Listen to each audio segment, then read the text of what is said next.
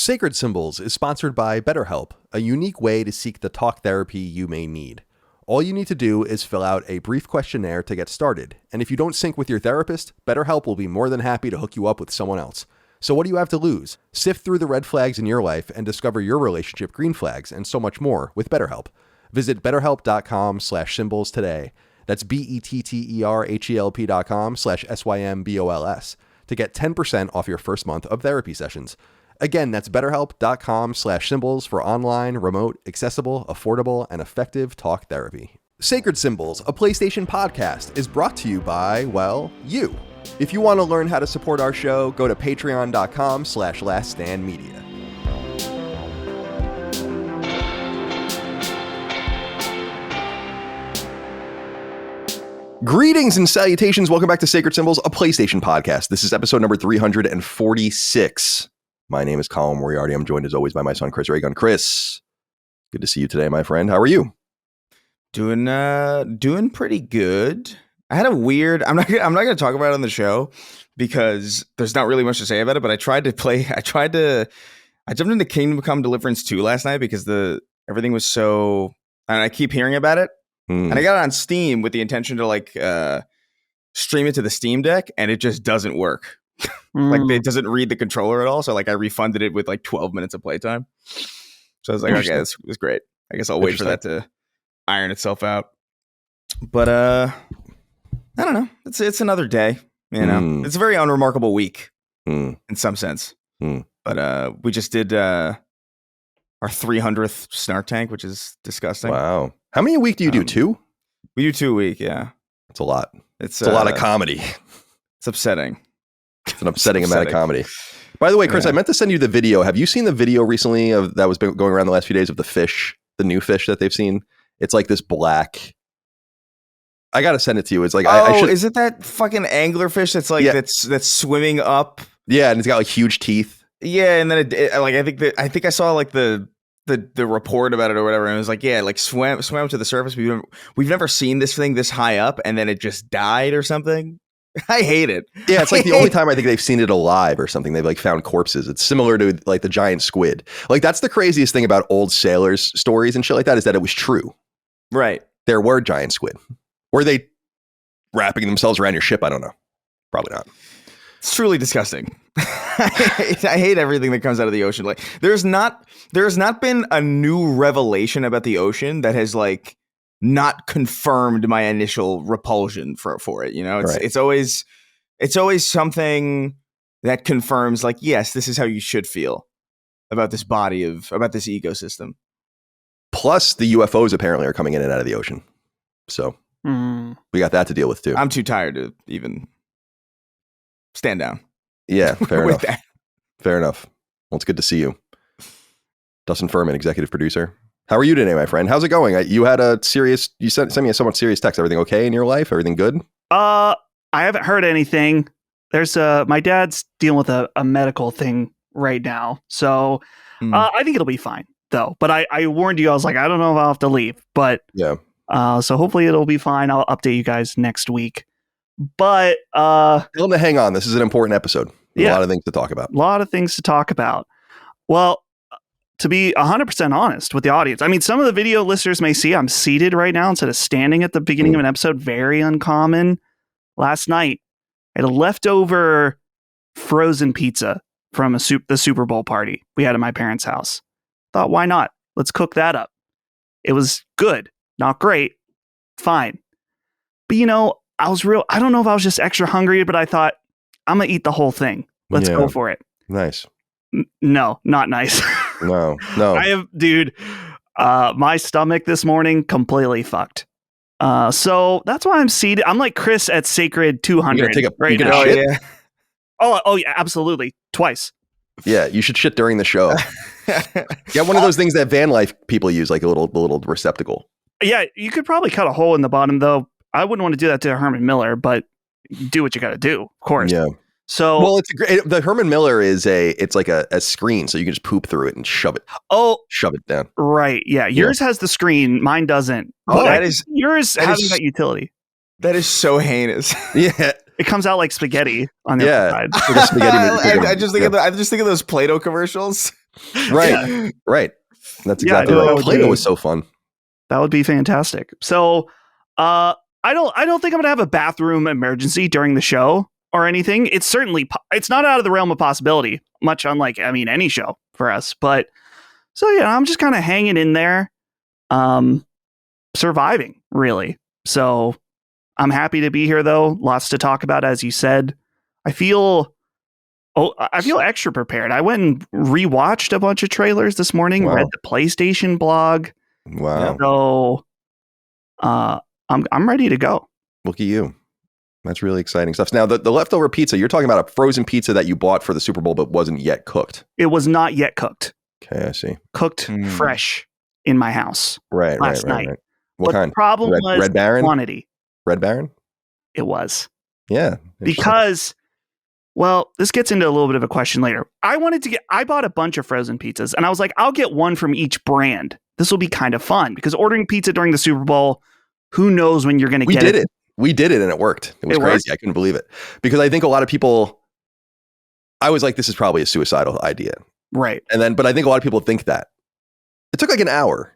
That's we got Papa John's. Oh, hell yeah. With the bacon cheesy bread? Bacon cheesy bread. I love the bacon Absolutely. cheesy bread. Yeah. It's good stuff. But yeah, I went with a variety. And so the Red Baron, I designated as we're going to cook all the other more expensive frozen pizzas first. And this is for the truly gluttonous at the end, if we need it. So just you.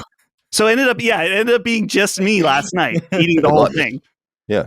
So I'm not going to do that again. But maybe dude, I don't want to. Let's not even get into it because an entire frozen pizza is fucking child's play. Those are rookie numbers. You got to boost those numbers. Yeah. You know what the move is? Because I like frozen pizza. It's fine. I don't really eat it very much, but the move is you take Wishbone Italian dressing and you dip it in the Wishbone Italian dressing. Oh. And you add 500 calories to it. It's great. You know what the other move is? I don't know if you guys are ready for this. I'm not. A little mayonnaise. Oh no. Very Japanese. That is very Japanese. Yeah. Now, so the wrong place for pizza, basically. Right. Oh my God. The pizza in Japan is. I didn't have it because I was so scared when I was there. People were like, you shouldn't eat pizza here. Yeah. Now, okay, I won't. I want to ask you guys. I've recently gotten into putting hot honey on pizza. Yeah, that's a Chicago style move. What do you think about this, Chris? As a New Yorker, I mean, you're both New Yorkers, of course, but yeah, I feel like Chris, you're extra passionate about the sanctity of Chris. Pizza. Is more a real New Yorker. I'm a Long Islander, really. Long Islander, right. We don't like. Yeah, I don't know. I'm such a purist in some sense where I'm like, if I have to do anything, if I ever find myself compelled to add anything to a pizza, it means I'm in a region where I just shouldn't be having it. In some sense, like I just kind of I feel I don't know. It's hard. I don't really eat pizza out here anymore. I just kind of decided it's just not something I'm going to do because there's no real. I mean, it's fine. I don't want to be egregious about it. Be like, it's like a Pizza Hut or like a Papa John's every now and again. It's fine, but it's not. It's almost like a separate thing where, like, if I'm in the mood for that kind of a thing, I'm also simultaneously not truly in the mood for pizza. I'm just kind of in the mood for something adjacent to it. I guess it's kind of Pizza the same thing adjacent. with frozen pizza. Yeah. Where like I don't mind a frozen pizza, but it definitely is like it's fulfilling a niche that is not the same. I guess. Right. No, totally. So to me, I guess if you want to put like honey on like a frozen pizza, like I don't know, that's fine by me. I could care less about that. On the crust specifically, you're talking about, right? No, dude, you just drizzle it on the pizza. Oh, interesting. Yeah, because the one thing I learned from going to Chicago style places like Patchy's in San Francisco is they always have honey on the table, and then you use it to dip the crust with the tomato sauce kind of lingering on it, and it's really nice. Like that, I really love. And I'm not a huge honey person. It's coming out of a bee's thorax. I don't know what the fuck's going on with that shit. Coming out of bees. I think the thing about, because that's like that sweet kind of savory thing that people talk about, which I was not a believer in that for a long time until I had cheese curds and caramel at Buffalo Wild Wings, and I was blown the fuck away. I was like, this is amazing. But I've not been adventurous in that. I've not sought it out elsewhere because I am still kind of like, what if this is like the fluke? You know, like what if everything else does indeed suck like I believe? And so I've never tried honey on pizza, but like I don't know if I would be that opposed to it. After I had that those cheese curds, I was like, I think my mind's open. It was to this. caramel. Yeah, What was on caramel. Well, I kind of go back and forth on the pronunciation of that word, to be honest with you. Caramel. I don't have a committed pronunciation of that. I don't. I mean, whatever. I don't Cool. care about that. My thing was just that. I mean, I would try that. Absolutely. It's really good. Surely that was invented here, where it's like we're gonna take roasted sugar and put that on cheese. Yeah. Yeah, that works. I mean, think about, the ultimate sweet savory kind of combination, in my opinion, is, and I have it pretty often here actually, is when we go out, is chicken and waffles. Oh, Chicken hell waffles, yeah. iconic. Woo. I mean, So it's good. like, what is going on with it? Like, I find it fucking hysterical that people act like American cuisine is not the greatest cuisine in the world. Oh, It's like, it's actually deeply funny to me. People are like, oh, what about the French? Like, shut the fuck up. Are you kidding? We have people putting all sorts of interesting things. You eat so well here. And it is the infusion of all these cultures. Yeah. I've said before, it's hysterical to me that Italians are known for pasta, which comes from China, and for tomato sauce, which comes from the United States, or really North America and South America. Tomatoes were not in Europe. All that stuff was brought back, and then they made it. So you have all this cultural infusion, what they call, Chris, the Columbian exchange. Yeah. In history, in case you were curious. Put that away in your... Pull that out and impress a woman one day. Already gone. Okay, fair enough. Already gone. I immediately forgot. So, No, yeah, go ahead. No, I was gonna say, like, yeah, it's I guess the reason people don't consider like American cuisine real in some sense is because it's almost like, oh, is the best episode of a TV show the clip show? That's like a highlight from all the other episodes, because that's kind of what we are, really. We are like a clip show of a country, right, as far as like our cuisine goes. Because like there's some stuff that we made here, but like a lot of it is just like a bunch of shit thrown together. And granted, it's stuff that's thrown together here and nowhere else, which I think does kind of qualify. Like chicken and waffles is unequivocally American. Like you can't make any argument that would convince me otherwise. Like pizza, as we understand it, is American too. Like burgers, as we understand it, is American. Yeah. Like when you go to Italy and get pizza, you get fucking margarita garbage. Yep. You know, while here they're sending me Papa John's and they're giving me a little pepperoni in the box. You know. Yeah, Papa John's blows Italy out of the water. Dude, I 100% believe that. Italians get fucked. We made pizza so much better. We perfected it. I do really want to have like true Italian pizza. Like that's one of those things I'm curious about. Like I have no cultural connection to Italy at all, outside of just the osmosis of New York, I guess. Right. But like I would love to go to Italy and just eat. And just see what the fuss is about, I guess. Yeah, I wouldn't mind that too. But you see, people make fun of it sometimes, and I think it's funny, like because it is a little reductive. But you see, like a pizza. Well, look at this artisanal pizza that I had in Milan or whatever, and it's like, frankly, it looks like shit, dude. I mean, I'm just letting you know. Like I'll just go get a slice from Ragtime. Well, Ragtime doesn't exist anymore in Long Island, but yeah, it's just I'm just ball busting anyway. There's no faker. There's no faker Italian than the American Italian. And as I am one, I'm allowed to make a little bit of fun, I think. Again, I always reference the Sopranos episodes where they go to Italy. Oh, it's so funny. It's so funny because it's totally fake. Like, anyway. Yeah. I just had pasta yesterday Micah makes a lot of pasta because she knows her Italian husband, her Italian American husband, needs as many carbs as possible so he can get fat.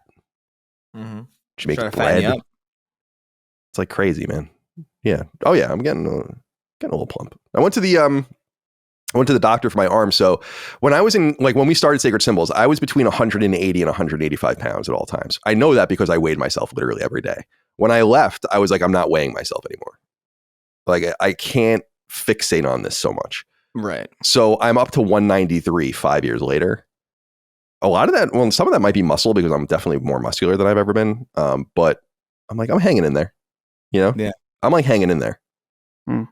I miss the walking around. I think that was kind of taken for granted, having to walk places and so the exercise I get is like walking the dogs, but then, in the cardio I do every day, can't outrun a bad diet. Can't do it. Yeah. Can't be done. Walking everywhere does help. And maybe it's 10 to 15 pounds of just pure cortisol. Right. That's the right. stress of being alive. Right. I'm a ball of stress. It's actually crazy how stressed I am all of the time, even when I'm sleeping, like I've said before. Yeah. Micah makes fun of me because when I wake up, sometimes she wakes me up, I wake up as if I wasn't sleeping. Like I could be sleeping for 4 hours and then she wakes me up and I'm like, my eyes are open and I'm like there and there. I'm like, yeah, I've been waiting for this. Let's go. Something bad's happening. All right. Well, everyone's well. Everyone seems well. Yeah. Dustin, you look healthy. Chris, you look healthy. I'm glad I look healthy. Yeah. It's something. You're shitting, but you're healthy nonetheless. Yeah. The only important thing is if I look healthy. Yeah. Yeah, who cares? Who cares if I am? I gotta get a haircut. Well, I'm not gonna get it. I gotta cut my own hair. My hair looks fucking insane. You gotta get a haircut. It's like I'm dying Brillo over Central. I know, like when I put my hands through my hair and then I can grab my hair and like pull it. That's when I know it's too long. Yeah. Look like a fucking homeless person. Got my Limp Bizkit shirt on. Oh. So, Dustin, best Limp Bizkit song? Rollin'. Interesting. That's the first one I could think of out of like maybe 3. Yeah, fair enough. At best. Is that the which one is this one of those days? Oh, Which one Break is that? Stuff. Break Yeah, stuff. Break Stuff. Yeah. I like Break Stuff. Yeah. That's a good one. It's very high school Colin, you can imagine. Yeah. All right. Well, welcome, everyone. Sacred Symbols, a PlayStation podcast, our 346th episode. It's good to be here with you today.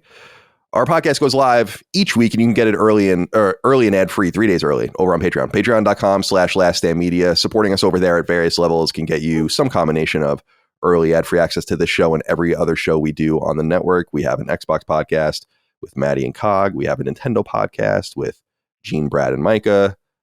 We have a gameplay podcast with Brad, etc. Various people on that, and so on and so forth. Lots of things going on over there. So we appreciate you. You can also join our Discord through Patreon. I'm sure that's going great over there.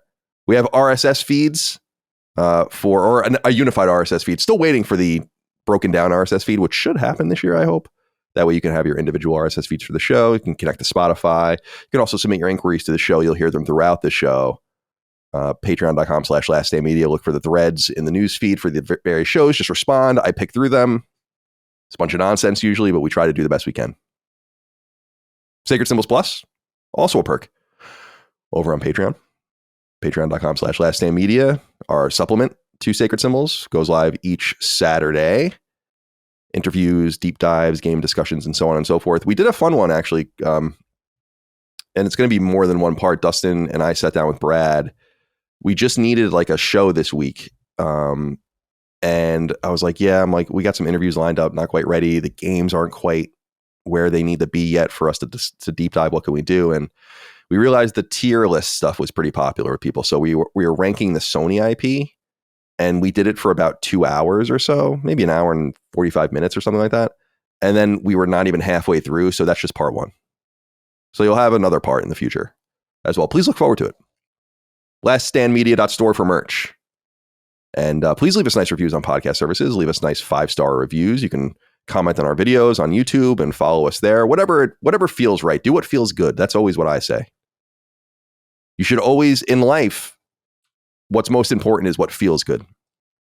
Everything else is downstream from that. I was living by that last night. Yeah. Eating right. a whole pizza.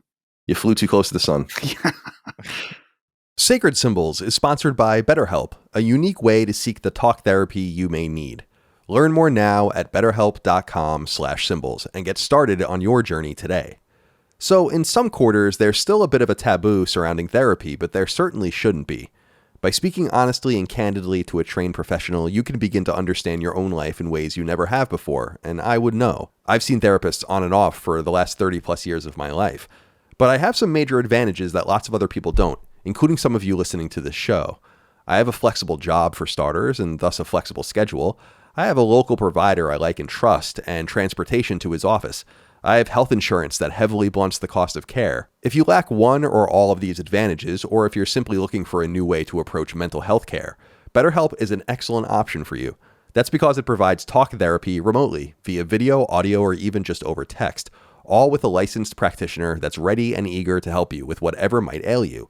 And because it's all remote, there are fewer middlemen, and thus care is that much cheaper. Plus, it's easy to work sessions into your schedule no matter how busy you are, since they literally, or at least digitally, come to you, instead of you having to go out of your way.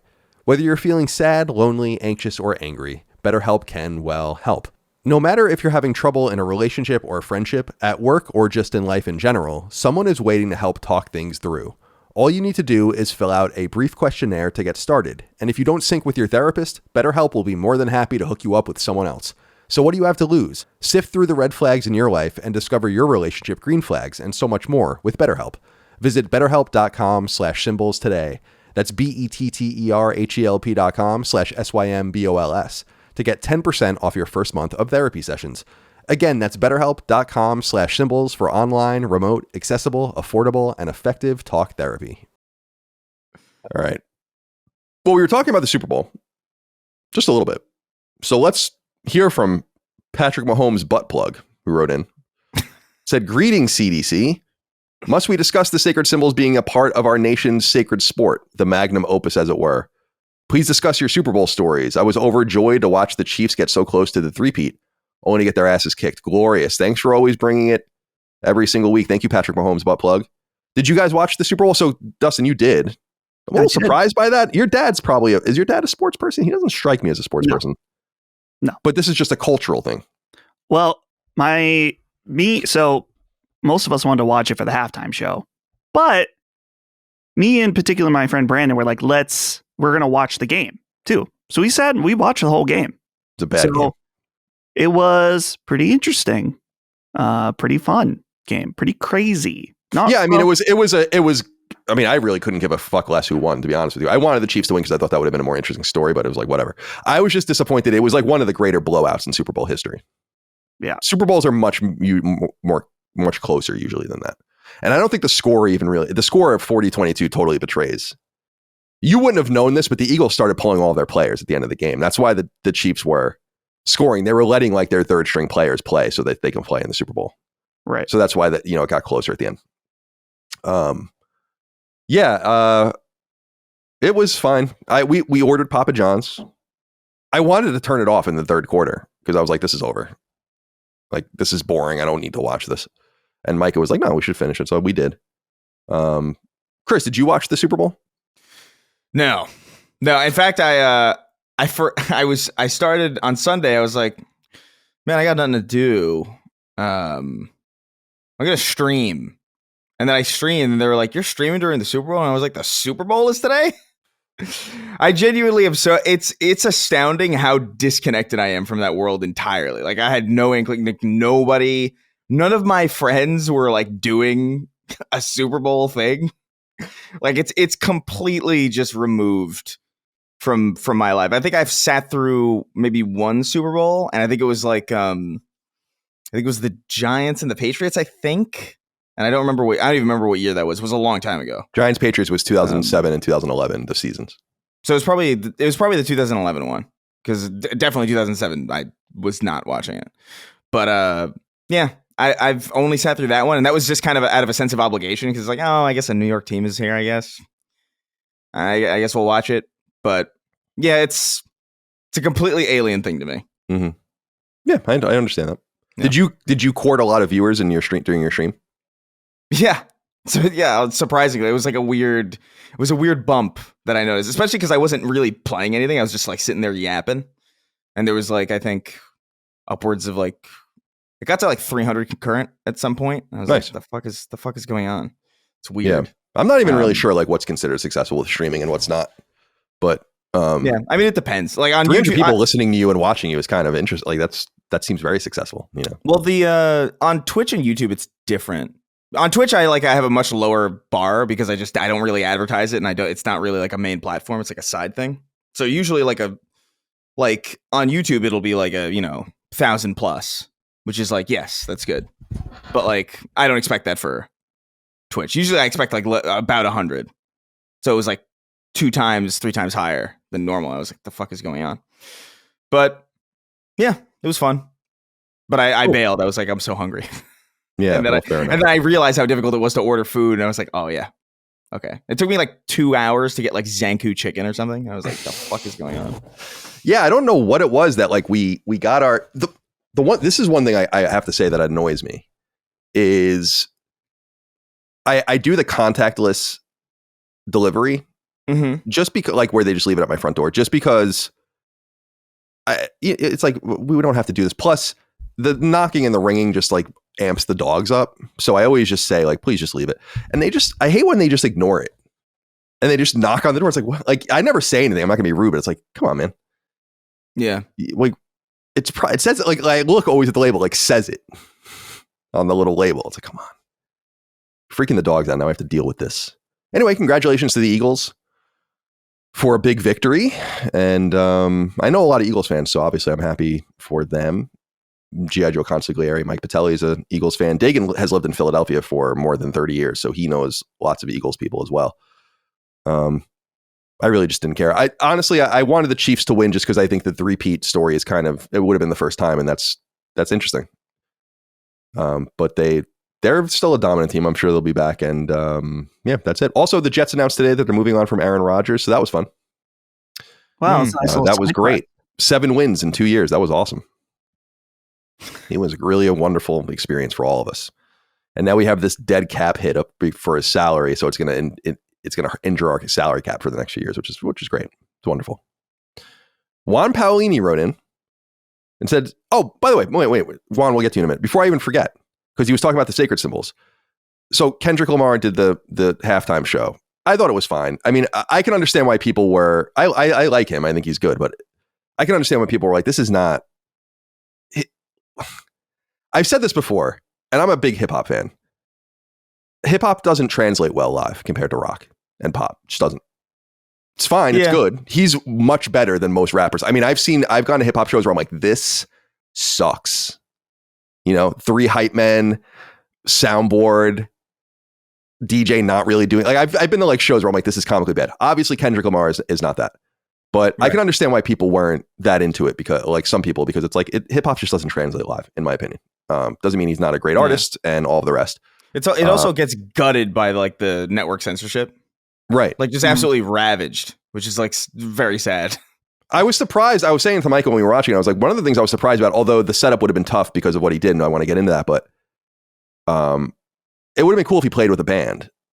You could have still had a lot of keys, synth, and soundboard stuff, but it would have just given it more pop, I think. If you think about, I don't know if you guys are into the Roots. I used to love the Roots, and I would see them live, and they're obviously a band, but when you listen to the songs, it doesn't always sound like it's actually a band. And then when you see them live, it's a totally different feel, and that really translates well. I think it was a really wise decision to go in that direction. So, but the one thing I wanted to say, so for people that didn't watch, Kendrick was playing on these 4 stages, and the 4 stages were the sacred symbols. And the second I saw them, I was like,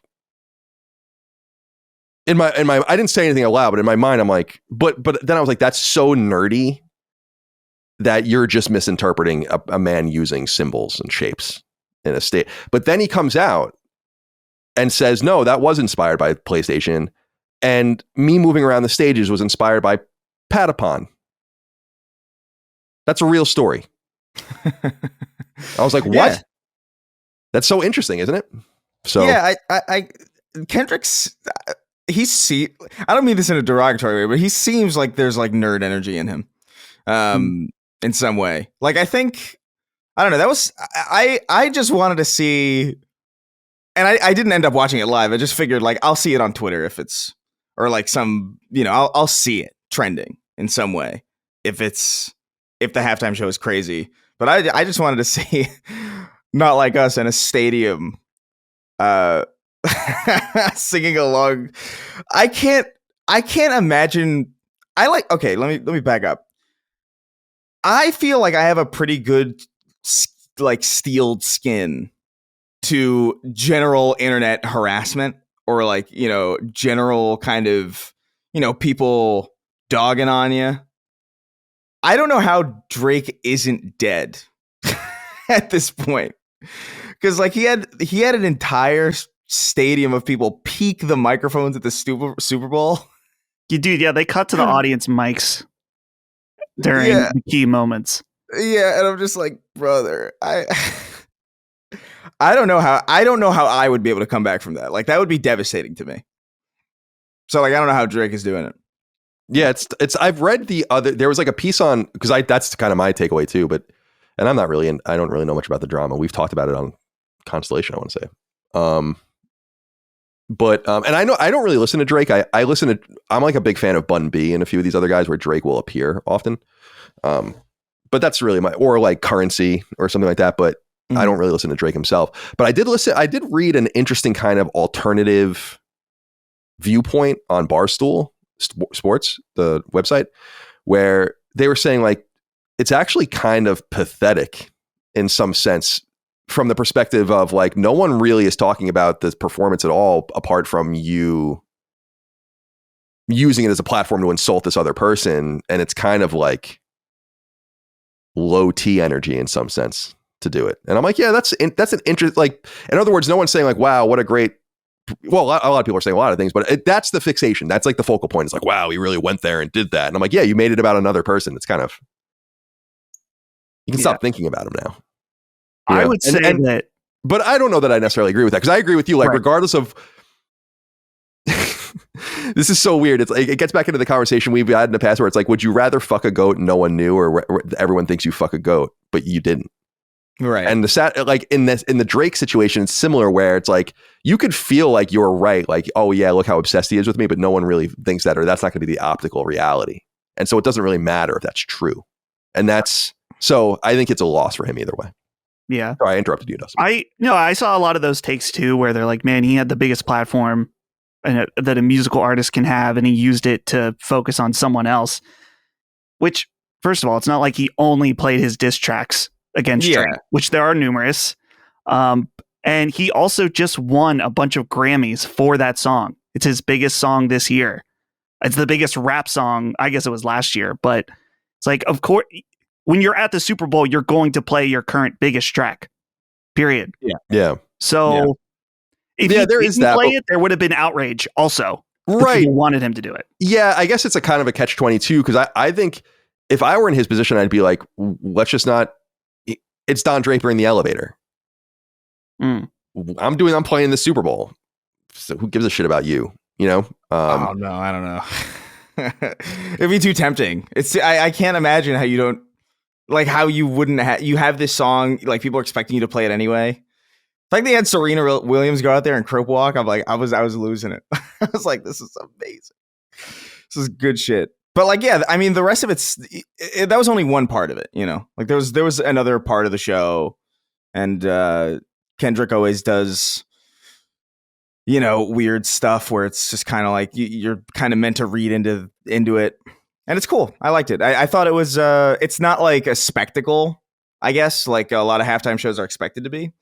But I thought it was cool. Yeah. A great talent. It was funny that I saw the PlayStation, like that's the first thing I thought of, and then I was like, no, I had to check myself, being like, oh. Well, it even ends with like a game over screen I must admit, about 10 minutes into it or so, I went into the garage and smoked a joint. I was like, I've seen enough. So I didn't even see the end of it, to be honest. I missed a lot of it. Yeah. Dustin, you were going to say something? I was looking because someone said, I don't know if this is true, something about like one of the things was a cheat code in the way the sequence of the buttons were or something. Maybe that's not true. But I went and rewatched. I was like, who are the other halftime shows that I may have missed in my life or don't remember? And it was fun. Well, it's not really funny, but it was funny to me. It's like, oh, U2 did one. And I started watching it on YouTube. And then it was like the whole thing was designed about 9/11 memorial. I was like, oh, it's 2002. Yeah. Right. So that makes sense. Yeah. There are some I remember, like the Chili Peppers played one year. And what I remember about that was it was disappointing because they were definitely over a soundboard, at least partially. And I understand that, but that seems crazy for a band like that to do. Like one of the most rock solid acts in the last 40 years. So that was weird. Prince played. I remember that one. And that was sick. Michael Jackson, when you guys were not even born, I don't think, but I remember when I was a kid, I was 9 or 10. Might have been 93 actually. He stood there for 2 minutes, in just standing there, just soaked it in. Pretty sick. Also, Dude, MJ rules. Performance. They did some Disney sponsored one, which is lame as hell. But Phil Collins doing one of the songs from the Tarzan soundtrack. Right. So that must have been the late 90s, something like that. Yeah, that's awesome. This is the Genesis household, not the Sega Genesis, but the band Genesis. This is the Genesis household, and also all the spinoffs, Mike and the Mechanics, Phil Collins solo stuff, etc. Didn't Lady Gaga wasn't she like hovering like fucking hundreds of feet over the stadium? Yeah. She played. I remember that too. It's interesting. Like I want them. I just wish we had more iconic rock bands that. There are a few, like it would be cool for the Foo Fighters to play or something. Like there's just not that many. Rock is just not very present anymore. And so you get a lot of, obviously there's rock in every crevice if you go and look, but it's like in the pop culture, it's not really present anymore. And so you're going to get a lot of this kind of stuff, I think, moving forward, which is cool. But I was watching and I was just like, yeah, this is fine. I would much rather listen to his records or, the songs that I have. I love that. What is that backseat freestyle? Backseat freestyle. That's probably 10 years old at this point, but I like that. That's like my favorite song of his for sure. Yeah. Well, next halftime show, you've willed into existence for Chris, Imagine Dragons. Oh man, God. I don't know. I'm so about thankful. That. I'm so thankful that hasn't happened because like I feel like we're past the peak of Imagine Dragons as far as like their cultural like osmosis, like how deeply they're soaked into everything. Like they still are, but like they're not like the big band anymore. And so I feel like we're safe out of the realm of that. Not that it would matter to me if they played the Super Bowl anyway, because I just wouldn't. I wouldn't be watching anyway. It wouldn't be like at the Game Awards where it's like something I have to watch for work and also just my interest, where they just show up out of nowhere and ruin the fucking Bastion soundtrack. Truly tragic moment in my life, but. Yeah, I don't know. Like rock is weird. Like there's a lot of great bands, but it's like they're not in the zeitgeist, I guess. Because I would love it would be awesome to see like the Viagra Boys play the Super Bowl. That would be my dream to see like they're putting creepy crawlies in the microchips. I love that band, dude. So weird. I want let's get Korn. Korn today? Now. Like in 2020, in 2026, Korn. What's that one where it just sounds like it just sounds like a rabid Wolverine seizing over a guitar beat where it's just like what I mean? That's Got the Life Freak on a Leash. Yeah. From the same record though. God, I used to love Korn. But then it got to the point where I actually walked out of a Korn show early once. Why? I was like, I'm kind of, because I went to see, so do you know the band 3 Days Grace? You guys must know that. Yeah, of course. And then so they opened and Breaking Benjamin opened. This was in probably 2004 or 2003 or something like that. And, that sounds correct. And I went to really see them, and then Korn played, but they were playing like a lot of like the newer stuff that I didn't know, because I really haven't listened to them since that record from 2002. Well, I can't remember the name of it. The one after not Issues. I can't remember the name of it. So I didn't know any of the stuff, and I was like, I'm bored. I want to go home and dick around or whatever. So I left, and I'm like, and in hindsight, I'm like, oh, that was weird. Yeah. but you damn well know I was present during the entire 3 Days Grace set. And that was when that guy was still an alcoholic, so they were really a lot of fun to see. Yeah. Yeah, you gotta get more alcoholic singers, please. Well, it's funny. I don't know if you guys know about like 3 Days Grace. I think they might even have a new singer entirely right now. But they definitely do, yeah. The singer originally was like a junkie. Now I'm not, or an alcoholic or something, and I'm not saying like you should stay in that space. But all the songs came from that space, and then he cleaned up, but was still playing those songs. And I'm like, it just doesn't hit the same for some reason. I don't know. That's how a lot of people feel about Eminem.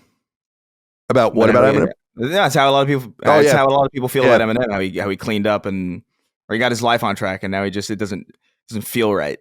He's like, go ruin your life so we can like your music again, please. Yeah, or just stay quiet, like because it does ruin a little bit of the. It is what it is. It's like do what you want, but it's like the Slim Shady LP and the Marshall Mathers LPs are like insane records, and it doesn't sound quite like the song "Kill You," which is probably my favorite Eminem song, is like an insane song. That's like, mine too. I love that song. But I love the idea of just like be an addict or shut up. Yeah. Good stuff. But I'm gonna kill you. Knives, lives, wives, none, sluts. It's ridiculous, that song.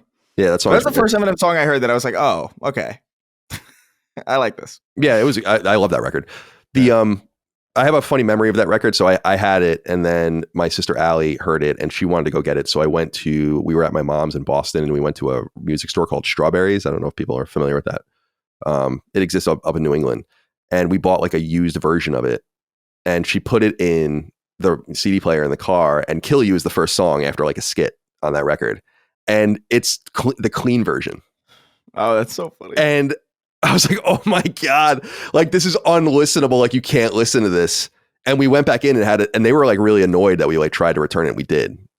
Where it's like, we didn't know we were buying the fucking clean. Like, how can a clean version of this even exist? Who's buying this? Yeah, At some point, I understand blurring. If someone says fuck in a chorus or shit twice in a song or whatever, you just blur it out or whatever. But at some point it becomes insane. And you just got to be like, there just cannot be a clean version of this. You just can't. Yeah. It has to have the parental advisory sticker, so you can't buy it if you're not an adult. It's too bad. Yeah, that's what the art demands. It almost feels like a song shrapnel at a certain point, where it's just like a bunch of fragments of this song that are right. kind of like it becomes conspicuous. It's the most conspicuous part of the song. Is unless you have like true re-recordings or like alternate versions. I remember, for instance, Let's Get It Started. We've talked about this in the past, that song Let's Get It Started. I didn't know that was like a radio edit for years of it. And I think, what was the wasn't there a song by what's that? This is like such a vague thing, but I think he was on one of the music shows and he's like a heavier set black guy singer-songwriter, and he sang the song like Forget You or something. But it's Fuck Green. You, isn't it? Yeah, it's Fuck You. Yeah, it's CeeLo Green. So it's like it's cool if you have like a different recording of it. Sure. But they didn't put "fuck you" on the radio and then just blur out the fuck in the chorus over and over again. That would suck. Ultimate goal: 311 playing the show. I'm sure everyone will love that. All right. Juan Paolini wrote in. Said, Sacred Boys, I'm sad to be the one this time to write about this, but my biggest fear for these past 12 years has come true. Last Sunday, I had to say goodbye to my beloved Frenchy girl, Bellota. Now, it's spelled Bellota, but he put Bellota and pronounced in parentheses. It truly is cruel that they have such short lives. However, I can't help but feel happy at how much joy, companionship, and laughter she brought me over the years. To you three and anyone who listens who has a beloved pet, please give them a hug and an extra treat from me and Bellota. R.I.P. in peace, of course. Always sad to hear about these stories. It is cruel. We have these fucking turtles that live to be 150. There's a shark swimming around the Arctic that's 500. I just watched a documentary about it. It's like, but the dog lasts 10 years? Come on, man. That seems so tragic. They should have longer lives than us. I always say around Micah, we talk to the dogs all the time, and I'm like, Rush, they're going to put us in the same coffin. Because it's true. It's horrible. It's a horrible thing. I'm sad to hear it. 12 years is a very nice life. That's a good, long life, though. Yeah. And Frenchies are my Uncle Mike, legendary Last Stand Media figure. And my cousin, his daughter, between them have 3 Frenchies. And they're cute and fun, but they are very unhealthy too. Like, it's a very unhealthy breed. And so I think 12 is a pretty good life. Like, I know there are breeds that still are like 7 or 8 years. I'm like, damn, dude, that's fucking crazy. Yeah. Like, I think boxers, right, have a really short lifespan. And maybe greyhounds or something have a really short lifespan. Anyway, Juan, R.I.P. in peace to Bellota, the wonderful Frenchy girl. And I wonder if you'll jump right back in and get another dog, or if you're going to give it some time. I don't know. I have this. We're obviously, we've been able to clone things since the 90s, but it's like, part of me is just like, I just want to keep a piece of Rush's DNA and just make him again. in the future. But then you'll have like a ghostly version of him that's not quite the same. He'll look the same, but his nurture will be all different. Yeah. You can never recapture it. Be well. Didn't one of your parents' dogs die recently? Doesn't? Yeah. Neko, that's the one I loved. Yeah. And Neko had maybe a little bit of a kinship. Yeah, that was last year, the year before. Yeah, it was sad because it's especially tough, and we'd never experienced this as a family. It's like when do you know is the right time to put down a dog? Like, at what point is their quality of life too bad? Which Neko was like, seems fine most of the time, but at other times, like, didn't want to get up, would wander around the house looking fearful, things like that. So it was, it's tough. But the other dog, Elora, still kicking. How Doing old? pretty well. I want to say 12 or 13. Yeah, that's a nice, good, long life. That's good. Yeah. So you're in that space now, because it's like, man, you can extract 18 or 20 years out of a dog sometimes. Like, It's crazy. 16. But it is about like, what is the quality? I wish we could just communicate with them. Mm-hmm. Mike and I reflect on that all the time. Like, I've said it to you guys on the show before, right? Like, we have this game, like this fantasy of like, what if you had 1 minute to say, and he would understand, or the dog would understand, say anything you want to the dog, and then the dog has 1 minute to communicate anything it wants back, and that's all the communication, like in ways that's truly comprehensible you'll ever have. Like, what would you say and what would you want to learn? Like, when this happens, this means this, and when this happens, this is. When I say this, like, contract it all into this. Hurry up, quick. Yeah, no, sometimes they're shocking. Like, I didn't even really have a concept of how short dogs lived, because the first dog that I ever had made it to like 19 or 18 or something. Wow. And I remember being like, oh, that's apparently that's a long time. I or at the time that was like, oh, that's a long time. Now it's obviously crazy long. I can't even believe that. And she was actually fine, like completely like normal. Like, she was like running around and jumping up until like literally the last 2 days. It was like within 2 days, it was just like, all right, I'm spent. I'm just like, oh shit, this sucks. But I was also like waiting. At that age, you're just kind of like always waiting. It's kind of like, I don't know, it's a little anxiety inducing. Yeah, it is. It's very stressful. I feel this way even about Rush, who's going to turn 5 in the next couple of months, and it's like, man, I don't know. Like, I don't want to get. I have this thing up about oldest dogs. Well, oldest dog verified that ever lived was Bobby, 31 years. Wow. That's just crazy. That's insane. Yeah, there's like a 30-year-old cat that I saw online somewhere, and it was so funny because it looked.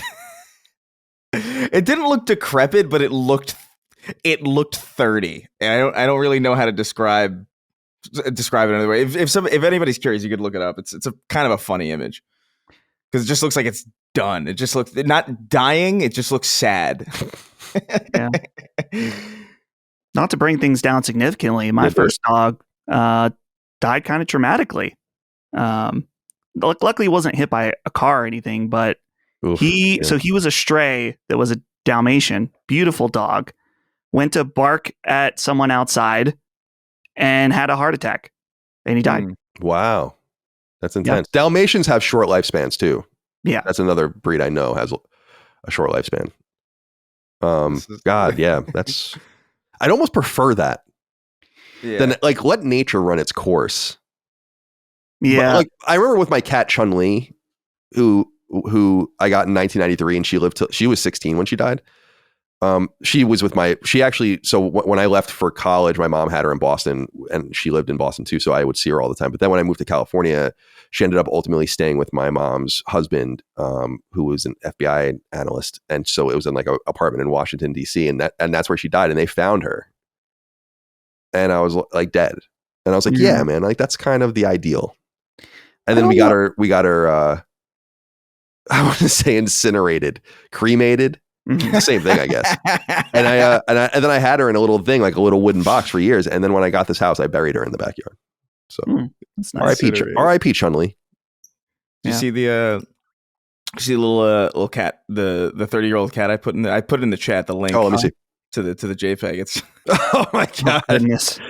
That cat saw 9/11 and Columbine. Do you know what I mean? You know how like it just has a look at its eyes that it's just like, I've seen too much. Yeah, he's not supposed to be this old. No. He's Not so even cute. close. Well, cats are wonderful. I love cats. Yeah. Okay. Where else are we? Juan, we're thinking of you. Be well. Darth Small 13 wrote in and said, "Hey, Sacred Boys, I've been a day one listener and have never missed an episode of Sacred Symbols, but after the birth of my second child in November, despite my best efforts, I fell behind. After failed attempts to catch up like I normally would, I eventually succumbed to the dark arts of listening to the show at 2 times speed. I know it's been a hot topic on Sacred at one time or another, but good God, is the experience unholy. Colin and Chris sound like they're orating from the Necronomicon half the time, and for some reason, Dustin sounds eerily normal. Let me tell you, there's nothing so bone-chilling as the sound of Chris laughing maniacally as he describes Simbo lynching himself with a noose at 200%, the rate of speed nature intended. The things I do for you, as usual.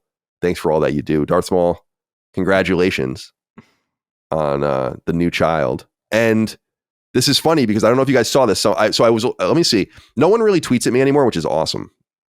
So I'm able to read my tweets a lot easier now. And yes, so this guy, Salvador Rodriguez, tweeted at me and says, those 5-hour-long Sacred Symbols episodes are now going to last about an hour. And he points to a YouTube is experimenting, I guess, with 4x mobile playback on mobile devices. So Jesus Christ. Now, what is that for? I don't know. Like, I have used 2x in, like, if I'm watching a video for research or for preparation and I'm looking for something, the first thing I do is I go into like the transcript and I just Control F, look for the word. And if I can't find it, then I'll scrub through it at 2x. The other thing I do is if I'm watching, like when I played Ion Fury last year, there's like all these secrets. So I beat the game and then I played it through again and I played it with like a video as I was going through it. And I had the video going at 2x. But like absorbing, like I just don't know how much more you want me to do with my time. That's the way I look at it. And I'm not saying you as the listener of me. I'm saying for me, listening at 2x, it's like, I can just listen to this at 1x. It'll be all right. Yeah. I usually go 1.5 max. And that's usually if I'm listening to somebody who has just like a slower cadence, who just like, to the point where like if you sped them up, it would almost sound like Norman Finkelstein. That's the guy I think about. Do you know who that is? Who is that? I think so. I've he's heard like that this, name he's before. like this professor, and he's like a Jewish guy, but he's like really involved in the Palestinian Israeli conflict as far as like, commentating on it. Right. And he's on interviews sometimes and he speaks so slowly that I cannot even believe it. And 5x would make him sound normal. So yeah. Right. I just wanted to throw that out there. He's the way I always think about where it's like, you're impossibly slow. What the fuck? Just to point out how low IQ my brain is, when you said that name, Finkelstein, I was like, I know that name. It wasn't the person you were talking about. I was thinking of Fran Dresser's character from Weird Al's UHF. Oh, okay. Finkelstein. I was like, oh, that's like a character from some movie. And I was right. You're right. You're right. I was half right. Wow, UHF. Now, he said that I sound normal, which I have heard people say that I talk slowly, which is true. I'm trying to not use ums or whatever. It still happens. But in order to control it, I have to slow down a little bit. But the other theory that I've wondered is that do I sound slow in comparison to you guys, which are pretty fast talkers overall? And so when I'm on a podcast with just you guys, it makes me the extra slow one. Yeah. Got that southern drawl like they do down there in Birmingham. Birmingham.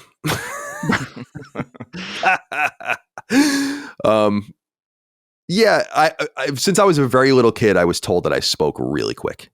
And if people think I speak quickly now, you should have heard me when I was young, because it was something that I definitely tried to fix and did over time. Like there was definitely fewer and fewer people saying it to me, though it still was always perpetually said to me nonetheless. I don't do it for any other reason than that's just the way I communicate. I don't know why. No one else in my family has that problem, I guess.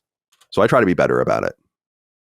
But yeah, anyway, enjoy your 200% rate of speed, your 400% rate of speed. You're going to get sucked into another universe if you try listening to this stuff that fast. You can't process it. You're not a quantum computer. Who do you think you are?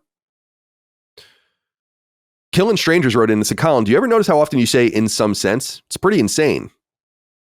I probably do say it a lot. What I have to do and I imagine, I don't know if you even want to know the answers to this shit, but it's probably good if you care about your craft. When AI becomes more sophisticated, or you could probably get a subscription to the better AI and just do this now, is just run all of the podcasts through it. And then just say, like, what are the most used words? Oh, yeah. And then just figure out, differentiate by voice, figure out who's who, and then who's using words too often. No real-time thesaurus use. So, yeah, I believe that. How can it be? I don't think it's a big deal. Yeah. I just don't. Here's the thing. Most people have words that they use a lot, but you normally don't listen to them for 4 hours straight. Like, who in your life do you listen to for 4 hours straight other than us? Maybe another podcast?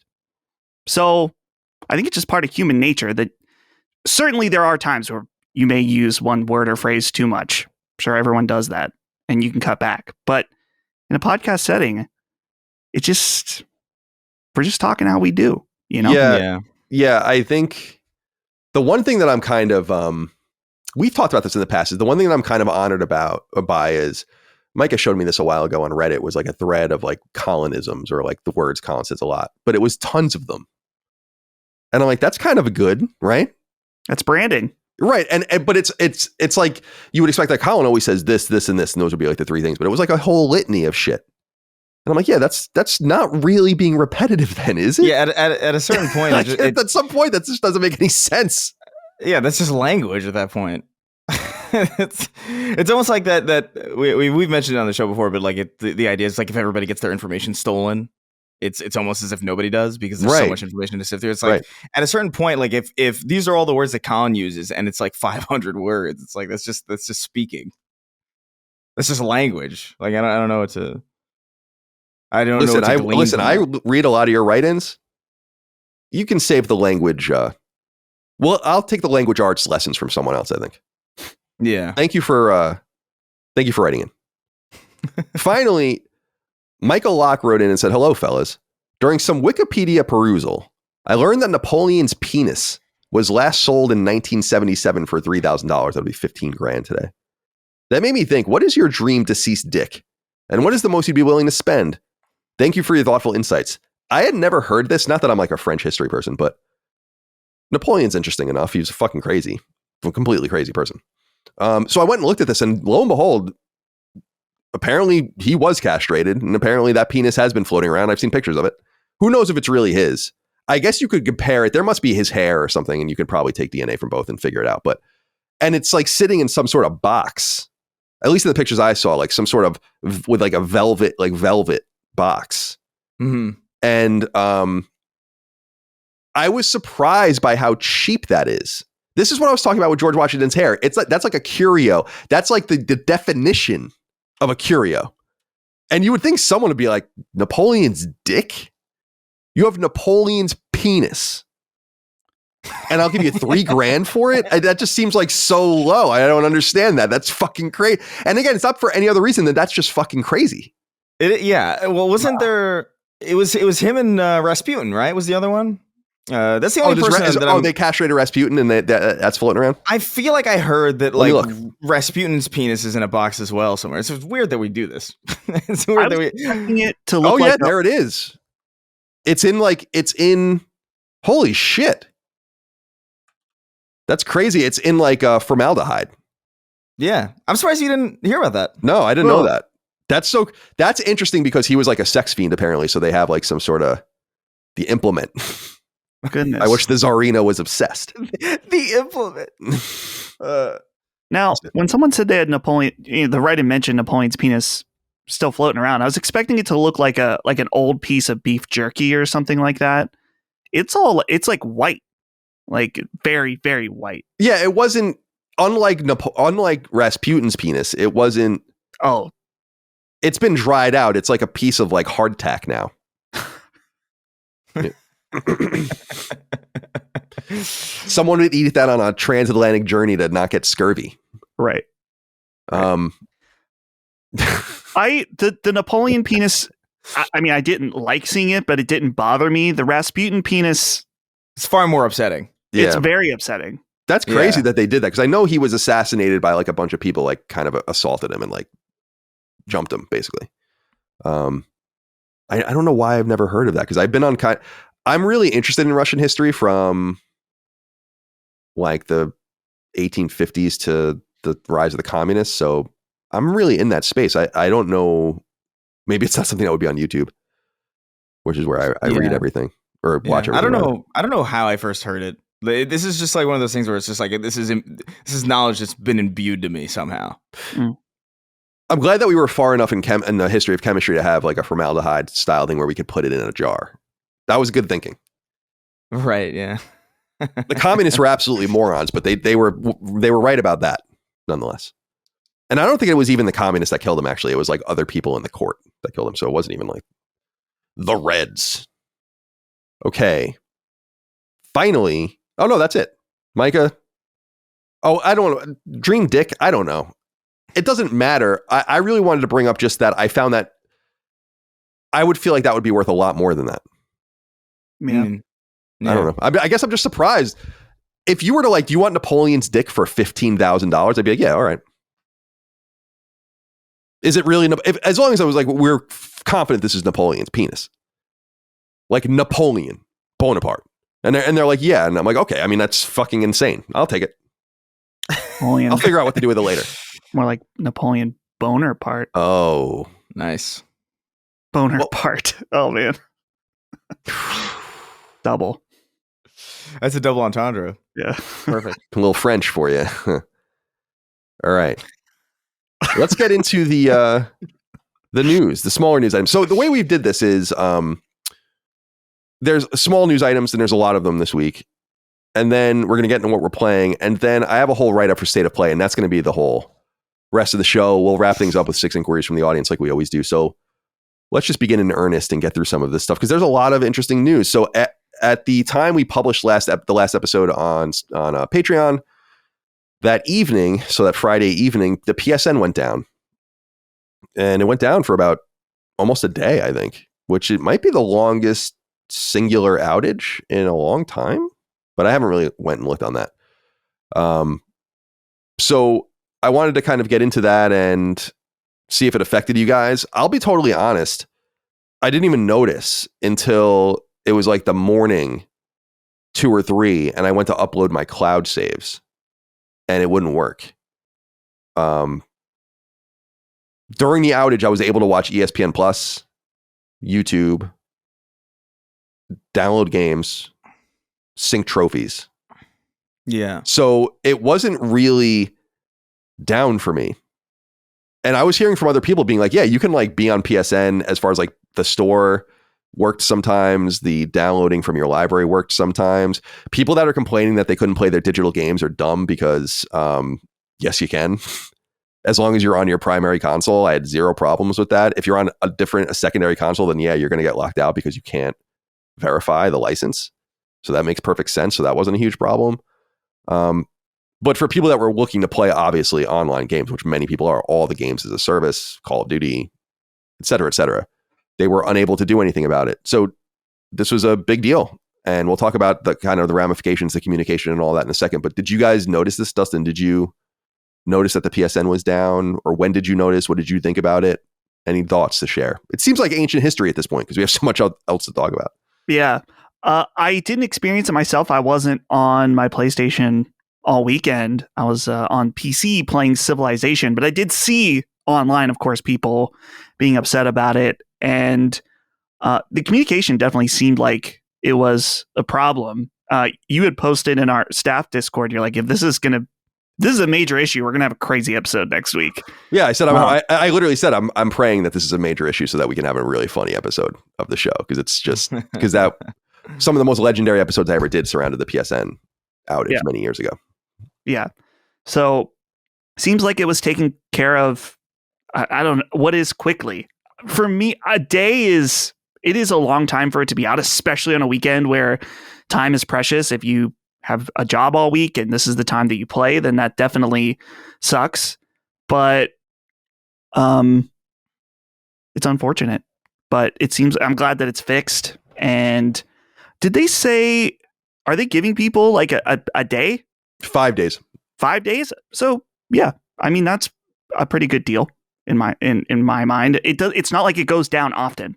So the fact this was a fluke and they gave 5 days is a nice little prize for the mishap. Chris, did you notice? Did you care? What did you think of the reaction, etc.? I think a day is a pretty long time. Like Dustin said, like a weekend day-long outage, that sucks for like most people. Mm-hmm. You know, like I would imagine like most people are probably like that's their wind down time. I think specifically, I actually had some friends of mine, I think, messaged me like I think at some point when it was happening, it's like, hey, we're gonna get on Helldivers tonight. And I'm like, I don't have that installed right now, so I just didn't do it. But like they couldn't play. It's like I know people who were affected and it sucked for them. I'm not really playing anything online, and the things that I am playing online are on PC. It's like Marvel Rivals, really, is the only thing I'm playing, and I'm playing that on PC. And I think during the outage, I really wasn't playing anything. I was like watching. I think I was like binging. I finished up Twin Peaks, and then I like binged Severance. Oh, cool. What'd you think? So what happened? What did you think? I think it's good. I think it's really great. I also think the premise is really dumb, and that's what kind of makes it. That's what kind of is fascinating about it. I said this on Instagram, but like it kind of like opened my eyes to the fact that like the premise of that show was like, what if your work you and your fucking real you were separate, man? It's like it's such a high school idea that if you came to me in like a pitch meeting office, I would have been like, no, we're not doing that. It's dumb. Everybody's thought of this. But then they do it and they nail it. And this is a really good fucking show. Like it's a really, really fucking good show. But I caught up already. Like I'm already at that point in season 2. I guess there's like how many episodes are left?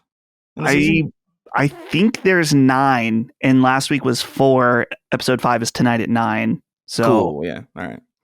About halfway through. But yeah, I don't know. I loved it. But I also like, you know, I wasn't playing any games, so like I wasn't affected by it. I was actually curious about it too, because I was like, there's a PSN outage, but like my streaming services are working fine. I didn't really understand how that was all connected. I felt like one should kind of. I feel like I should have been, you know, hitting some kind of snag. Just based on, you know, I'm operating this through PSN, but it seemed to be like a very specific issue, I guess. So I wasn't affected by it at all. Yeah, it was interesting. I'm very curious to know, and this is what we're going to get into with the listeners, is like what happened and why they're not communicating more with it or about it. So let's get into that. That pesky DNA wrote in and said, hi, CDC. Regarding the PSN outage this past week, why is Sony so bad at communicating with their audience?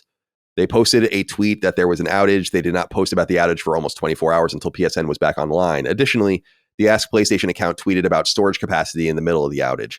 This is such a bad look, tweeting about storage when your service is down on a Saturday. Why can they not communicate better? I've seen other larger companies communicate better when an online service is down. It's not that it's hard to send some updates to your base instead of annoying them while being silent. Keep up the good work.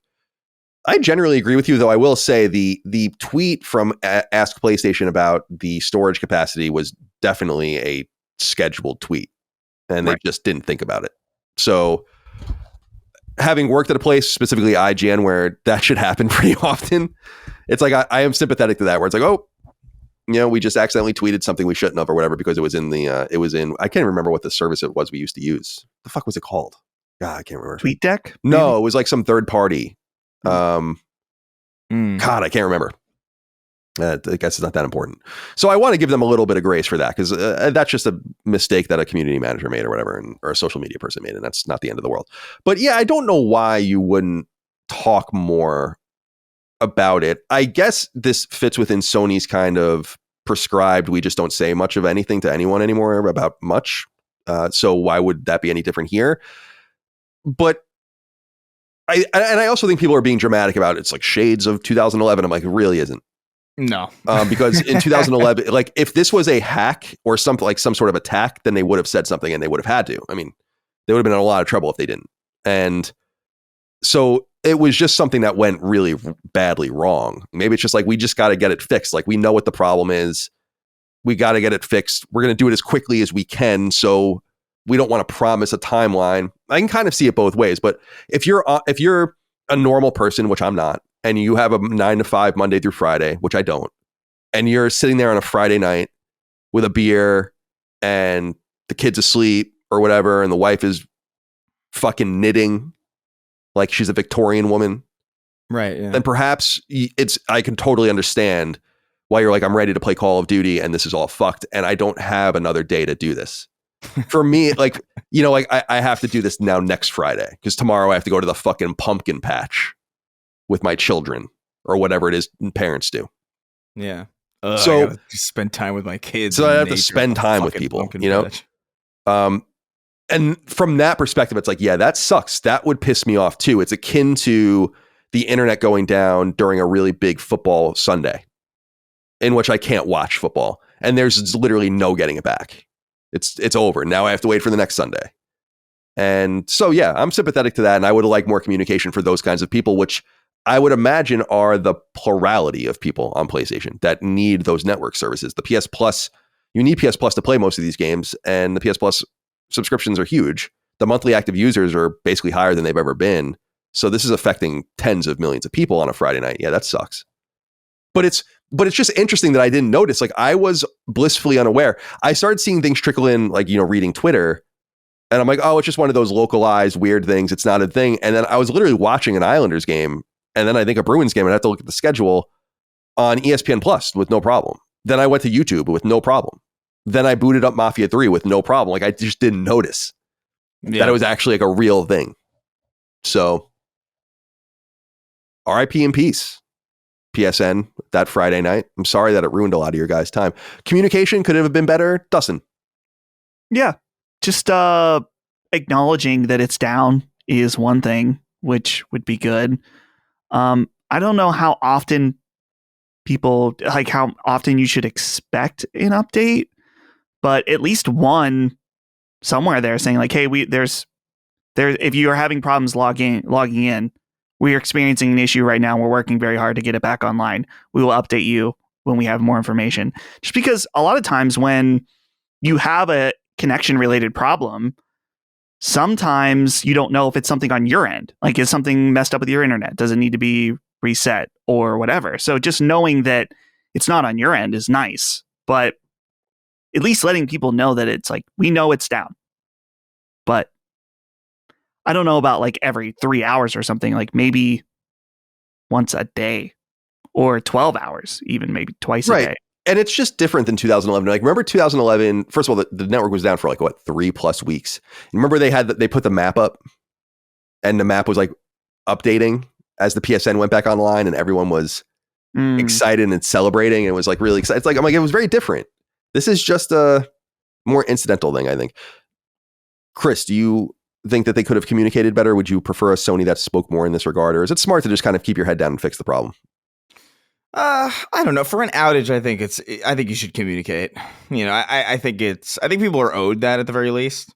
Just some acknowledgement that something is wrong. Because otherwise, you know, you can kind of get lost in this, like, oh, is it me? You know, like, is it my internet provider? Is it something with my wiring? Is it a local issue? Like, you know, there's so many things that could be the case in a situation like that, like, especially for like a layman who doesn't really pay attention to that stuff, who's just assuming all sorts of things, it would be good to just like know. It's just like, oh, hey, this is an internal problem. We're working on it. That's it. I don't know if I need like every like minute by minute, you know, play by plays. Like, right. You know, the technicians have entered the building. Like, it's not that serious. It's not like we're, it's not like the, what is it? The search for the Titan submersible or anything. Where like I'm expecting like a live feed and like, you know, how much oxygen is left in the server room. And is the Logitech controller charged? Oh man, there's a documentary about that, I think. Yeah, happening soon. it was on Netflix. Micah sent it to me. Yeah, I'm sure she did. I'm sure she did. All right. Well, so for people that are curious, and we said this earlier at the top, Ask PlayStation did end up tweeting when the network came back. Network services have fully recovered from an operational issue. We apologize for the inconvenience and thank the community for their patience. All PlayStation Plus members will automatically receive an additional 5 days of service. So I guess we're through now. Something to reflect upon. Hopefully it doesn't happen again. I think these things become compounded if they just continue to happen. So as long as this doesn't happen again, there's going to be an outage every now and again, like for an hour or two or whatever. It's like, that's just really not the end of the world. Every once in a while, there has to be maintenance and they have to take things offline too. And that's just the way it is. But this sort of thing is, not acceptable. But give it a little bit of grace. Alex wrote in and said, gentlemen of the Sacred Crew, while I'm sure it'll be brought up countless times, I think the PSN outage of this past weekend has firmly planted me in the camp that physical media shouldn't be killed off and that the option should always be there.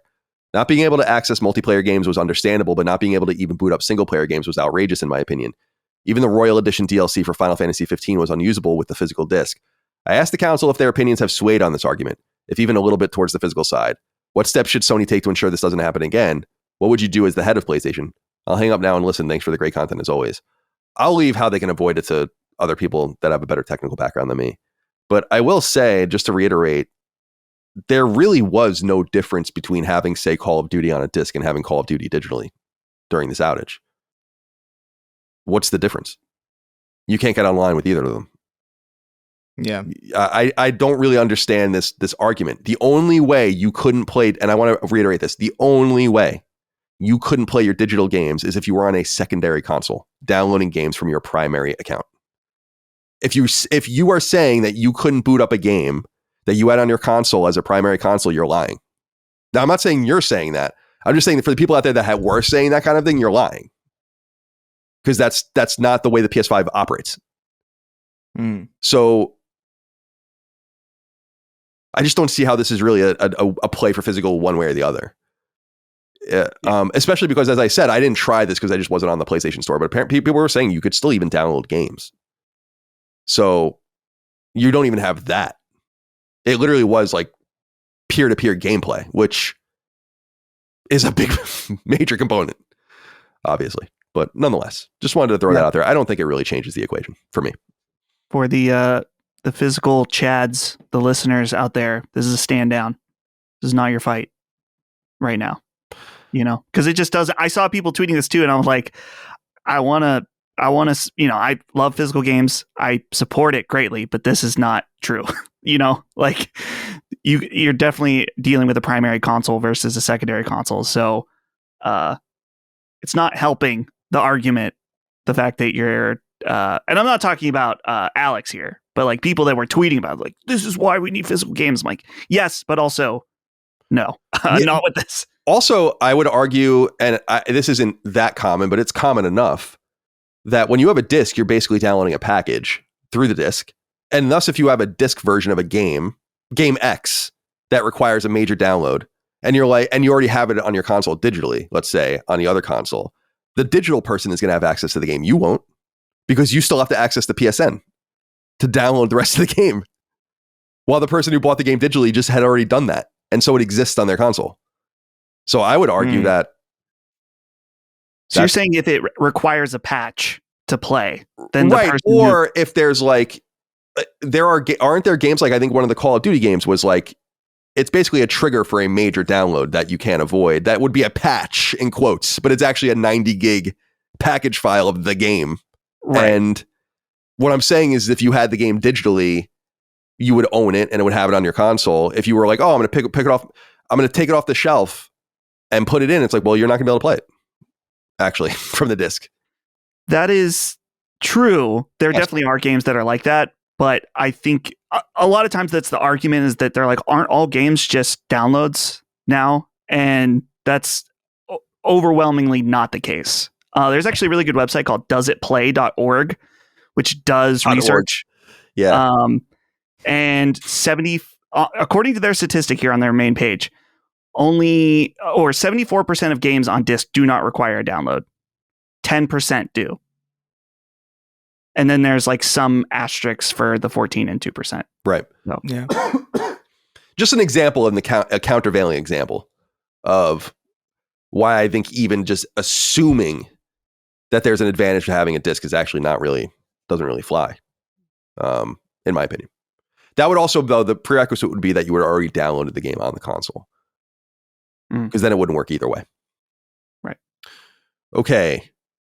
This news broke before we started recording. Now, as people know, when financials break, I like to watch the financial call in Japanese or in Japan, go through that, read the financial statements, pull things out, write it up. But I've really just not had the time to look at the statements because it happened this morning. We're recording right after. So what I'm going to do is we're going to get into some of the higher level things here. And then I will, for next week's episode, I'll actually go into the statements like I usually do, because I know people like that, and try to pull out interesting stuff if there's anything in there, and just listen to the calls and see if they have anything interesting to say in there as well. But Sony released its Q3 financials. So obviously Sony's fiscal year, as we know, is April 1st to March 31st. Q3 would be October, November, and December, so the holiday season. And PlayStation 5 is murdering. 75 million PS5s have now been sold. There were 9.5 million consoles sold in the third quarter. Crazy. Absolutely crazy. As Push Square, our friends over there, note, PS5 has been falling behind PS4 in velocity, sales velocity. But the sales were so strong in the third quarter that they cut that number by 500,000. So now it was 2.2 million behind, and now it's 1.7 million behind. And remember, this is a really big deal, because by this point, the PS4, and they note this on Push Square as well, the PS4 was $300 at this point in its respective sales trajectory, and the PS4 Pro is $400. You can't get a PS5 even at a base model for less than $500, and the Pro is $700. So that they're keeping pace with that and outselling in the United States still specifically. It's Europe that's trailing behind now, because the console adjusted with inflation is more expensive there. It's a pretty fucking big deal. So Sony's well on its way to 100 plus million of units sold. And Chris, the thing I wanted to talk to you about is the race is on to get Grand Theft Auto 6 marketing, I guess, right? Because that I don't know if you guys saw this, that I didn't even put it in the news because it's like, I don't even know what to say about this anymore. GTA 5 has now sold 210 million units. It's like, okay. I mean, these are like, I don't even know what to do with that, but you have to assume GTA 6 is going to be good for, I mean, I don't like, how do you even, it's not going to be on PC. It'll be on Xbox Series X and S. Right. Can you imagine it selling less than 20 million units in its first month? Something crazy. I mean, I know that sounds nuts because there just aren't that many consoles on the market right now where we are in the like Grand Theft Auto 5 came out at the end of the generation. And so it had a greater permeation. But I think this thing will actually move consoles, and you can imagine that PS5 is going to benefit a great fucking deal from that. Yeah, no, I think a bundle alone would go crazy. Yeah, I mean, they're definitely going to, if they're going to market with any machine, it's going to be the PlayStation. Like, they're definitely not going to bother attaching it to the Xbox. I think actually it's a big reason why Sony's pulling ahead too. It's just the fact that there's like now there's an entire machine that's gone from the equation now that people probably would have flocked to that are now flocking to this. So in some way, I feel like they're definitely benefiting from it. But I think, you know, I guess, like, how early would a marketing blitz? Like, I would imagine, like, I don't know what you guys are feeling about GTA 6. My gut's telling me like September. I don't know why. Like, I feel like September's kind of likely, but I don't know. I don't know how early. That seems early because I would agree with you maybe until Borderlands is September 23rd. Yeah. Right. There's no way Take-Two's that's true. Yeah. That's fair. I would imagine Take-Two will get Borderlands. The reason it's coming out the 23rd of September is to get it in that quarter. I think once the quarter turns on October 1st, then they're going to consider, you know, I would say like, no, you know, late October, early November or something like that. Right. They did reiterate that it is on track. Like, I don't know why they would keep saying that. We're pretty close now. I think they would have an indication if they weren't going to be ready to go. Who knows? For sure. Yeah. I mean, I wouldn't be surprised if that game was done for a while, to be honest. But it I think that game might be content complete for literally 5 years for all we know. I mean, it's literally about testing and how ambitious it is, right, in terms of like getting it to work. So yeah, I don't know, man. Like I think so. You figure September, October, November. That generally, how early would that marketing blitz even begin for a game like that? I don't know.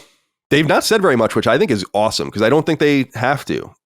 Yeah, Grand Theft Auto. If they were able to keep secrets, I mean, the game leaked like so many years ago, but it's like if you were able to keep secrets, like that's the kind of game we always talk about with Half-Life 3, where it's like you could actually just release this. People would completely, if you were able to somehow get away with that, it's just there's thousands of people. It would just not be possible. So the second best thing is to just speak about it shortly before it comes out. I think that they I don't know if you guys remember the Grand Theft Auto 5 preview cycle, but I do because I did some previews for it and I played it early and all that kind of stuff, and it was too much. I think it overexposed the game. It ultimately didn't matter, but I think it would benefit from just, it doesn't need anything. It's gonna be the biggest entertainment product that's ever been released ever, and it probably will not be passed by virtually anything except for maybe its predecessor in 10 years. So, or its successor, I should say, in 10 years. So, Dustin, Tyler Stafford wrote in and said, "Hey boys, Sony sure is in big trouble. Only selling 9.5 million consoles last quarter instead of 10 million. Do you have any thoughts?" Well, I'm sure the PS5 Pro, while it is for a smaller section of the market, you still had tons of people buying second PS5s, or maybe even their first one if they were waiting for a Pro console. I mean, all of us, it was at least our second. For Colin, for you, is like your fifth or something. Yeah, it's my fifth PS5, or it would be my fifth if you count Micah's. Yeah. So I mean, it was my second PS5. So you have a lot of people doubling up, and so that's going to help push. And also, I mean, Christmas time, there's going to be a big push there as well. And so, yeah, it's not. I mean, we'll get into this with state of play stuff, and we've talked about this many times on the show. But the idea it's like PlayStation's not doing well. It's like, yeah, you're in another universe. If you think what are you talking about? Crazy. That's what I keep saying about, and what I said in the SideQuest episode about games as a service was, all you can imagine is how much better it could be. Right. It's going really well. But if they actually were delivering and firing on all cylinders, which they're not, then this could have been crazy at this point. Not quite, maybe a little bit like PS2 versus the original Xbox. Maybe not ultimately, not 155 or 160 to 24, but 100 to 30? Something like that. I mean, that's a trouncing. And that's what PlayStation did to N64 as an example. So it could just be a lot better. Yeah, like the number, I'm looking at some of the numbers now. It's like Sony this is from Video Games Chronicle. Quote, Sony reported that sales for its games and network services division were up 12% year over year to about $761 million. As a result, it raised its sales revenue forecast by 3% for the current fiscal year. PlayStation Plus revenue increased by 20% year on year, which is said mainly due to higher average revenue per user due to a general shift to higher price tiers. Sony's network services revenue, which encompasses PS Plus and advertising revenue, increased 28% year over year. Software sales increased 6.2 million year over year to 95.9 million units. Digital software accounted for 74% of game sales compared to 66% last year. Sorry, Dustin. So I have to get more into the details and more, because I really haven't looked at the numbers, and I like looking at them for myself, because sometimes Video Games Chronicle wouldn't do this. Andy Robinson knows what he's doing, but a lot of people don't report the numbers properly. They don't know how to read them. So I like to read them for myself and see what they say. But there's no doubt that things are going very well. And I just want to reiterate, again, I don't have it here up, I don't think. I'm pretty sure the monthly active users on PSN now is 130 million. That's a shit ton of people across PS5 and PS4, and then multiple people using consoles, obviously. But it's not to beat a dead horse. I just can't believe how much purchase this idea got for a while, that it's like console gaming is dead. It's like, no, it isn't. It isn't dead. 75 million PS5s says it's not dead. Extraordinary amounts of money being made per person comparable to prior generation says it's not dead. I think that, again, people are looking at what's happening to Xbox and trying to make excuses for it. And as I've also said, I think when you see the Switch 2 and how that sells, you'll see how undead things are. Although if you call something undead, it means it's dead. Right? Like it's a zombie. It's a shambling corpse. So it's kind of not a great comparison. Not a great use of words for me. Could have been better. Oh, well. All right. So we'll see what happens. I mean, guys, as a postscript, let's not undersell to what I said at the top, the price differential. Like that these consoles are anywhere near each other is crazy. The PS4 launched into what I would argue is one of the greatest economies modern US history and existed throughout the entire period, that golden age of tech booms and low interest rates and shit like that. So the wheels of commerce were churning and the console sold like it did. Now inflation is through the roof. People have less money to spend.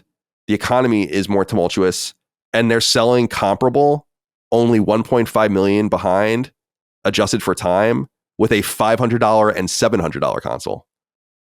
That portends well, I think, for the health of console gaming. Just because one ecosystem is really struggling to sell units. I mean, this was something I saw circulating. It's like this happened. So Sony sells 9.5 million units, which is an increase year over year and quarter over quarter, obviously a major increase. The same quarter that Xbox's console sales shrink another 29%. You can't read those numbers together and say like console gaming's dying. That's a totally disingenuous interpretation of the data completely. So that needs to be checked because it's starting to bother me a little bit because I think that there's like splash damage about that with the idea of, well, maybe we should hunker down and do this. It's like, no, man, things are going pretty well. Again, the icing is missing. The cake's pretty good. All right. What else is going on here?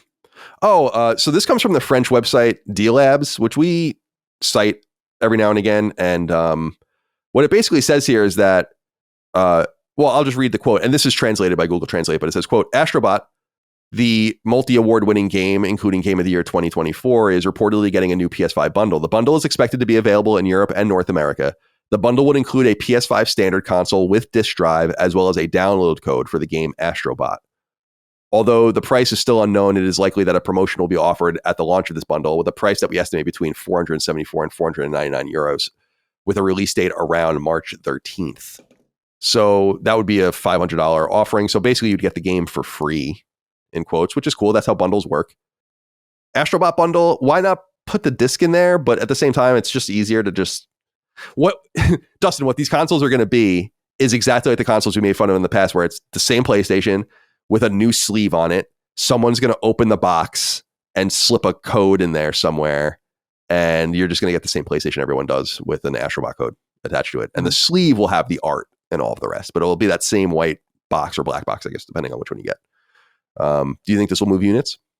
It could. I mean, Astro Bot, of course, Game of the Year winner. So Game of the Year tends to break outside of the bubble of gaming, where you have like big news cycles reporting on it and stuff like that. This is a little I was looking because I was curious about what the exact pricing of the digital PS5 right now. If you're thinking about buying a PS5 and maybe you're interested in this bundle, go on PlayStation Direct. You can get the Fortnite bundle, which is just a normal console inside, but it has stupid Fortnite skins.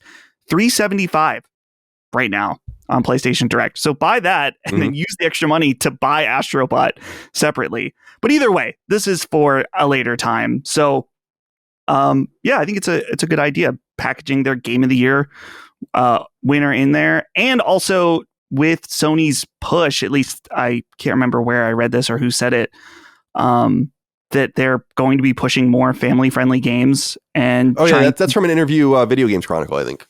Conducted. Yeah. So it makes sense that they're wanting to build generations of PlayStation fans, get in new, younger PlayStation fans. So hook them with a bundle. What is going on with my hair? That is a good question. I can see you almost have a bang right now. Yeah. Wow. Jesus Christ. Clark Kent. You're a fucking moron. All right. Well, this gets us into a kind of parallel news, Chris. It was announced this morning from the time we're recording the podcast. In fact, Astro Bot, 5 new levels and special bots begin rolling out now. So there's going to be more stages, 5 new stages. So this is the third update of consequence to Astro Bot. There were 5 stages added, and there was the Christmas update, the holiday update, and now there's going to be 5 more stages.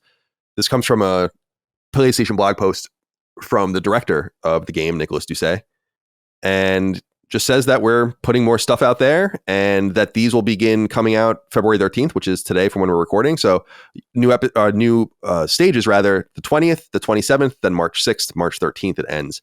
Now, we have an interesting letter here, Chris, that I wanted to get further into from It's 3 a.m. I Must Be Lonely. It says, hey, gents, new Astro Bot levels are coming, and it seems like the degenerates at Team Asobi got to name them. February 13th, TikTok Shock. February 20th, Thruster Bust. February 27th, Cockadoodle Doom. March 6th, Hard to Bear. March 13th, Armored Hardcore. Maybe it's my gooned up brain, but these seem vaguely sexual to me. Thanks for the awesome content. They seem that way to me too, actually. Yeah. It's not quite like Ratchet and Clank, which is overt, but it is there. I don't know. I don't know if it's, you want to read into it to it. It's kind of an interesting use of words. What do you think? I don't know. Like Thruster Bust is the most obvious one, but everything else, thrust and bust. Not right? Yeah. Right. Yeah. You need to thrust to bust. Actually, in order to bust, you must thrust. Yeah. Jesus Christ. If they named the stage that, then I would have been like, yeah, maybe something's up. Yeah. I don't know. TikTok Shock. Like, I don't know. Maybe I'm just not gooned up enough to. I don't get it. Cockadoodle Doom, I guess, but that's almost like, I don't know, it's almost childish to me. Yeah, right. Hard to Bear, maybe. Armored Hardcore, I guess, is the other one where it's like maybe, but like I don't know. I don't really see the goon, the gooniness of this. The goonery, honestly. Thruster Bust is funny though. It's a funny name. Thruster Bust, but to bust you must thrust. Yeah. Nicholas, do you say you can have that one for free from Dustin Furman? That's all yours. I'll play these for sure. I'm going to wait for them to stack up though, because I also need to re-download the game and play the holiday stuff as well to get the bots, which I never did. Right. So I can just do that all at the same time, unless they removed that. I don't know. Maybe that was a time thing. I don't think so. Oh, it's a world, right? It wasn't like an aesthetic. Yeah, it's an entire level. It's really good. I still have to finish it too. There's like 2 bots that I have left. This is great. This is cool, by the way.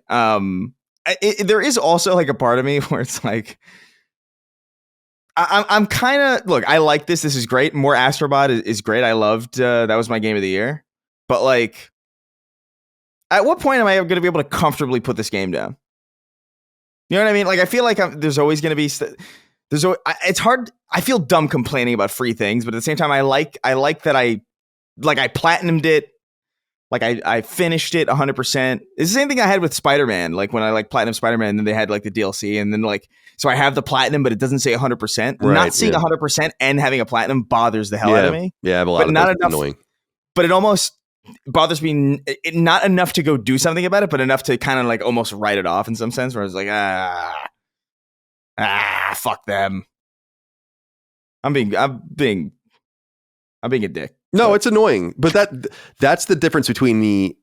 And I've said this in the past about what Barry and I at Lilymo learned about achievements. Like when we added free achievements to Habroxia 2 on Xbox, people got mad at us because we fucked up the perfect achievement score, which is kind of the replacement for the platinum, which kind of ameliorates the problem on PlayStation, which is why I'm not so bothered by it. But I'm playing Mafia 3 now, and it's annoying as fuck. Like I have like more than half the trophies in the game, but it's like 30% or something. And I'm like, because there's all these DLC packs. I'm like, this is annoying.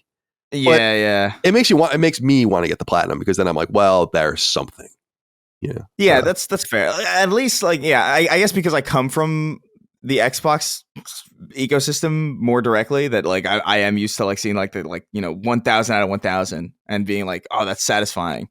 And so like the platinum trophy is like, it's nice, but it doesn't feel as good as seeing 100%. There's something, even in old games, like when you could get like 120% completion and I think Crash Bandicoot had something like that, where it was like, I think like 106%. It's weird.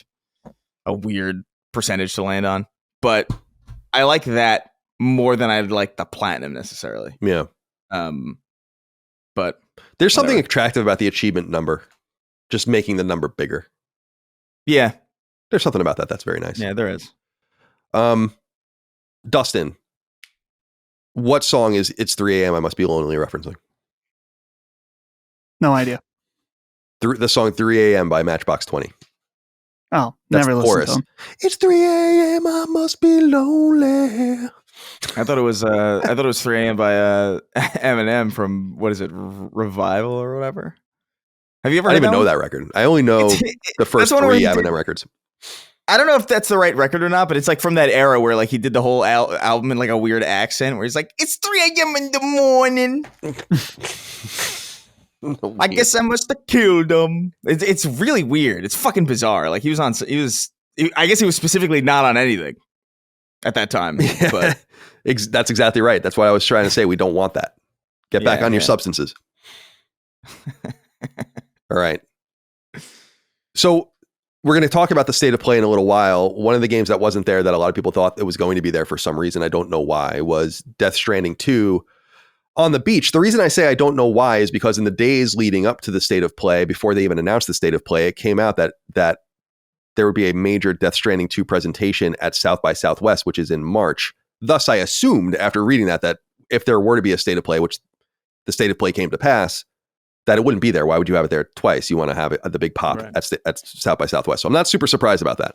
So I wanted to note that there will be a panel for Death Stranding 2 at South by Southwest. We'll obviously report on that when it happens. However, I think we are and the panel's on March 9th, by the way. I think we'll get a release date. I mean, I think that's obvious. And I think the release date is going to be somewhat soon. The reason that I think that is because Gamatsu is also reporting that Death Stranding 2 has been rated for release in South Korea and rated for release in Brazil.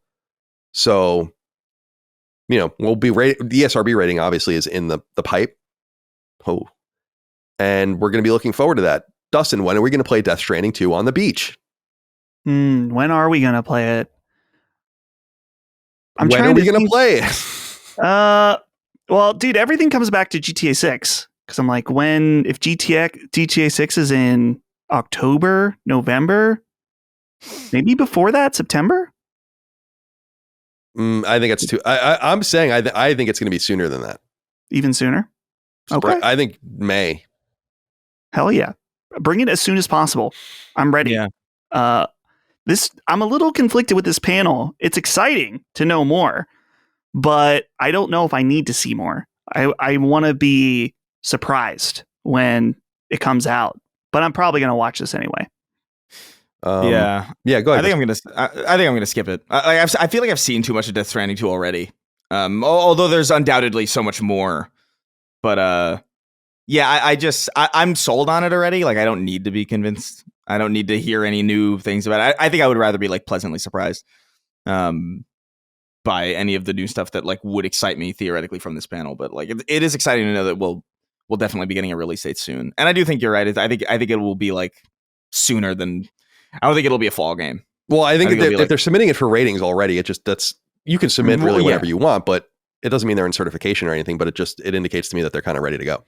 So yeah, they're doing the final things that need to be done now to get the game primed. So I'm thinking May or June.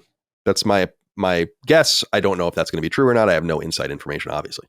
And I'm with you guys. I don't want to watch any of the footage or anything. I really just want the release date, like any information that will come from the panel that might be relevant to not only this project, but other projects as well. But I don't need to see anything else. Yeah. I really have no idea how the game plays. Like what the thrust of it's going to be this time in some sense, or if it'll be quite similar or whatever. I don't know. You don't know the thrust, but you will be bust. Yeah. But I don't know the thrust, but I must in order to bust. Yes. Yes. Trust.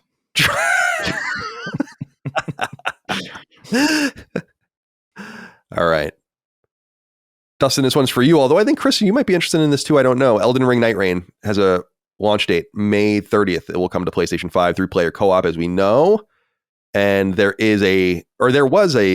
network test is beginning. Are you in it?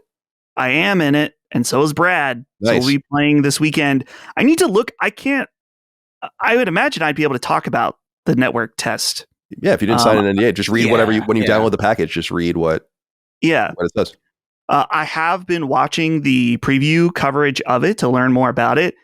Very interesting. It's going to be really different, like streamlined Elden Ring, which I think initially sounds bad, but it definitely has a lot of Fortnite mechanics, which sounds really weird. It has like the circle that comes in. You need to go and level up, get new weapons and things like that before you take on bosses. When you level up, there's no stats. You just level your character.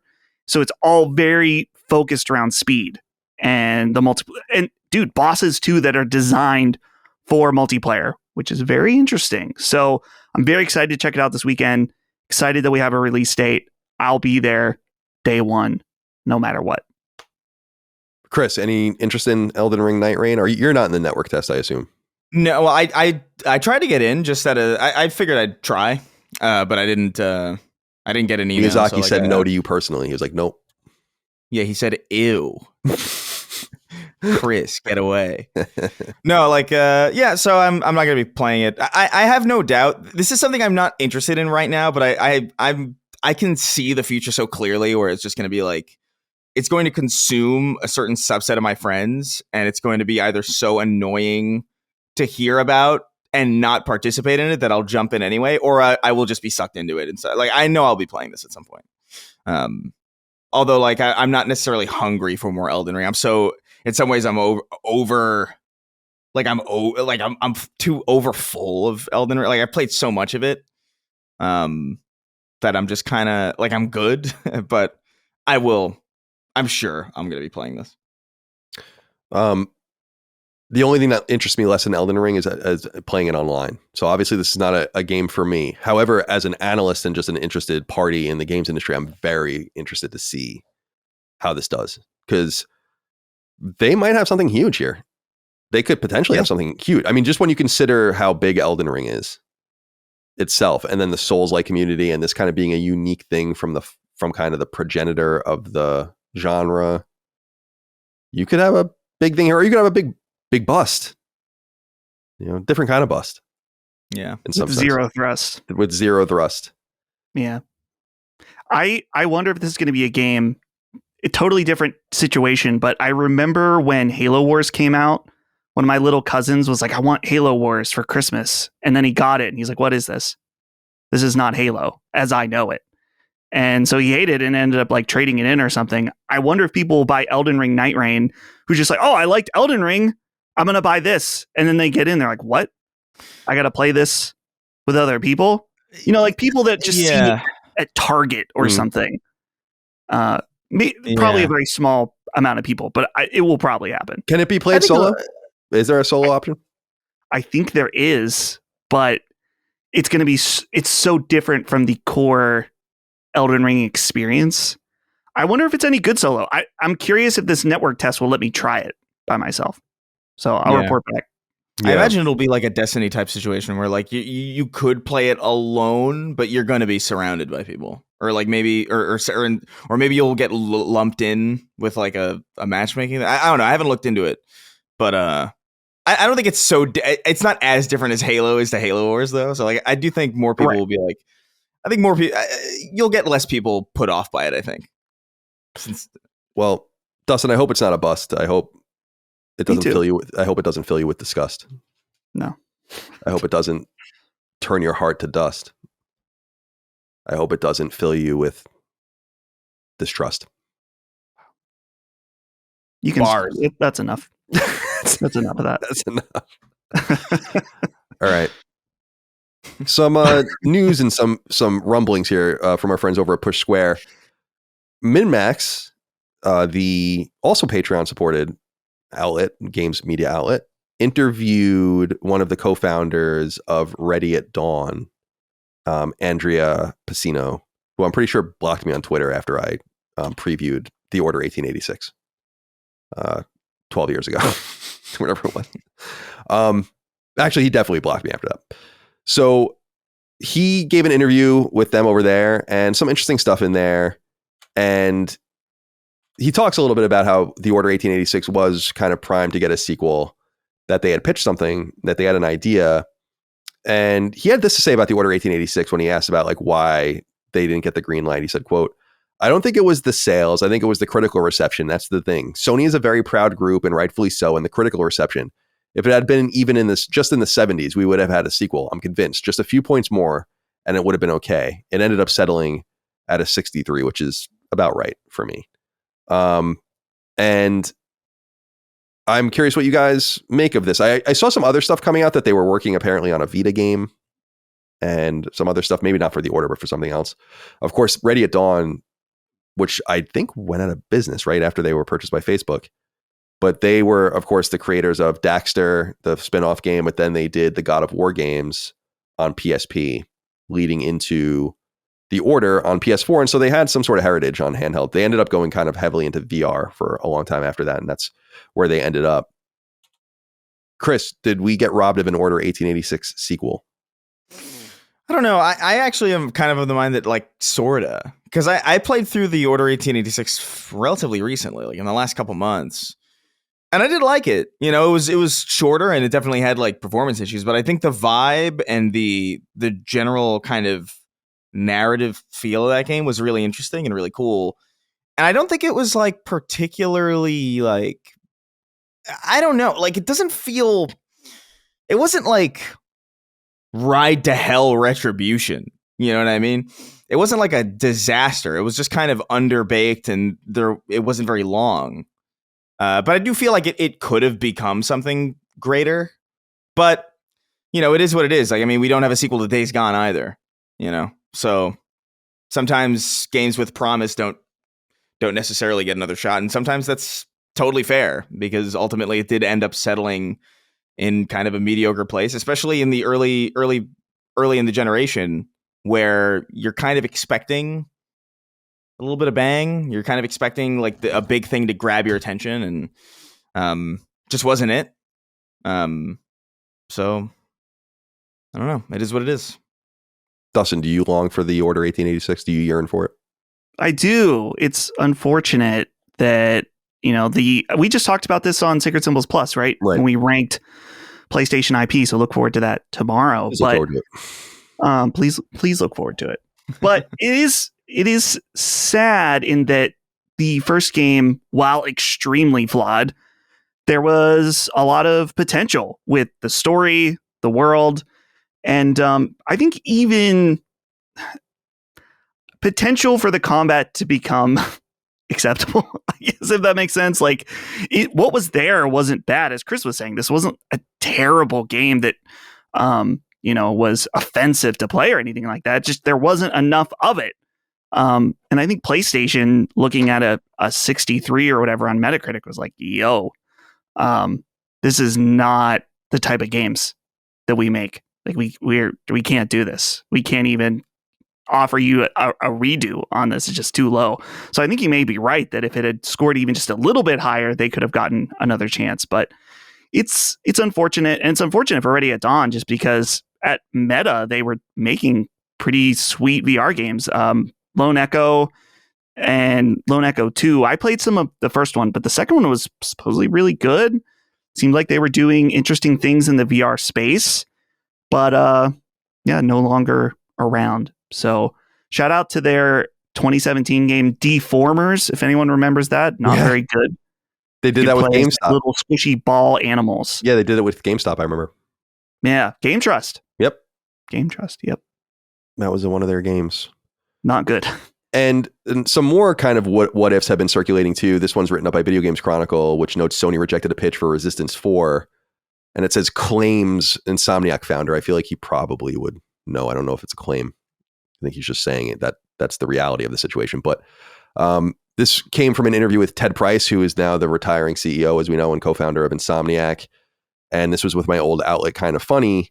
He said, quote, "It was a wonderful concept. It was a result of a lot of Insomniac Games team members being passionate about extending the story further. I do believe that Resistance set up a cool alternate history base where anything can happen with the Chimera and where they go and what their origins are. We spent a lot of time working on backstory and brainstorming on where we could take this in the future." End quote. But it says, as for why Sony rejected the pitch, Price claims that the timing and market opportunity for the game weren't right at the time. a lot of people wrote about this to me, and Eric Roth is one of them. He says, Colin, about 13 years ago, you reported that Insomniac Games had pitched Resistance 4 and Sony had turned it down. Now, since Ted Price mentioned this in an interview with Greg Miller, it's breaking news all over the internet. Is internet journalism really this bad that they think the game was pitched and denied in 2024 or 2025? And did everyone really ignore the things you reported in the past? Thoughts? A lot of people wrote in about this and were tweeting about me. I mean, I actually almost tweeted about it because it did annoy me a little bit, but not for the reasons people might, or maybe for a reason people might think, but not all the way. It is super notable if Ted Price is confirming my old reporting. It's from the horse's mouth, right? He would know. He led the studio. So it's certainly reportable. It's certainly the way things should be reported, but real journalists would know that. First of all, if you're worth your salt, you would Google around and search and say, like, so when has this been discussed in the past? And if you looked, you would found that, yeah, years ago, I discussed this. I've discussed it multiple times, and I'm even cited on the Resistance Wikipedia page as having talked about Resistance 4. It's just weird and conspicuous that, and improper journalistically, that people would just ignore that this was reported years ago. You should certainly report that Ted Price said that. It confirms the reporting. But, right. But yeah, people wonder like why I have such a hard on for some of these fucking, situations where it's like I get mad about them. It's because like things like this, it's like people will defame and act like nothing I say is real, or I'm making things up, and then something like this happens and they're like, oh yeah, look at what Ted Price just said, and it's like, yeah, that confirms what I said. Doesn't that make me credible? And a real journalist would cite that. I come from a research background. Like when something if you're reporting on something or expanding on something, you note where it came from first. That's just the way it is. So yeah, I am a little annoyed about that. I don't think anyone's wrong for reporting on it. It's certainly very notable, but it is weird to say like this confirms reporting that was first from years ago about, and I gave way more detail than this about what Resistance 4 was and why it was turned down. So that's the other thing is like, this is interesting, but I actually gave way more detail. That they were afraid of greenlighting things that were like The Last of Us, which we didn't know about at the time, but that they were circulating, and Days Gone, which was called Dead Don't Ride at the time. They thought it was too similar to do another post-apocalyptic game about these creatures. That was a major thing. Also, Resistance 3 didn't sell very well. I also reported at the time that Resistance 3 had a different ending at one point because it was supposed to go to the Chimeran homeworld and continue, and that they kind of had to pull back on that idea. So it just, and then you see things like, it's a really useful resource, the Reddit for game leaks. And then the same people that are in this news article saying like Colin Moriarty reported on this years ago, which I appreciate, are the same people in other things saying like Colin Moriarty is unreliable. Okay. Oh yeah. And that's because of things like this, where it's not cited. So yeah, it bothers me, as you can see a little bit, but it is what it is. And I'm glad that he confirmed it, so now people can believe it. What do you think, Dustin? Resistance 4, is it the future of Resistance? Is there a future of Resistance? We talked a little bit about this on Sacred Plus as well. I think Killzone makes more sense if you're going to go back to one of the first-person shooters. And as I said on the show, you reboot it. And you don't need to have both of them. But I actually love Resistance more than I love Killzone. I just think that it didn't sell very well and it didn't have the permanence that Killzone does in the psyche of the PlayStation fan. So you got to let it rest. It's probably for the best that we never got it. Yeah, I think that if it had come as a Resistance 4, like the next Resistance game was a direct sequel, probably would have been about the same as the ones in the past. A new Resistance at some point would be interesting to see them reboot it and do something new. But I think you're right that if they're going to do that, it will probably be Killzone. But I don't know. Sony doesn't seem to be interested in really making any shooters anymore. So maybe we'll get neither. Ever. Well, we're going to get Jason Blundell's game, whatever that is going to be a shooter, I assume. Oh, right. I would hope so. Yeah. But knowing Sony, they have him making a 4X game, probably. Chris, any interest in Resistance 4 or potential Resistance 4? And was I robbed of my glory? Yes. I think it's I don't know. That shit bothers me, but I hold back because I know I don't have as much of a reason to be upset. But no, I like Resistance. I think Resistance has more potential than Killzone personally. Like I think Killzone's fairly generic in comparison. I know that Resistance is also like arguably generic. I just feel like the idea of Resistance, and even just the way that game kind of operated, especially in the first game, like the way that your arsenal was kind of set up, it was a lot less like modern shooters. It was a little bit older. It was a little bit older school in that sense. You had like a way bigger arsenal of weapons at any given time. It was really cool and interesting. And I dug it personally way more. But would a Resistance 4 have done well? I don't know. I think it is one of those things where it's like, I'm just more annoyed that I can't choose to play the original 3 Resistance games natively on a modern hard. Like that to me is like, bring those forward. Even if there's no intention to continue, it's just like, I don't know, man, it's a part of your history. And it's not a small part. It's like a big studio for you. And why Resistance was a PS3 launch game. It was a huge deal for them. Yeah. I remember that case. I remember like really being enamored with the case. Like I really wanted it. And then I never got around. Way late.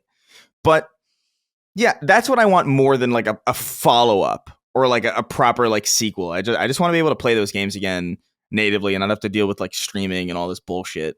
And then potentially, like, since it's been a long time, we've discussed this in the way that they handle Uncharted and other IP, where I'm just like, it's nice that you left it alone for a while because now it can come back and be exciting. Maybe not in a sequel form, maybe in a reboot form. I would be into Resistance in any form, just natively. You know, that's all I want. Well, I agree with you that any return of Resistance must start with the seed of a trilogy being re-released and then seeing what happens. I kind of feel like this is what happened with Onimusha, and it took a while for it to actually come to fruition. You know, they released Onimusha in 2019. I think it quietly did probably okay, and then they did their little experiments and, you know, the surveys, and people were indicating that they want it, and now they're bringing Onimusha 2 back, and now Onimusha, of course, is going to come back in 2026 with a new game, so which will be 20 years to the year of the last Onimusha game. So I just think that you got to which would be funny because next year would also be 20 years to the year the Resistance started. So yeah. I agree with you. Like, at least see, maybe you'd be surprised at the velocity of the game in terms of sales if you re-released it. And it's hard for me to believe that they're not going to do it at some point, but a lot of things have been hard for me to believe. So, right. Yeah. It just feels crazy to me that on the PS5, I can play the original fucking Blood Omen, but I can't play Resistance. You can't play the Killzone trilogy or the Resistance trilogy unless you stream them. Yeah, but I can play the two seminal shooter series of PlayStation's history. But you best believe I can play not only the PS1 version of Ape Escape, but also the PSP version of Ape Escape that is also just a worse version of the PS1 version of Ape Escape. Great. What are we doing? I don't know. I'm hoping that the Syrup engine ultimately, as we talked about weeks ago, ultimately ends up figuring out the PS3 problem. That would be pretty embarrassing for Sony if someone else figured it out. But yeah. Okay. More rumors and speculation. I'm reporting on this because of the source. Push Square wrote it up, but the source is Tom Henderson of Insider Gaming, who is a very reliable source. And he says that apparently and this is a quote from Push Square, apparently the next God of War game is going back to the series' Greek origins and will star a younger Kratos. That's according to reliable insider Tom Henderson speaking on his weekly Insider Gaming podcast. And it says rumors have been swirling around and about a new God of War title for ages, with the most recent whisper suggesting that the franchise is going to jump to Egyptian mythology. However, Henderson mentions that he received information from an unnamed source after those rumors had taken off. And here's what he said, quote, "What I've been told is that the God of War game isn't set in Egypt. It's actually set in Greece, and it's going to be a younger Kratos this time." I'm interested in this, but I wonder if wires are being crossed. First of all, Tom is very reliable, so he hears what he hears. But from the source, it's like, is it possible that they're going back and like Kratos in those games is younger Kratos? So is there a crossover where it's like there's long been rumors that they're remastering or remaking those games or like trying to do something to get them over in a more meaningful way. You can play them, but they're not in the greatest shape compared to where they could be. So could it be that alongside the Egyptian rumors also being true as the new game, like the new Pantheon? Because I do think from that perspective, it's a little boring. If you're going to go back, you've evolved Kratos, and now you're going to go back. It's going to be you got to go forward. You know, yeah. That's the thing is like maybe that would be horrible. It would be fucking. What's up? It's me, Kratos. Well, there already was Kratos. Kratos' origin is known. I mean, is it called God of War Origins? Oh, the PS Ascension. Well, Origin. No, is Origins one of the PSP games? I think it's one of the PSP games. No, that's not right. It's not the main ones. What I know God Ascension was the multiplayer. What is God of War Origins? God of War Origins Collection. Oh, okay, that's the collection. Oh, that's the 2 PSP games. Right. Okay. Yeah. So those are the Ready at Dawn games. Full circle. Yeah. Yeah. Were you? Yeah. Go on, Chris. Were you going to say something? No. I mean, I just feel like. Well, first of all, I said Kid Kratos is a terrible idea, but I think I just God of War is in a weird space for me because I don't know. Like, I would love if you were to pitch to me years ago. It's like, okay, hey man, we have God of War. It's Greek mythology. Then he's gonna go over to Norse land and he's gonna do all sorts of fuckery in Norse land. And then after that, we're going to go to Egypt. I would have been like, that's great, because my understanding of Kratos at that point is Greek game Kratos. Mm-hmm. Like, yeah, I want to see him fuck up everybody. But now it's like Kratos is like a nice fellow. He's like a mellow guy. Yeah, he reformed. He's like a reformed dude who's like trying to do good. So now I don't know how you would meaningfully bring him into an Egyptian pantheon that would be satisfying, because it would either... Like, would it be the Egyptian pantheon coming to him, I guess? Like, because I don't... That could be interesting. Like, maybe they hear about this dude going around murdering pantheons. They're like, we got to get the jump on him before he comes over to us. Yeah, that's a cool idea. I think that's what you said when the game came in. I was like, that is a great idea. That's the only way you could do it. Right. Because he's not going to go... Like, what is he going to be like? Here I go killing again. Like, I don't know. It just seems insane for all the character development to lead to him arbitrarily going to Egypt to kill more people. This feels insane. But yeah, I don't know. That's all I was gonna say. No, it's well said. I'm of the mind. I don't love God of War as much as a lot of people do. So maybe I say it from this perspective, but I think God of War can kind of go away, and not forever. I think the way you revive it is to do a different pantheon in the future. You figure it out. I love your idea of like an aggressive pantheon getting scared and going after him. And what would be cool is if it was like you said, that's a great idea, and a totally weird Egypt, you think desert. Right. But maybe it's not. Maybe it's like him like running around the world trying to get away from them or something. And so like you're fighting ISIS in the Arctic or something. And like that sort of thing. Cause they're like, they're like relentlessly going after you. That's a pretty cool idea and a different sort of God of War. Yeah, go ahead. I just want to say, I know you meant the god ISIS, but the first image in my head was... I should have said Osiris or something else, yeah. The first image was Kratos just in the Middle East. Why did I think of that? Good. That's so stupid of me. That's so funny. So yeah, I love your idea. I think that's a great idea, but I think God of War can go away until like the 2030s, and I think would benefit from it. We're going to get the show, and which I still feel like is going to be uncanny and weird because I think Kratos is just too huge, and I don't know how they're going to do that. But I'm interested to see.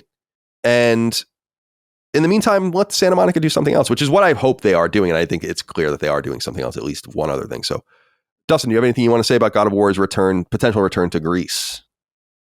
Sounds boring.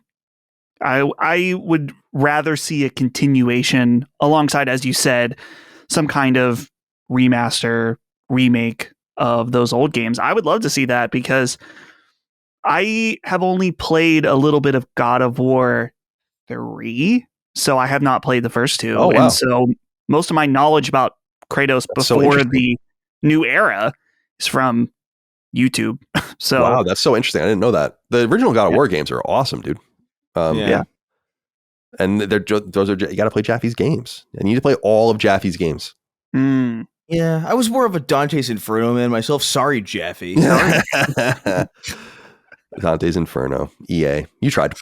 So I will say, and this is a rare thing because I am a history person and stuff, but I've talked about how I'm not crazy about antiquity because I just feel like it's a lot of unknowable stuff, and it in and of itself, apart from the pantheon and the gods, seems supernatural and like unknown.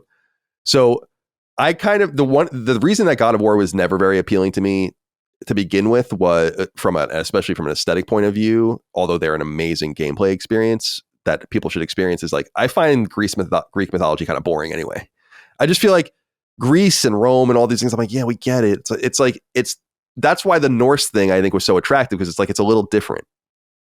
It's different gods and different, like we're so, when you think mythology, you think of Zeus, like that, those things, but there's like mythologies all over the world. And so I think it was the evolution of God of War and then Ragnarok and that Norse setting that really attracted me. Plus the gameplay, obviously, really, it became a totally different kind of game.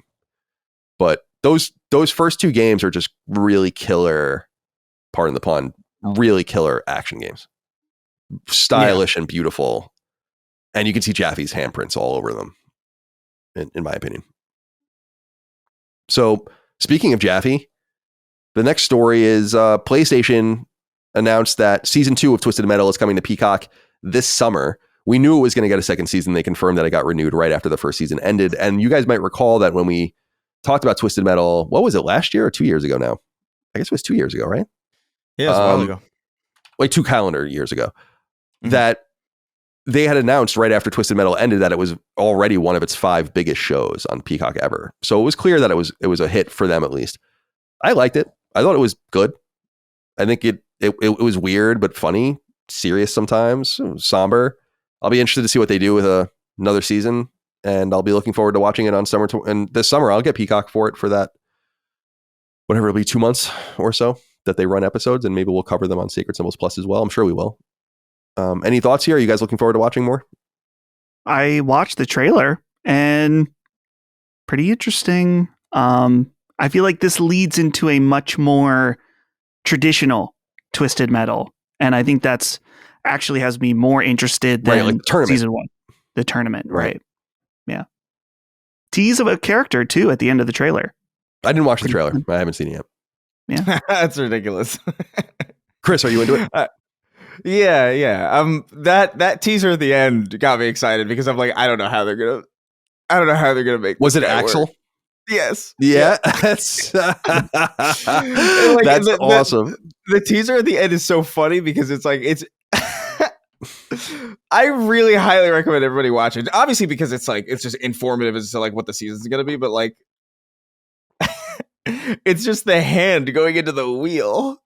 And there's something, it tickles me. Like I'm looking at it, I'm like giggling in my soul as I'm looking at it, because I can't wait to see Axel in motion in like a live action show. It's gonna look so uncanny and disturbing.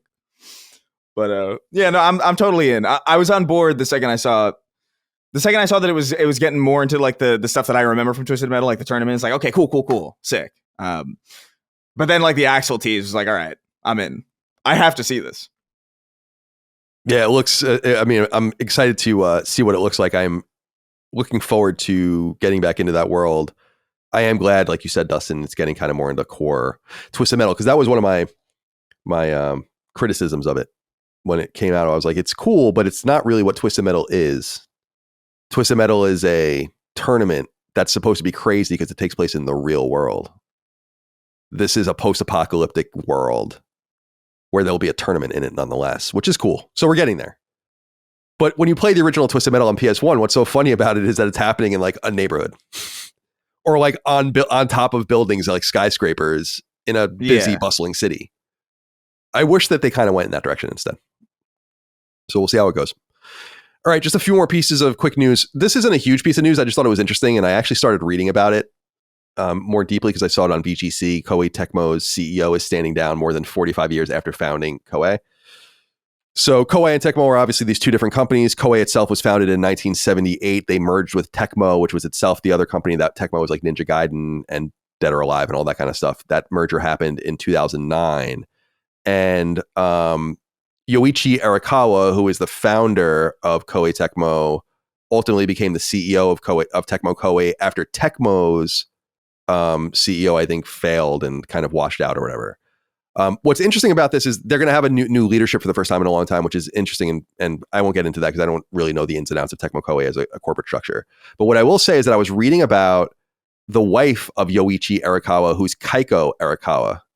And apparently, so a lot of this led me back to a website called Automaton, which is like a Japanese kind of gaming website in English, or it does a lot of Japanese news anyway.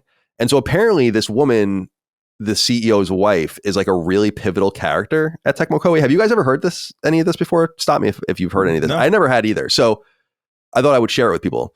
So apparently this woman is like a financial genius, and a big part of Tecmo Koei's or Koei Tecmo's business is actually just random investments.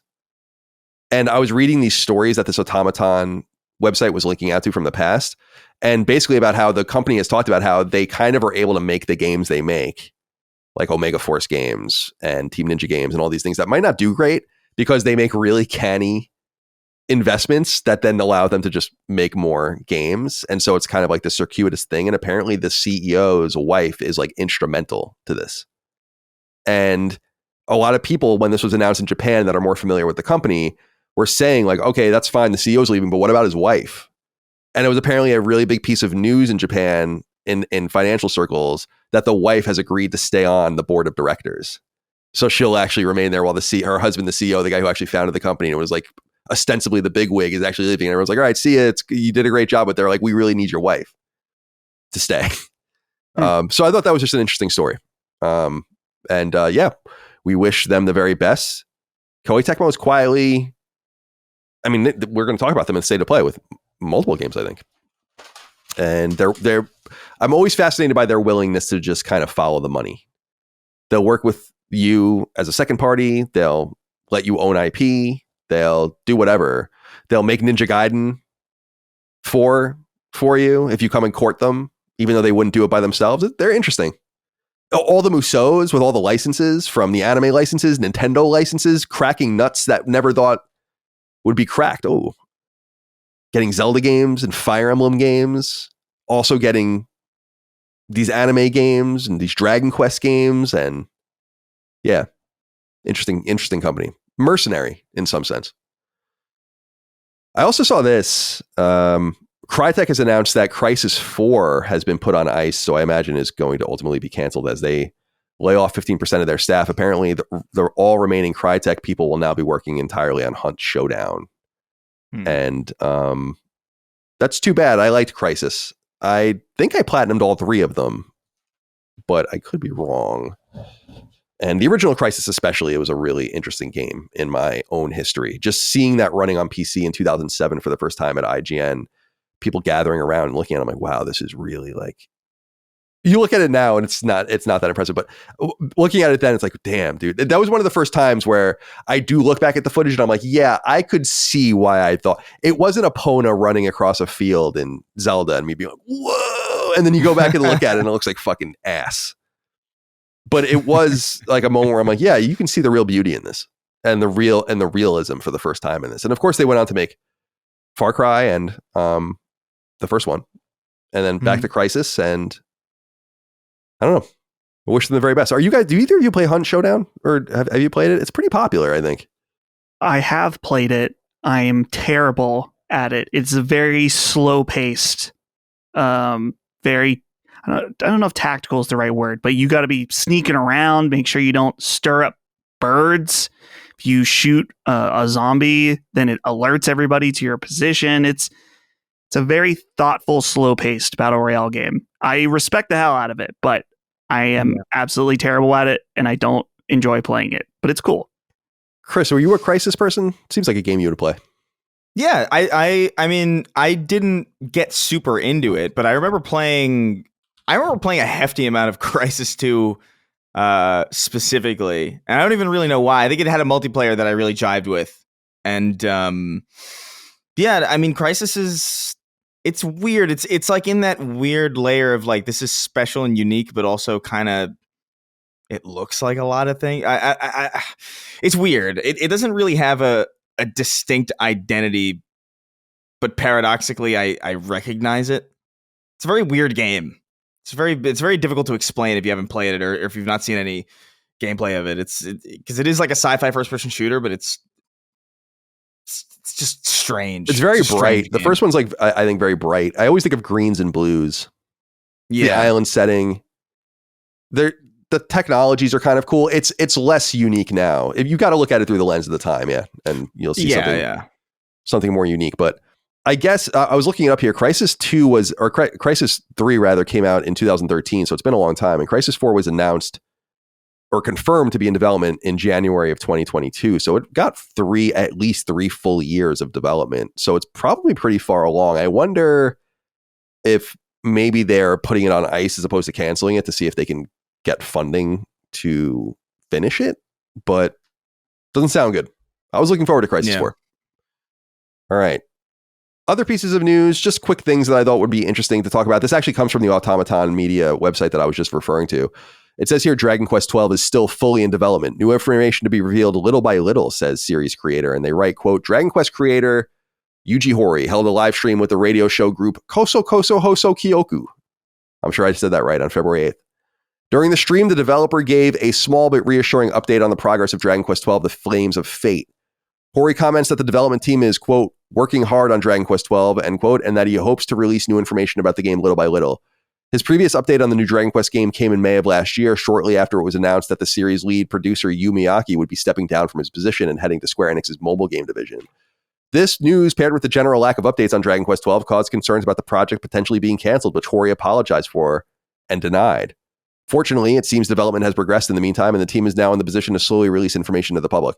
As you guys might remember, Dragon Quest XII was revealed in 2021, so it's been a long time, and all we ever saw was the logo and a promise that it would be a more adult Dragon Quest game. I don't know what that means.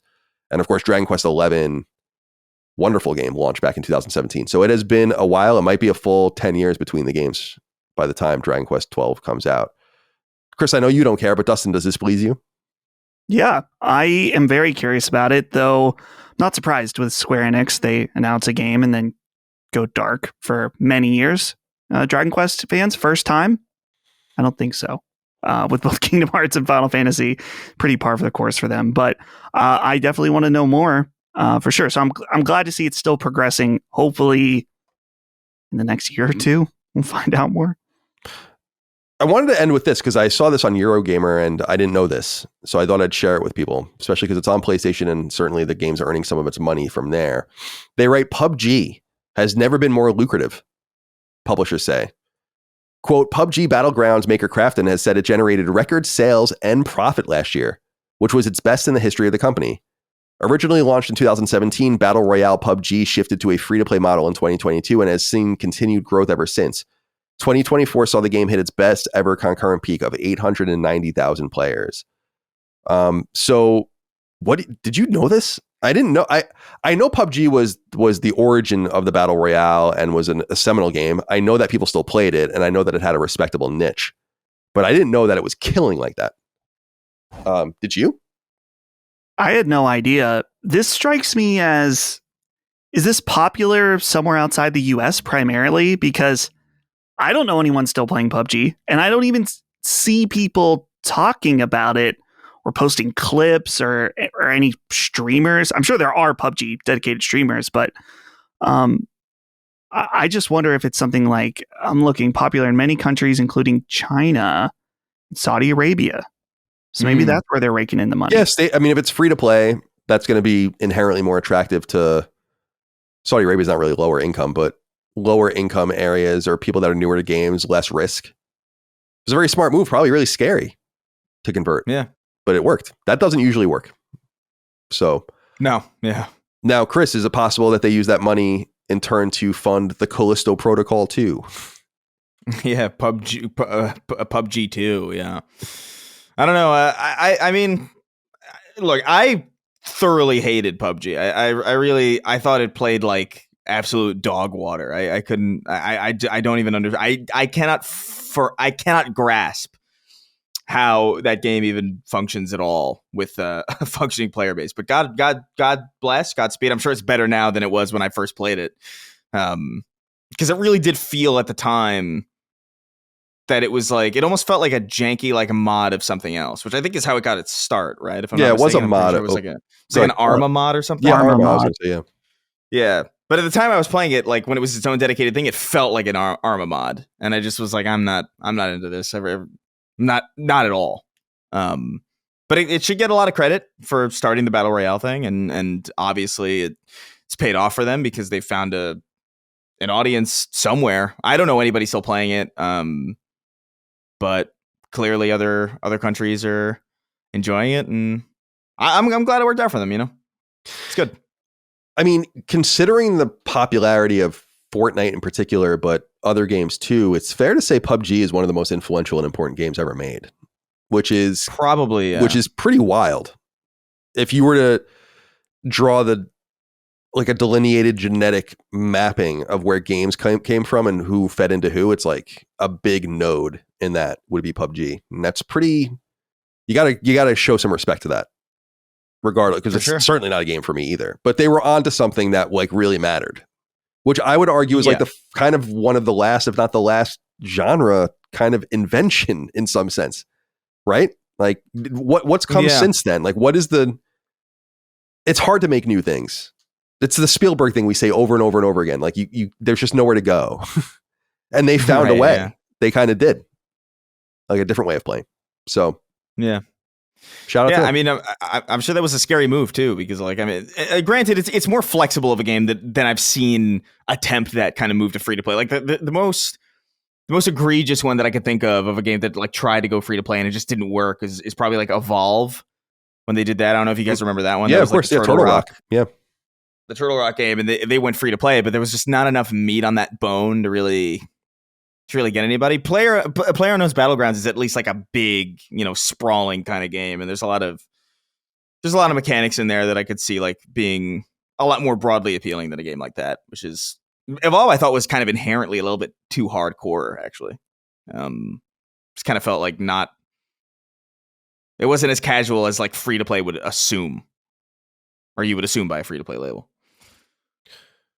All right, that's it. That's all we have for the smaller news items. Let's get into what we're playing. And I'll go first and I'll just go quickly. I'm still playing Mafia 3 and it's so long. It's so unnecessarily long. It's good. It's solid. It's very interesting. Lincoln Clay is a very interesting character. The late 60s are an interesting time, obviously, in the United States. New Orleans setting, fake New Orleans, but New Orleans setting is great. Reminds me of Infamous 2, as I was saying recently, a little bit, which is cool.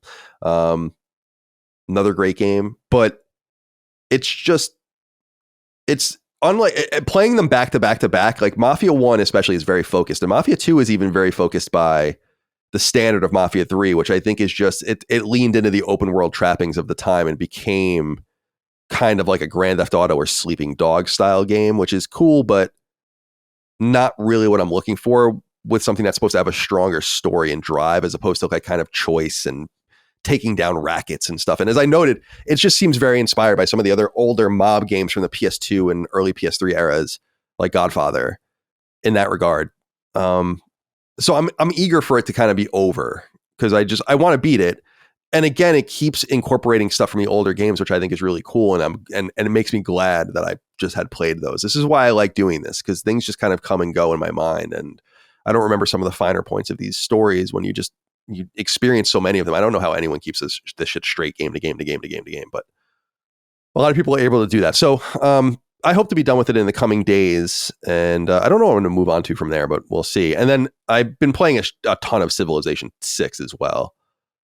Civilization 7 is the newer one, so I don't want anyone to get confused about that. But I've been playing Civ 6 and just really enjoying it, and scored a science victory. I found myself in a really funny situation, actually, Dustin, where I was it was like a small game with 4 major countries over 2 continents, and I kind of cleared out my continent and had like this warmonger kind of thing going on, but I just wanted my own continent. And then I was going to stop, like a Manifest Destiny style thing, like stay out of my hemisphere. And this other weaker country across the like, there's so many funny and interesting things that happen. Like they just keep sending prophets over and proselytizing to my people and converting them. And I'm not paying much attention to it. And I literally lose this conversion battle. Because I'm like murdering everyone and just doing great, but not paying any attention to that particular vector of victory. And so I go back and I play again from an earlier save to try to differentiate it. And I end up winning by score, or no, by science victory rather. But I start going after this person and I end up conquering too many of his cities to where if I conquer the next city, he wins because it makes a majority of the cities or whatever, or the requisite number of cities. In that case, it was Judaism, Jewish. And I lost because I was being too aggressive. I was like, I never saw that happen before. Or never thought that would happen, but it is. It's a kind of a way to like nip you in the ass. And if you played like the game cold where you didn't, because I know some people play with like no auto saves and stuff and like really try to like stay true to the experience. And like, if you played like that, you can get fucked so badly after spending so much time with the game. But it's so funny and so good. And you know what I was thinking of, Dustin, and I don't know if you appreciate this. And by the way, I don't think most 4X players get stuff out of the games. And I don't think I would either if I really, really played it mechanically, like a lot. But there's like a story to it. If you look at it, like I start my civilization on a continent with another civilization. It's like in the other corner and they're Catholic. And I'm just like this atheistic society. I'm like putting all my culture into other things and science and all this kind of stuff. I pick a pantheon, but I don't even like get into like organized religion. And so they proselytize and like convert me to Catholicism over time. And this happens in like antiquity. And ultimately we go to war with this civilization and I eradicate them from the planet. They no longer exist, but we remain Catholic. And I think Michael looked at me like I was like the nerdiest person ever. I turned to her and I'm like, it's kind of cool. Like my civilization has this history where like we had this interaction with this other civilization and we absorbed their religion, but we killed them. And there's like a little nugget of a story. Like there's something that like we have a past. And it's like, and now I'm like 1,000 years ahead of that in the game. And it's like, why are we Catholic? Like you can imagine people in your civilization be like, why are we Catholic? And it's like, oh, well, in our timeline, this is what happened. And I don't know if people get into that sort of thing, but it was intriguing to me for the first time about like telling a narrative around why you're doing things and how things are going and all of that. And it reminds me a little bit of the game. I don't know if you remember. Actually, I think we might have talked about this. You might have been a player of the Amazon Trail, the Oregon Trail spin-off. Oh, yeah. And there was an option. I don't know if you remember this, but there was an option. I specifically think in Amazon Trail 2 where there was like a journal and you could actually just write notes and kind of make a role play out of it. And it made me wonder if people do that with Civilization. I don't know. So that's kind of where I've been sitting now. Do you ever think about that sort of thing? Or is that a thing that's probably not even in existence? Because this is a very dice rolling mechanical planning strategy game. It's not really about, you're not getting culture to get the culture. You're getting culture to win. Right. I think more about the history between civilizations and like what causes people to go to war, and someone that could be your enemy then later becomes your friend, and how those relationships evolve more so. And that's where a lot of, like, at least in Civ 7 so far, a lot of funny situations arise where someone goes to war with you and they weren't fucking ready, because then you completely dominate them, steal their territories and stuff like that.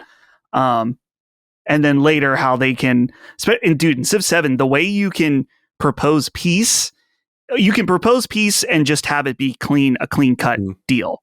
But the main way peace is made is by offering settlements to the other Civ. So you'll get into wars with people and then completely destroy them, and then you end it where they're giving you settlements like, please stop. Right. Please stop killing me. So, reparations. Right. That always leads to good outcomes. Oh, yeah. We always love the reparations. That doesn't have any catastrophic historical precedent. Okay, so that's what I've been playing. Mafia 3 and Civ 6. Don't know what I'm going to move on to from there. There's like so many options because there's just so many games to play. I'm not even sure where I want to go. But Dustin, let's stay with you since there's kind of a linear way to connect us. You're playing Civ 7. Yeah. I'm sorry. I'm going to interrupt you right away. First of all, you're going to do an episode hopefully soon about Civ 7. Yes. At some point. I know our friend Rick Hogue is playing. We were trying to figure out someone that I could do a Civ episode with. I want to give him some time because I think I bought into the stupid early access. So I've had all week with it, but I think he just got in. So got to give it some time to figure it out. But eventually we will do a Civ 7 episode at some point dedicated to it. There was a game at State of Play where I'm going to get got, by the way. Yeah. Oh, yeah? Yeah. Okay. Mm-hmm. Well, it happens to all of us at some point. But as of last week, when I first talked about Civ 7, I hadn't even gotten to the end of the first age of one game yet. And so now, a week later, this game has completely consumed my life to the point where the one night I played it, I must have played 5 hours straight or something into the late night. Are you playing on PC? Yes, I am. Playing on PC. That makes sense. And my body felt tired, and then when I went to bed, I like couldn't sleep, and I was seeing, it was almost like Tetris effect. Like I was seeing tiles in my mind's eye when I had my eyes closed. And I woke up the next day and my eyes hurt because I think I end up, as I'm getting more into the game, I sit closer and closer to the screen. So my eyes are darting all over the screen. And dude, I felt like I had a gamer related injury for like half of the next day where my eyes were fatigued from playing Civ. Yeah. So I think I have fully completed 3 or 4 games now at this point, playing on the standard speed, which I feel like is quicker than the standard speed in the last Civ, but I'm not sure. I love this game. I think it is absolutely fantastic. There are definitely issues with it, but the main thing I said last week, which still holds true, is that they took and made some bold choices with Civ that I'm sure that they were worried about, and I think that they were excellent changes. There are problems with the game. The number one thing, if you are passively hearing about this game, is that the UI is bad. There are definitely things that need to be improved with the UI, but here's the thing that I think is amazing is that Firaxis has already updated this game 3 times in a week. 3 times. To the point where they were hearing the feedback and they have turned off crossplay for this game so they can get the patches out quicker on PC. I'm sure there's a thing that they can't quite do that as quickly on consoles because they need to go through QA and stuff like that, or approval. So they are really working hard. They've already done like a big blog post about the things that they're changing now, things that they are changing in a March update that they're working towards. They've been super attentive about it. But even with that, let's say on day one when I played, the UI had problems, but they were never bad enough that I was like, oh, I can't play this. I think that overall, the problems were greatly exaggerated. Not that they don't exist, but they really didn't hinder how much I was enjoying the game. So I could talk about this game for 3 hours, but I'll keep it down to the main thing that I really like about Civ 7 is that I mentioned last week that about the eras. So, or I guess 3 ages. There's the Antiquity Age, the Exploration Age, and the Modern Age. And I think that part of this was that they had gotten feedback or had seen the data that many Civ games in Civ 6 were started, but not completed. And this makes sense because sometimes you get going in a Civ game and you're like, Yeah, I've abandoned a million games where I'm like, I don't like the way this is going. Right. Yeah, you start to not like where it's going and you're like, my time is better invested starting again. Mm-hmm. The ages are not like a complete reset during the game, but it is a fresh start to try again in some ways. So in each age, there are different goals to complete in terms of your culture, science, the taking over different lands and stuff like that, and your economy. So as you complete these goals, you accrue points that then will unlock bonuses into the next era. So what I'm finding is so cool is that I start where I'll pick a leader and be like, okay, I'm going to focus on science and economy. And so the first era, I'll do that. But as I start playing, certain situations will unfold where it's like, well, maybe I will get a little more military going on here. Maybe I will start taking over some places. And so the ages really can switch up the game in new ways. And as I was saying earlier, it can compel you to keep going where maybe you didn't quite complete your goals the way you wanted in the first age, but you know that you're set up in a way for the next one that you'll be able to do a lot better. So that's been the biggest change for me, is that I love that I feel compelled to play each game from start to finish. There was one game that I reset, but I made a really, really dumb decision out of curiosity about how it would play out in a new game. So I recommend that if you're a Civ 6 player coming into this, your first game, just play it all the way through, no matter what. There's going to be new things to learn. They've changed so many things about the game in terms of like how your cities work. In fact, now, Colin, what you're used to is that when you get a settler, you build a new city, and they're all cities, right? Or settlements, whatever. In this game, you start with a founding city, and then everyone that you found after that starts as a town, and all of their production is funneled into your capital.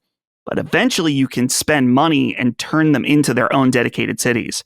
So there's this balance of having towns to support your cities and cities that can then do full production, because towns, you have to spend money to upgrade them as opposed to them being able to use their production on their own things. So overall, I am shocked how much I like it on release. And my recommendation, because I've seen a lot of people say, I really want to check it out, but I'm going to wait until there's expansions. If you don't want to buy it now because it's buggy or the UI, I get that. But for hardcore Civ players, I really think it would be wise to get in now, because I think that the game is so different. It's better to learn the game now before they expand on it more. I think the main thing they're going to do is probably add a fourth age to the game, because that's where I think is probably lacking the most. The game ends around 1950. So the stuff in Civ 6 where you have like a robot or like all kinds of future stuff doesn't exist in this game. And that's where I think it's a little lacking. I would have liked to see some of that stuff, but overall, getting in now, I think, is the move. And like I said, they're updating the game so quickly that the bugs, which there have been some bugs, but again, nothing that totally ruined the experience for me. It's worth getting in now. And I can't recommend it enough. I played a little bit on controller, Colin, on my Steam Deck. Wasn't bad. Yeah. Steam Deck experience wasn't bad. And so I played all of Civ 5 with a mouse, and that was way better. Civ 6 I've only played on console, so but it is you get used to it. Yeah, mouse is definitely the way to go for sure. I wonder if it has mouse controls on console, because I don't think Civ 6 does. Which is I don't know. That'll be nice, because you can play it all with a mouse. I was telling Mike has been kind of looking at it, and I'm like, you really can play it all with a mouse. Like there's really nothing else needed. So it's just one click, move around a cursor, all turn based. But yeah, I'm cool with Civ 6 for now. I'll get to Civ 7 for sure, but I feel like I'm just cracking open Civ 6 in some sense, like really getting into it. So it's like, why move on when there's so much? Like I don't even have any of the DLC or the new rules and the weather and the natural disasters and all. I don't have any of that shit. So yeah. And that's the Civ 6, they add a lot of stuff. And that's where I feel like that's the foresight in me thinking, like, if you went straight into Civ 6 with all the expansions, it's going to be it's so much at once. It's kind of better to add the expansions as you learn to play. Yeah. So Civ 7 getting in now before those expansions, I think is better.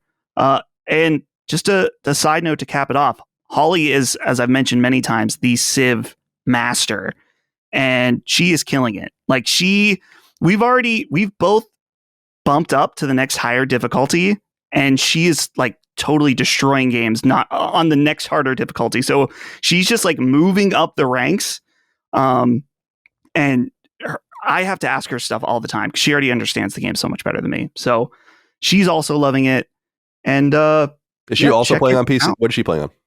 Yeah, she's playing on PC. Cool. She has a laptop that she plays on. So we're probably going to do a multiplayer game at some point with friends that we have that will play locally. So I'm looking forward to that as well. Cool. I've never played multiplayer Civ before. All right, Chris, that leaves you. It says here you're playing Onimusha, Ninja Gaiden, and Nobody Saves the World. So take it away. Yeah. So I figured, obviously with Onimusha news, and obviously, I started playing Onimusha before the second one got a trailer for the State of Play, which we'll talk about. But I know they're making a new game, so I'm kind of, all right, now I have a reason to go through and finish these games. So I went through and started Onimusha Warlords, picked it back up. I played it for 4 minutes back when I first when I first played it, and I was like, the switching camera angles was like, for some reason, like at that point in time when I first played, I was like, it's a little I'm archaic. not feeling this right now. especially at that time. I don't know what else I was playing at the time, but I just was not in the zone for something like that. But I was like, okay, I'm more accepting of it today or now, in the general vibe that I'm in. So I went through and I finished it. Finished Onimusha Warlords. Maxed out all the weapons, did all the. First of all, I really appreciated the briskness of it. It's such a brisk game that you can get through really quickly. I think there's even a trophy for beating it in like 3 hours or something. Yeah, there is. Yeah. That I looked at it for a second and I was like, I should move on to something else. I like how it feels like it's exactly the right amount of, like, it's got the right amount of simplicity and the right amount of complexity. Like there is some customization you can do. You can upgrade your weapons and they change a little bit. And, you obviously have the 3 levels of, I don't even know what you would call it. I can't remember what the terminology was, but your power level based on like opening doors of like certain. Right. Is that Oni is that the Oni power or something? I don't know. I don't remember. It's something like that. Yeah. I don't know. A lot of proper noun terminology in games like this kind of like goes in one ear right at the other, because I just like, it's a key. It's a key. Sure. Okay. It's a key. I'm going to call it a key, but yeah, I really dug it. I had a really good time with it. Sometimes the camera gets pretty fucky. There's like some stretches of the map where like you'll be in a hallway for exactly 2 seconds and the camera will switch like 3 times, and it's just like and you get kind of turned around. That's a little weird. Some of the checkpoints are kind of obnoxious because they happen like right before unskippable cutscenes, and so if you die, you just gotta like watch the cutscene again, even though you know what's happening, and that was kind of irritating. But it's all like old kind of archaic stuff. It doesn't take away from the fact that I enjoyed my time with it. It was like fun, brisk. I like Seminosuke. I like these characters. The voice acting is very, very campy, which I really loved. I can imagine it being like a turnoff for a lot of people, but it's like very. There's this weird like monkey looking dude, like this gangly little monkey guy who's like this like side. He's almost like the Igor, I guess. Mm-hmm. And he's a really out of the performance of that character is really out of pocket, and I loved it. Just feels vaguely offensive, but it's I enjoyed it. I wrapped it up. Really nice, quick game. It took me a little bit longer because there was like some times where I was just falling out of a groove and just getting mopped. So I finished it in around 6-7 hours or something. Although like. That's what the PlayStation clock says. I think the in-game timer is way closer to like 3 or 4, something like that. I don't know what the hell is going on with that, by the way. I don't know what. It's totally broken. I don't get it. I don't even understand how it could be that off is truly mesmerizing. But yeah, so I finished Onimusha Warlords. Really liked it. I'm really keen to check out the second one, and obviously keen to see what they're going to do in the future, which we'll talk about later. Also wrapped up Ninja Gaiden 2 Black. Finished that one. Over the week, and I have to say, when I played Ninja Gaiden 2 Black up until about chapter 13, and that was around the time where I was like, you know what, I think I'm good. I think I enjoyed my time with this. I'm set. I'm good. I'm gonna move on to something else. And then I picked up Onimusha because it's in the same kind of vein. And then I finished Onimusha pretty quickly, and I was like, okay, let me wrap up Ninja Gaiden 2 Black. I'm kind of close to the end. I think there was only like 4 chapters left by the time, at the point where I was. And so I finished it, and I like it significantly less now that I've finished it. In fact, literally exactly after the point where I turned it off, I started running into the exact kind of issue that I thought I would, which is the combat's a little repetitive. The enemies that they kind of throw at you. There's a lot of different enemy types in the game, but the most satisfying enemy to fight is the standard guy. Like just the dude coming at you with a sword. Like that's the most satisfying enemy. And they have these like big demons and like these like almost like tripod looking weirdos. And like they don't feel as fun. Like it doesn't feel as fun to dismember them. It doesn't feel as fun to get executions on them. They take up a little bit too much of the screen. Sometimes like it's very nitpicky, but like the most fun that I have in the game is really fighting just your average like normal enemy ninja. And in the late game, it becomes like all monsters, and that's like significantly less fun. I ran into an issue where I was running up this really long staircase, and I got to a door that was clearly supposed to open, but it didn't, and then it just like kept spawning. I'm not even exaggerating. I was like fighting the same respawning wave of enemies for like 15 straight minutes, and I was like, something's wrong. something. This doesn't feel. No one in their right mind would program this on purpose. Right. And so like I walked back up and down the staircase, and I did it like 3 separate times, up and down, up and down, up and down. And then on the third time, I guess I did trigger like the trigger volume that I somehow missed every single time. And then it opened the door. There's like there's a string full of like final bosses that genuinely kind of suck. And I don't mean them in a way that it's hard. I mean like literally there's one boss where I can't remember his name, but you can literally just use it's literally just shoot him in the head once, move to the left, shoot him in the head again, move to the right, shoot him in the head. And then that was the entire fight. And I was like, this is really not entertaining at all. It's like towards the end, it's like the second to last fight or third to last fight. I was like, what the hell is going on?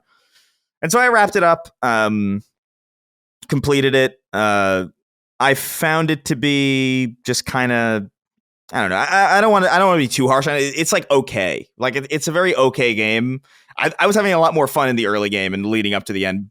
The last half, I feel like really kind of, or the last third, I guess, really kind of just.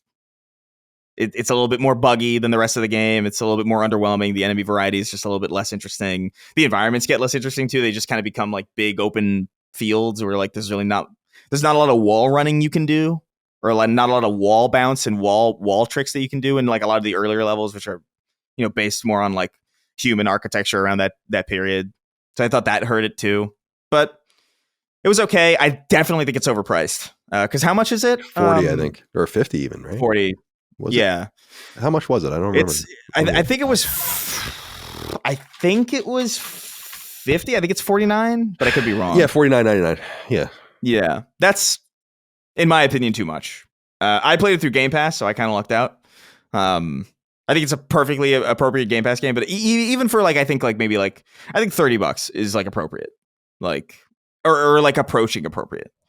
But yeah, finished Ninja Gaiden 2 Black. And in the meantime, I was, like I mentioned early in the show, I wanted to jump into Kingdom Come Deliverance 2, but it is one of those games that that's a game that I want to either sit at my PC and play or sit in my bed and play.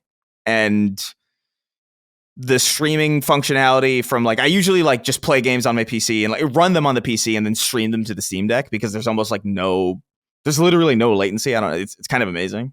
And so I figure I get like highest possible performance, highest possible quality graphics wise, and I can get it in the comfortability of my own bed. It's kind of a win-win.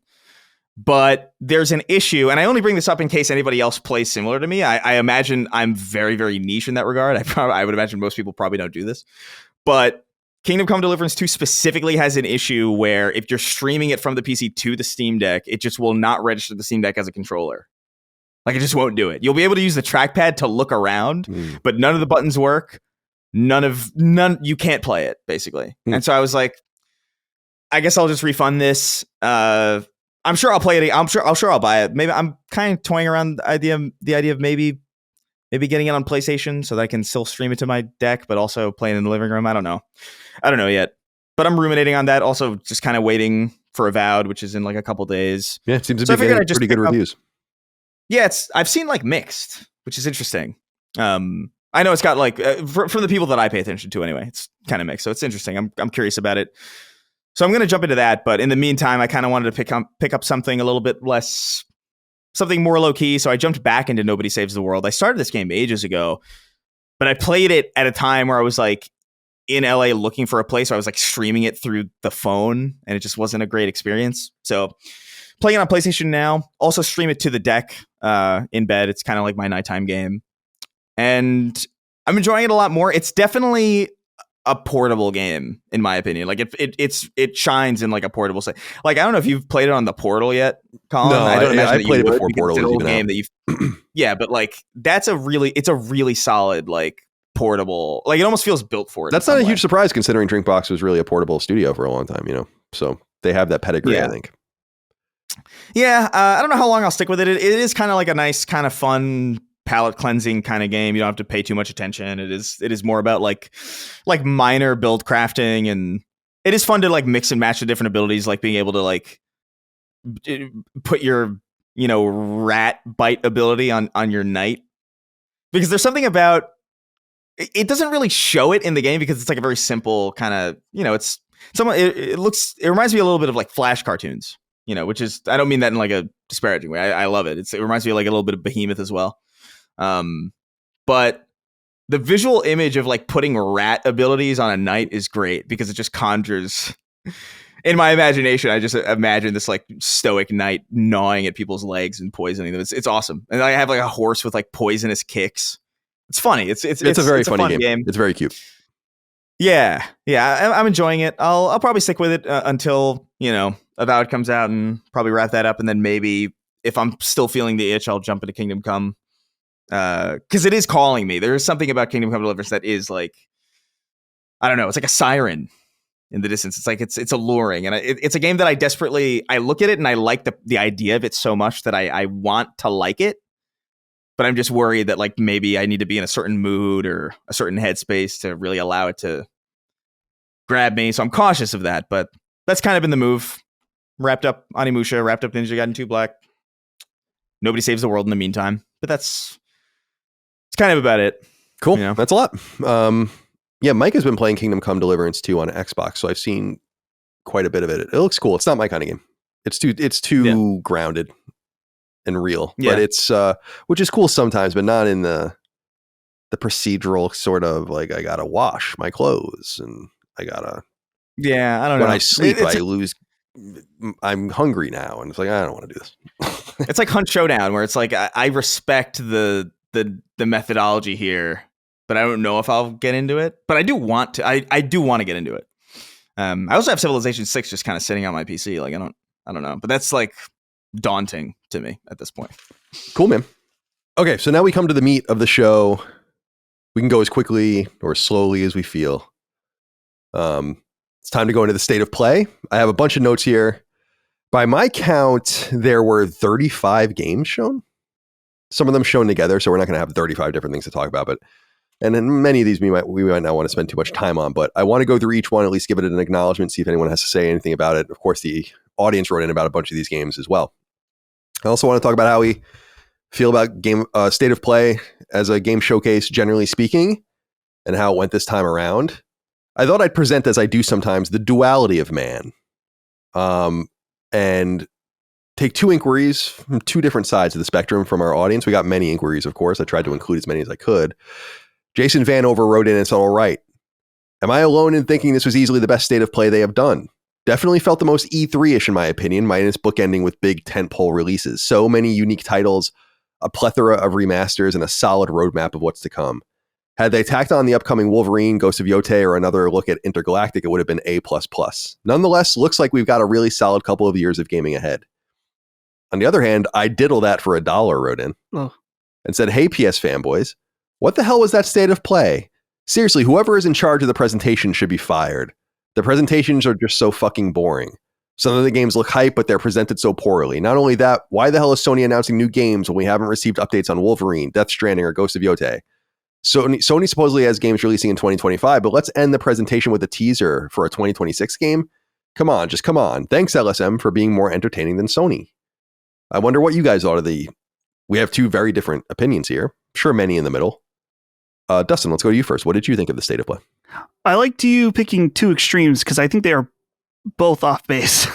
In that it wasn't the best state of play ever, but it certainly wasn't bad either. In fact, I was going through and looking at all the different releases. I was like, man, there's, I think, over 10 games here that I'm interested in one degree or another. I don't know if they're going to be 10 or 12, whatever many the count was. I don't know if I'm going to buy all these games. I don't know if they're going to be good, but there was a lot of stuff that I was really interested in here. And two, capping it off with the next Housemarque game, that is pretty damn exciting.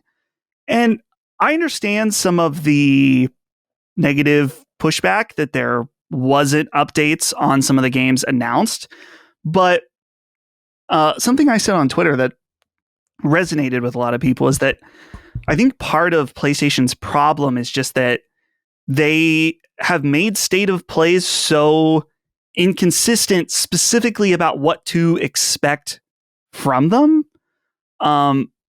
In that, there was that one state of play that like God of War, like the big blowout on God of War Ragnarok and something else that was like, man, this kind of could have been a showcase. And then we had that one showcase a few years ago that seemed like it probably could have been a state of play. And for me, state of play, like what we got yesterday was exactly what a state of play should be. Maybe even a little more in some ways, in that it gave us a bunch of different games from third party, some indie smaller stuff, some bigger looking stuff. And it even detailed, I mean, we got a new first party announcement, and with info coming in the future later this year about what the gameplay looks like. So I don't really know what there is to be upset about, unless you had all these expectations or dreams of what you wanted to see that wasn't there. So I don't think it was the best thing I've ever seen, for sure. But at the same time, if a state of play is, in my mind, a quarterly or so show that details a look at upcoming games coming to PlayStation, some big, some maybe in the middle, then I think it delivered exactly what it needed to, and surprised in some different ways. Not necessarily in the surprise of like, man, my favorite IP is coming back, but it's like, oh, this game looks really cool and I've never heard of this before. Or, oh, we heard about this, but we haven't seen it quite yet. And even, they're not all first party, but that's something we keep coming back to on the show, is that it's like the first party above all obsession doesn't connect with me. I get it. And I understand wanting to, like, you want to hear new music from your favorite band and not other bands. And at the same time, I look at the landscape of first party. I'm like, man, we have 2 games in the year right now, with Death Stranding 2, second party, but still PlayStation Studios. We have Ghost of Yotei coming this year. We have a new Housemarque game coming next year. Wolverine is a little bit of an interesting one. There's clearly problems going on with that game. Probably was announced too early. But yeah, and it also lost its director and has, I think, its third director now. So yeah, it's obviously in trouble. So yeah, there's issues going on, but I don't have expectations for huge first party blow. Oh, and dude, we found out about Intergalactic just a few months ago. So first party, as far as what we know and the things being announced, is live and well. Could it be stronger if there wasn't the insane live service push, where we had teams like Bluepoint working on shit that they shouldn't have been working on? Certainly. I'm not saying it couldn't be better, but sure. I don't feel like, oh, what is going on with PlayStation first party? It's like there's tons of stuff. Clearly. It's just not all announced as one thing. So that was a lot. I don't really know how to wrap it up, but I think that the extreme negative reaction is overblown. I haven't seen very many extreme positive reactions either, other than that write-in, but I wouldn't call it the best thing ever either. Chris, what are your thoughts? Yeah, I don't know. I this state of play seemed to me, there are different avenues in which I found it impressive and disappointing. I guess, like, I'm just generally disappointed that a lot of showcases now revolve around like minor updates or like DLCs to other games. Like that feels like a distinct difference from like game showcases that I remember growing up with, where it was just like everything you saw was like a new game or like a sequel to something. You know what I mean? Like it wasn't really all about these like iterative changes or like, oh, guess who's coming to fucking Dave the Diver? And it's like, all right, like it's cute, it's cool. I don't know if I need it to be a part of a showcase in any real way. But at the same time, having said that, one of the more exciting announcements from this thing for me was a DLC to something. And, so even in that sense, it's like, I'm somewhat hypocritical. But I kind of viewed it as like, yeah, this is it was an okay leaning towards like better than average or what I would normally expect from a state of play. Like maybe like B territory, B minus, you know what I mean? If I were to, in this moment, choose an arbitrary like letter grade. but like I don't know what there really was to be like really disappointed in or like really blown away by, because even the stuff that was kind of a nice surprise, like the bookended Housemarque game is like that's great. It's cool. We didn't see much of it, although we can infer a lot, which is nice. So even that stuff is kind of like muted in some way, but I thought it was a pretty good. I thought it was pretty okay. I didn't really have I didn't come away with it disappointed. In fact, I heard negative things about it online, or like we were recording Star Tank at the time, so like I had to catch up on it a little bit later. But I had heard the reception to it. I was like, oh man, it looks like it's bad. And then I watched it and I was like, oh, that was not really that bad at all. That was entirely fine, if not a little bit better than I expected. So yeah, it's way better than I expected, I thought. Yeah. Andrew Walsh. I do want to note before we continue, I do think some of the thunder was a little bit stolen because some of these trailers did leak. I think namely the Metal Gear Solid 3. I think that would have been a dope trailer to see for the first time, especially with that Ape Escapes thing. But that was kind of, we knew. The wind was kind of taken out of the sails of that one. So I confirm that they're not letting that in the Xbox version, by the way, which I guess isn't a huge surprise, but that is funny. That should tell you everything you need to know about PlayStation games going to Xbox, I would say. Oh yeah. But yeah, I just wanted to mention that because I do think that factors in a little bit. Yeah, always leaks. They just can't seem to mitigate them. They usually come from themselves, whether it's trophies or the one game I was surprised that new Warriors game didn't leak. They were very smart about not putting the trophies live and all of that. So they're understanding better how to keep these secrets. But yeah, inevitably something leaks. Andrew Walsh wrote in and said, and this is kind of a reflection of how I feel. He says, "Hey, Sacred Ones. I think I'm at the point where I just need to delete Twitter. I finished the State of Play, thought it was pretty stellar showcase. I load up Twitter and it's the worst thing anyone's ever seen. It's getting to the point now where no one likes anything anymore. It's just complain. It's exhausting out there." I totally agree. I have a funny little anecdote. I was watching here on my computer, the monitor here. I had full screen the State of Play, and I had notes that I was taking on this monitor. And so I had the full screen. I couldn't see anything but the video. And at the end of the Housemarque trailer, it's like, thanks for just tuning in. Hit escape, right? So the video goes back small, and then you see the chat, and the chat's just full of L's. Yeah. And I was like, what? Like, what do you want in these states of play? This is like a secretaries of state. States of play.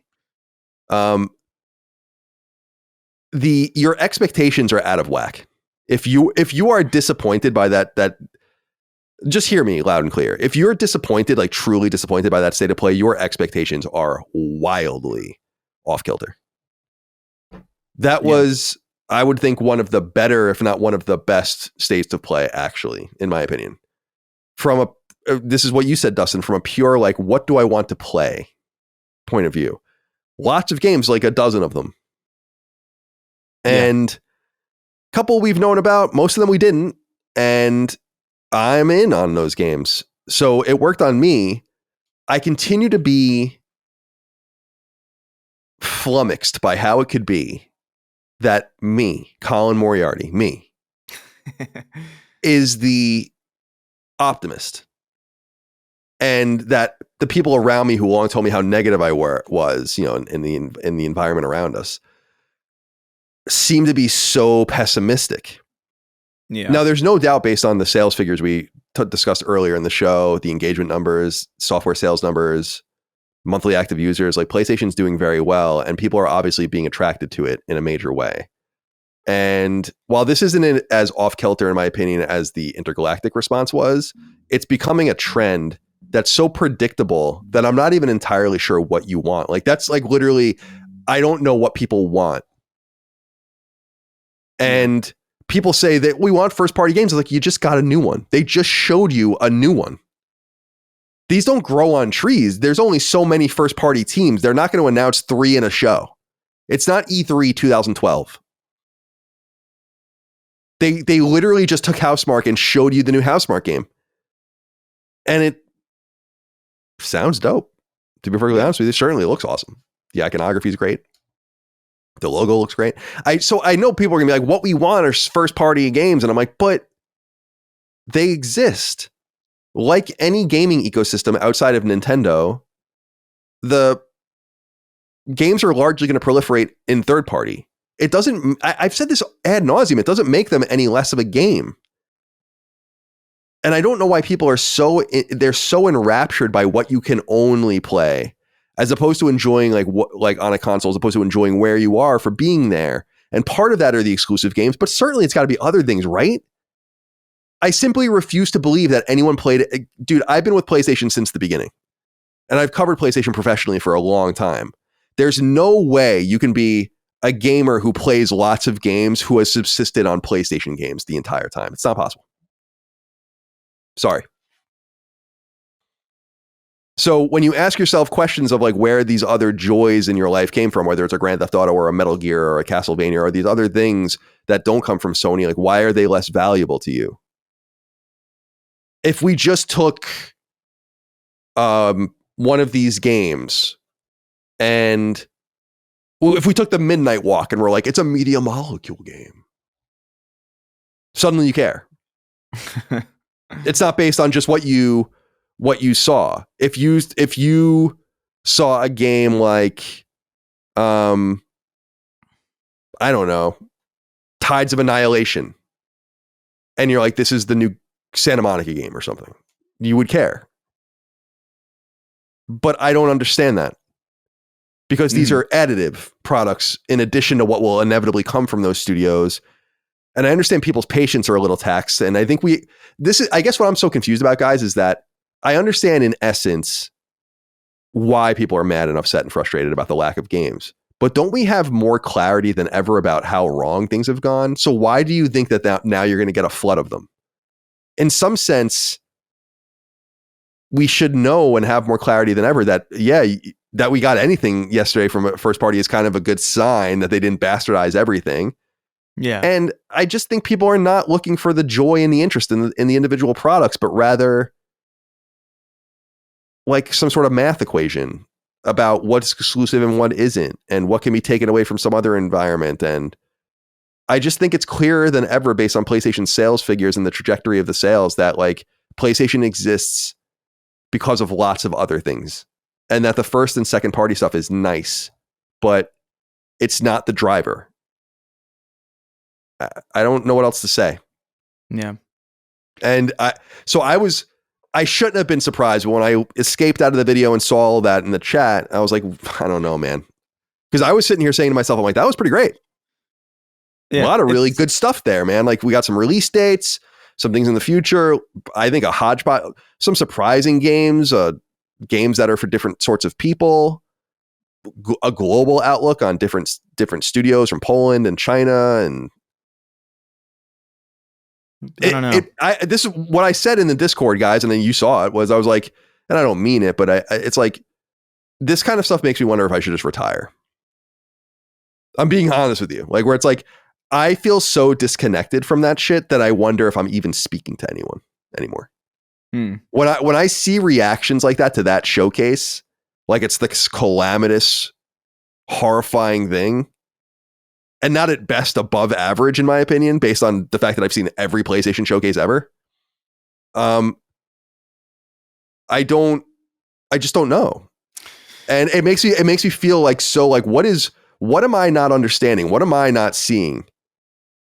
And it makes me feel like, man, maybe I'm just totally, I don't know. I think disconnected. I think this is a broader loud culture of cynicism, because I think earnestness and excitement is viewed as like kind of cringe now. It's like uncool to be excited. It's uncool to like think something looks good. It's a lot more cool to be like, you know what, everything fucking sucks. You know, and that's kind of, I don't know, it's a broader problem with like the internet in general, but like cynicism is just kind of a very appealing thing to people. And I don't say that as somebody who isn't somewhat cynical. I think I am. I don't aspire to be. You know, in fact, I aspire to be the opposite. That's right. That's a great point. I specifically aspire, like anytime that I feel like I specifically like train myself to like not to train myself away from that. But I think a lot of people view it as cool, so they kind of lead themselves into it. And if you do think if you did think the state of play was cool or was good or even just acceptable, you're probably not going to type it into chat because you'll either get dogged on or you'll reveal yourself to be excited about something which is uncool. And so it's worth noting that like anytime you see like a showcase like that and you see like L or whatever, or like this broad sense of cynicism, it really is just the loudest people who are most likely and most incentivized to contribute to the conversation in that way in the first place. And I don't think it's necessarily like the broad view of everybody who is either paying attention or even the people who just aren't, who just might hear about these games not from the state of play, but like maybe it pops up in their newsfeed or something, and your casual player in the sense that they play a lot of games that they might not pay attention to the industry or like watch the E3s or the showcases or what have you. They've probably seen some trailers already that are just like, oh, that looks cool, or like, oh, I'm excited about that. So I don't know. I don't know. It's not really to do about anything, but I do mourn the aspiration to cynicism that I see everywhere. It's very well said, Chris. It's like it's really well said in that I'm known as a cynic too, but I'd love to live in a world where that wasn't necessary. I'm cynical because the world demands it, but I'm not cynical because of a rule that demands me to be cynical. And yeah, I didn't get into video games as a kid because I wanted to make fun of them. I got into them because I loved playing them. And I'm always searching for like the next high, as it were. And I just can't imagine being surrounded by so many good drugs. And by the way, I'm like a mono-platform person, like a uniplatform, play on one platform, and I am overwhelmed. Don't even know where to turn. Like, what do I do now? Like, the world is my oyster. We have that's more normal than not, but we have a hardcore audience that's multi-platform, and you have even fewer excuses to not find the joy and the interest in anything. Sometimes you're going to strike out. I'm not always disappointed. I always think about that game Generation Zero, and I was like really excited about that game and it ended up sucking. And I was like, oh my God, I should have known better. I don't know why I thought this was going to be any good. Sometimes you buy in and that's your own fault, and sometimes things don't turn out, but I just can't imagine being in this stacked environment of game releases and the provenance of where some of these games come from and drawing them back to these studios that have these rich libraries that a lot of people haven't played. Like that's why I go back to the retirement thing as like just a joke, where it's not that I have a problem with people having different opinions. I actually think that's vital and I love that. It's that usually when people have a different opinion, I can understand it. I might not agree with it, but like I can see where you're coming from. Oh, we should do this politically, or we should have that. It's true everywhere in the world. I'm like, yeah, I don't agree with you, but I can see why you would think that. I can see why you think a universal basic income is a good idea. I think it's a horrible idea, but I can see why you think that's a good idea. Let's have that difference of opinion. Let's have that discussion, see where things pan out. But when I walk out of a presser like that or walk away from it and I'm like, everyone's like, an F, a fucking complete disaster. I'm like, I can't even relate to you. Like I don't understand what you're talking about. And it starts to make me feel a little crazy because it's like, it's likely that the people complaining don't play more games than me. It's highly unlikely that they know the industry better than me or have been around longer than me. But it makes me start questioning my own bona fides. And it's like, damn, maybe I'm just like a relic, a fossil of a different era, and people are looking for this entirely different thing. But then you contrast my feelings to the sales figures and it pans out. It sucks. Because I don't want everything to be so negative. It blunts the negativity. When everything is so negative, it doesn't matter anymore. It doesn't.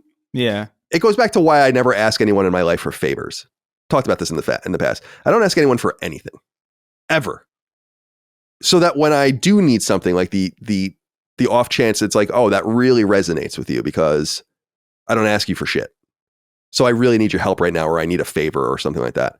But if I just always ask you for a favor, if I was always leaning on you and relying on you, then when I really came to you and was like, man, I really do need help, you'd be like, you always need help. And it's kind of a similar thing now. It's like, you're always upset. Nothing seems to please you. Intergalactic was one of the first signs where I'm like, I don't know what you're talking about. I don't know why you're so angry. Why are you so angry? It's not a matter of liking or disliking it, but why are you so upset? And how can someone like me, who's been playing games for almost 40 years of his life, continuously, basically, have so many unplayed products around him, and you can't find anything to find joy in? It's not possible. Unless, like you said, Chris, it's the choice being made. So, I don't know. I have a quick thought. Yeah, go ahead. I wonder, we talked last week, someone had to write in about new IP versus old IP. And I think part of maybe what is some of the disappointment in the state of play is that this, for a lot of people, it didn't have that like, oh shit, it didn't have that pop moment to it. Especially when it comes to like, there wasn't like a reveal of Resident Evil 9 or I don't know, new Kingdom Hearts footage or something. But there was a big, a new Housemarque game, but it's not from an IP that anyone knows. So it just is not exciting. I wonder if there is just something in the fact that if things are announced that someone doesn't have a base connection to, that it's not like this hype, exciting moment, then it's just not exciting at all. It's not good. It's not, it doesn't have that like moment where people are posting their Twitch clips about people freaking out over announcement. So Right. if it doesn't have that, then it's not a good showcase. New IP, it made me think about that question from last week again, where it's like, man, people really don't get excited for new IP. And I can understand that new IP is you have a different type of excitement for it if you do have it, just because it's excitement for something unknown. Whereas if it's an old IP, you have a framework in which to be excited for, right? So it made me think about that. It's like, okay, well, maybe we do just need Uncharted 8. Or that would that make this a good conference? Just all sequels, all to the things you already know about. Yeah. Maybe that's what people want. And we're in the minority. People would react more positively to that for sure. I don't know. But let's get into the games. Yeah. We'll go through them in chronological order. We don't have to linger on any of them that we don't want to. The first game that was shown was Monster Hunter Wilds. We know it's coming February 28th. They did tease that there'll be a first update in the spring of 2025. This is, of course, the first mainline new Monster Hunter since 2018's World. And the series began on PlayStation 2 back in 2004. I know you're excited about this one, Dustin. Anything to say as we're getting close, a couple weeks away? No, honestly, I did not care that it was even there because I'm in. I don't need to see it anymore. It's kind of weird. The game's not out and they're already like outline. It's not weird. I guess it's a good thing. They're outlining the free updates coming. That's not weird at all because it's their best-selling game. So I think they're very confident. Yeah.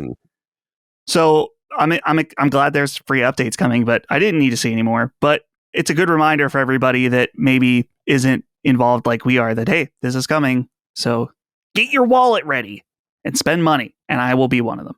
Yeah, and this isn't for you. Are you going to play Monster Hunter, Chris? I don't remember. I don't think so. No, I slim chance. But like, I have friends who are really into it. I've just never been able to really get into it. There's like a barrier for me. And I'm not really even sure what it is. I'll probably wait if I'm going to play it at all.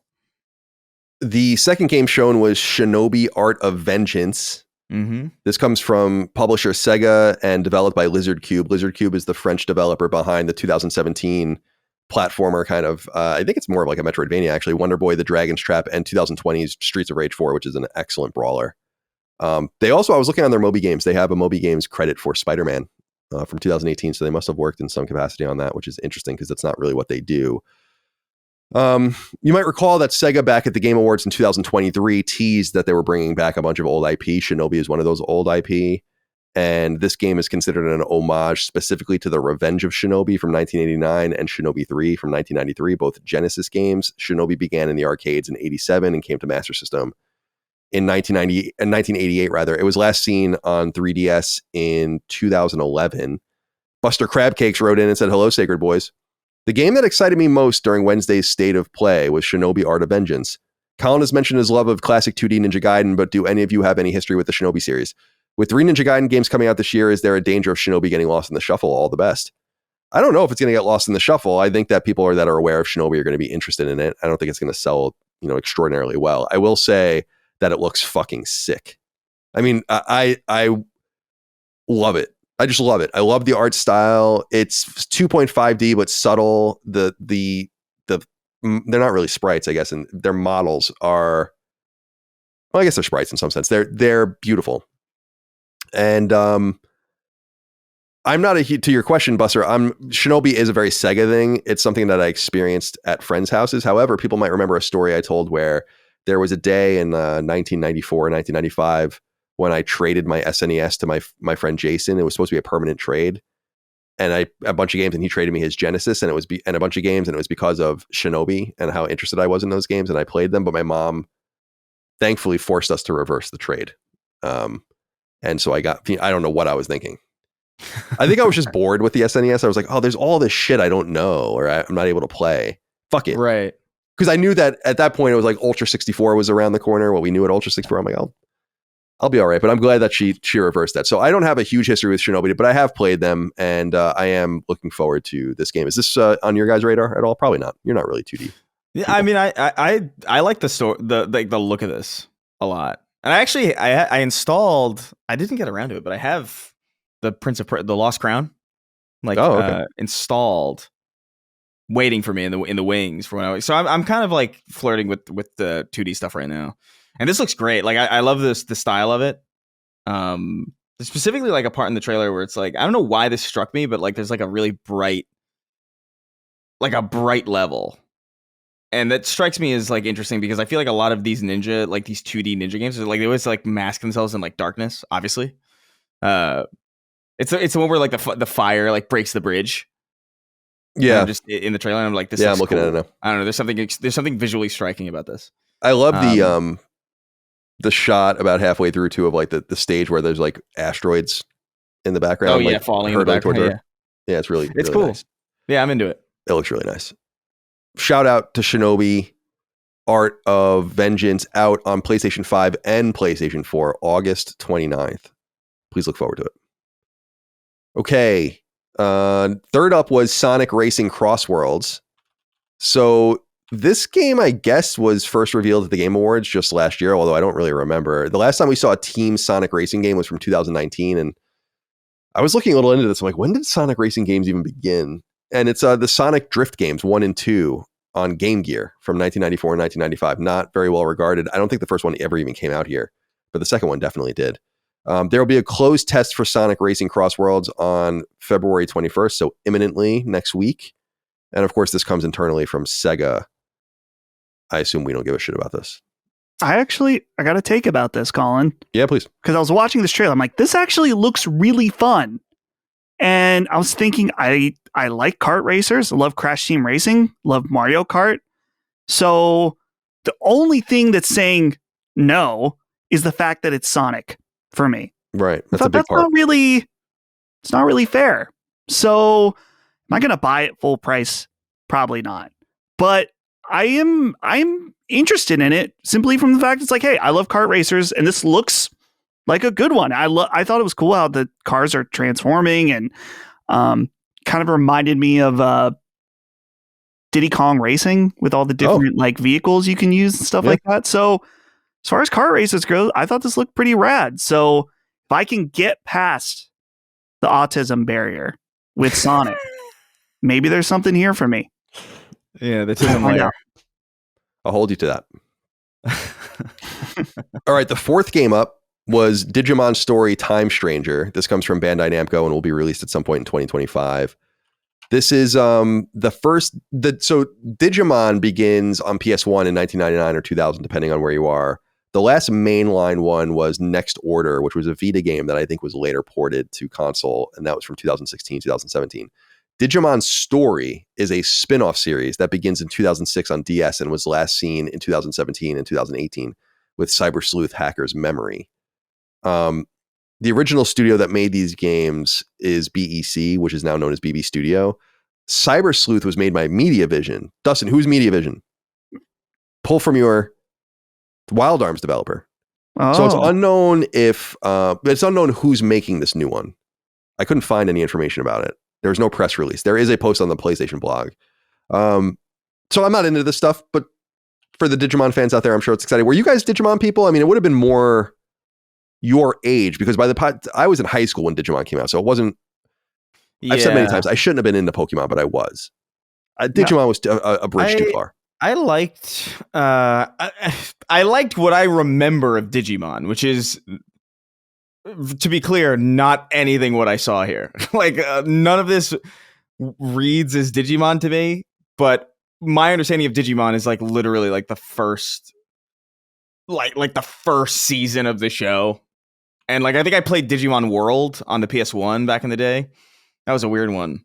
But I liked that Digimon. And I had like some Digimon action figures of like that first batch. But like beyond that, I don't know. It evolved into stuff that I don't even understand. It's like a trading card game that's like really popular with Digimon that I some of my friends play, and I'm just like, I have no concept at all of what the hell is going on here. Yeah, I'm not.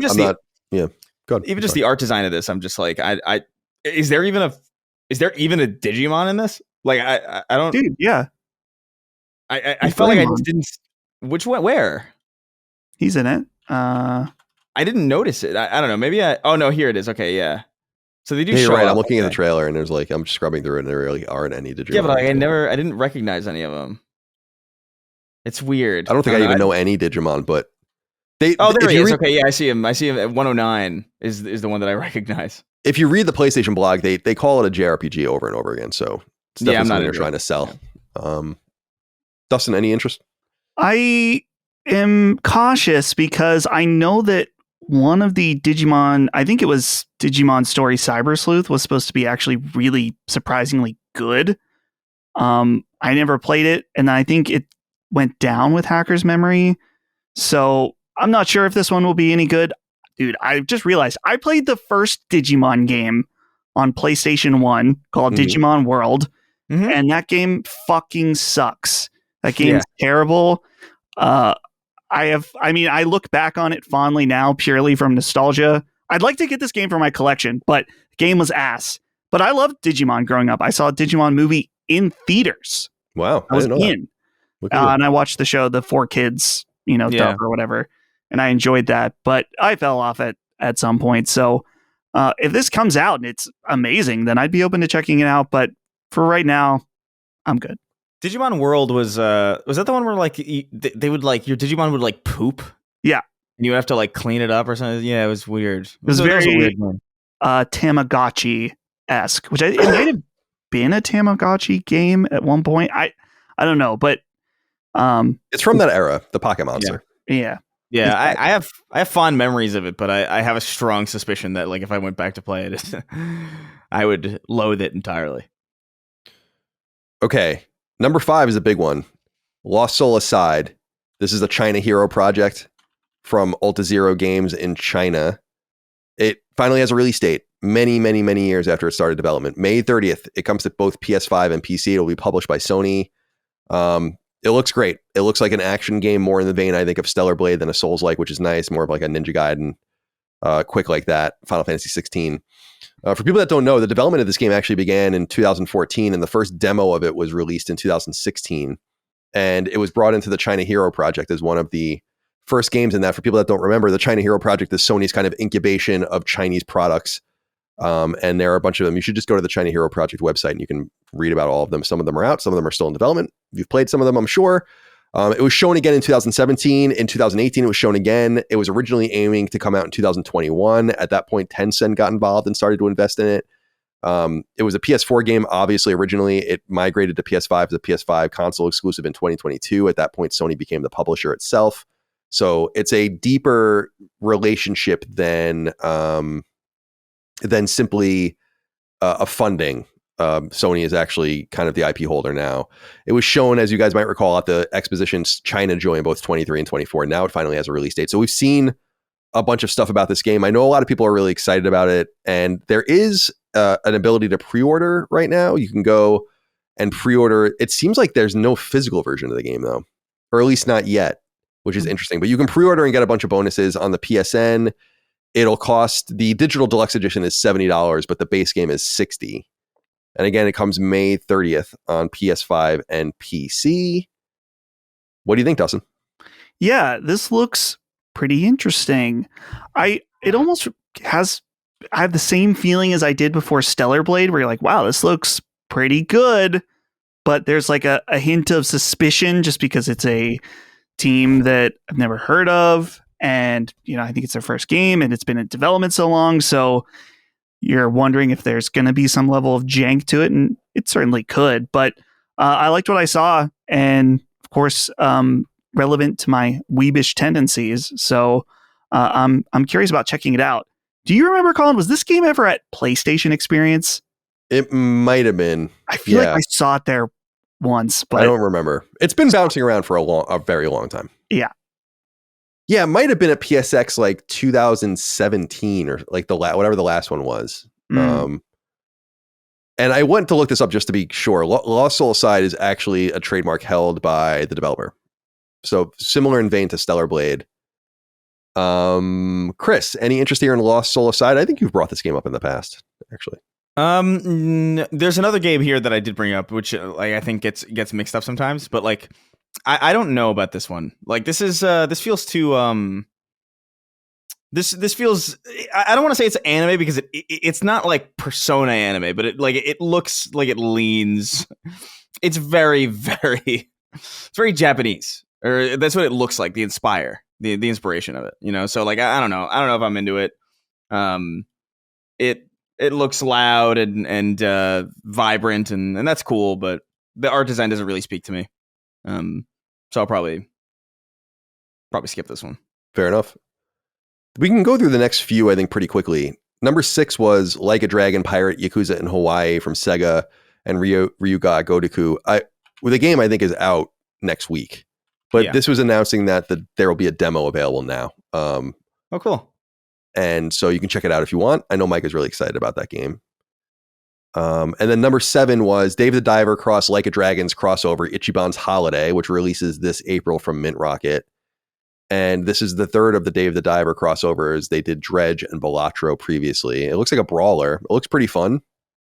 I don't know if anyone's interested in that, but I like kind of different stuff like that. Mike is, again, a big fan of Dave the Diver, so I know she was really interested in that because she likes both of those IP very much. Number 8 was Splitgate 2's Alpha from 1047 Games. So the original Splitgate is a free-to-play FPS running the original one on Unreal 4, I want to say. Launched on PC in 2019 and came to console in 2021. The sequel was revealed last year, running on Unreal 5. The original has been downloaded 22 million times, so pretty popular. These guys, I was reading a little bit about 1047 Games. They're apparently located in Nevada. Are either of you, have you played this game, Splitgate? And are you interested in this alpha? February 27th. Yeah, I remember before Splitgate came out, this is one that we checked out for Handsome Phantom at PAX or something.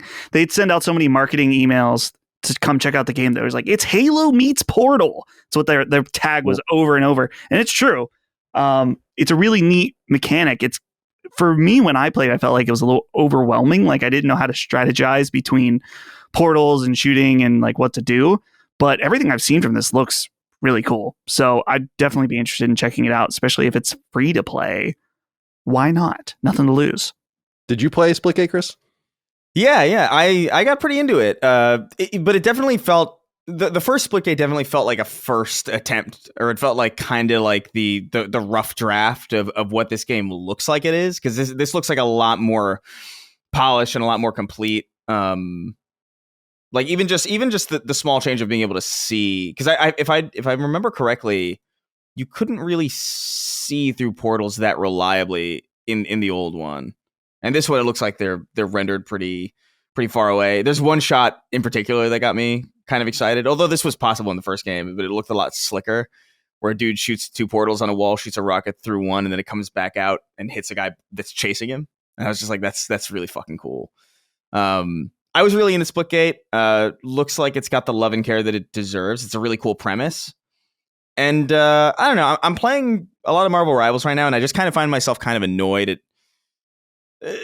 there's a time and place for like hero shooters and multiplayer games where like everybody plays as a different character with their own kit, but I've been itching for just good old fashioned like arena style combat where it's just like you're on the same foot as everybody else and you just got to be better.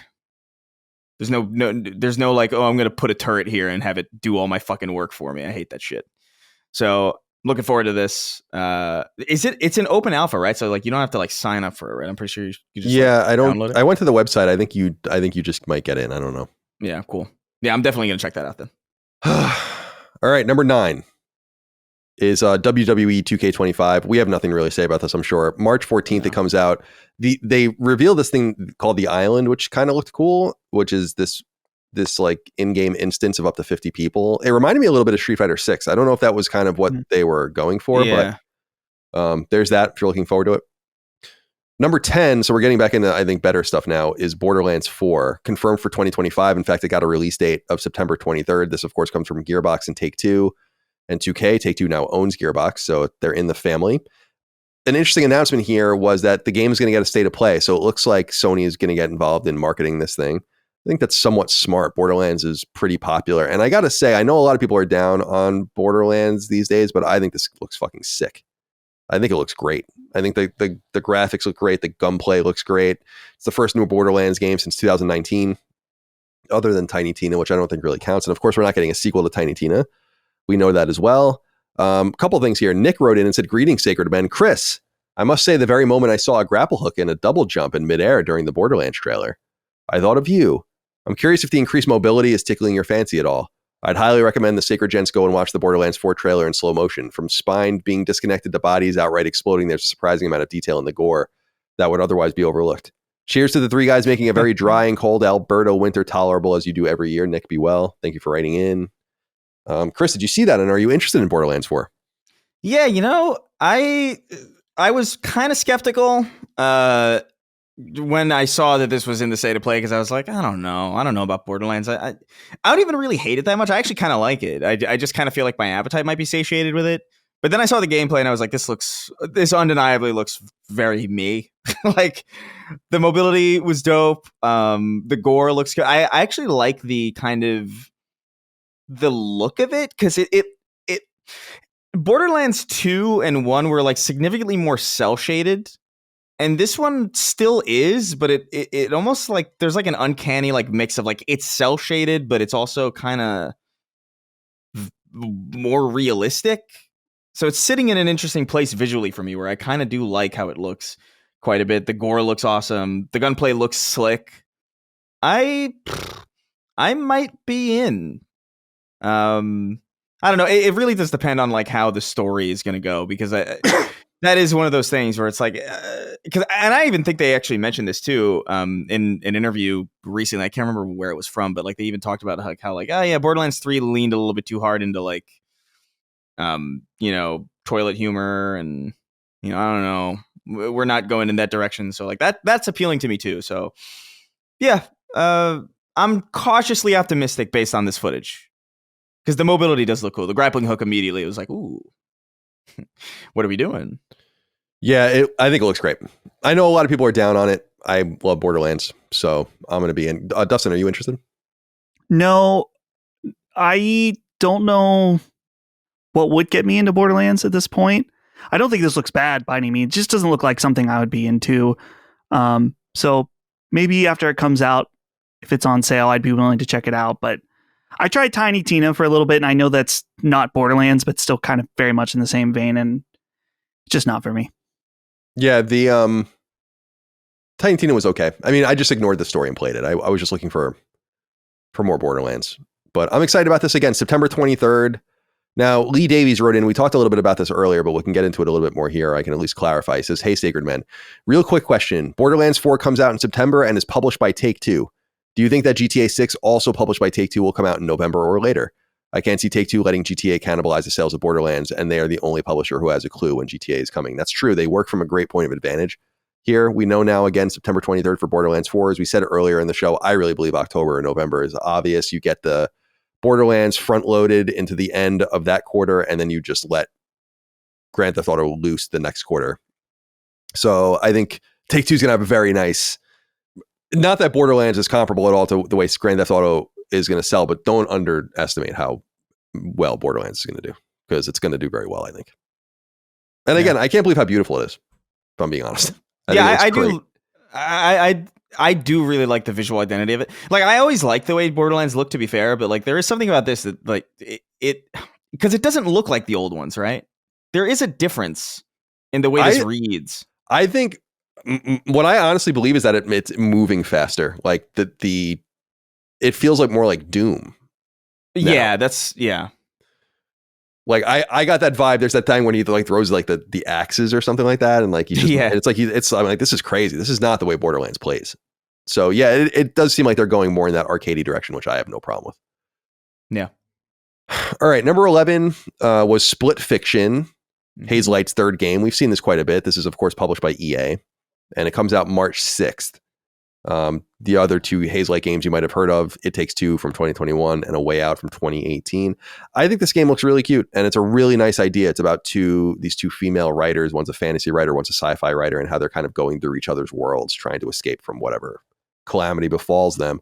I'm just not a multiplayer person or a co-op person, so it's not a game I'm probably going to play. But I bet it's going to do excellent. So, any interest in this? Yeah.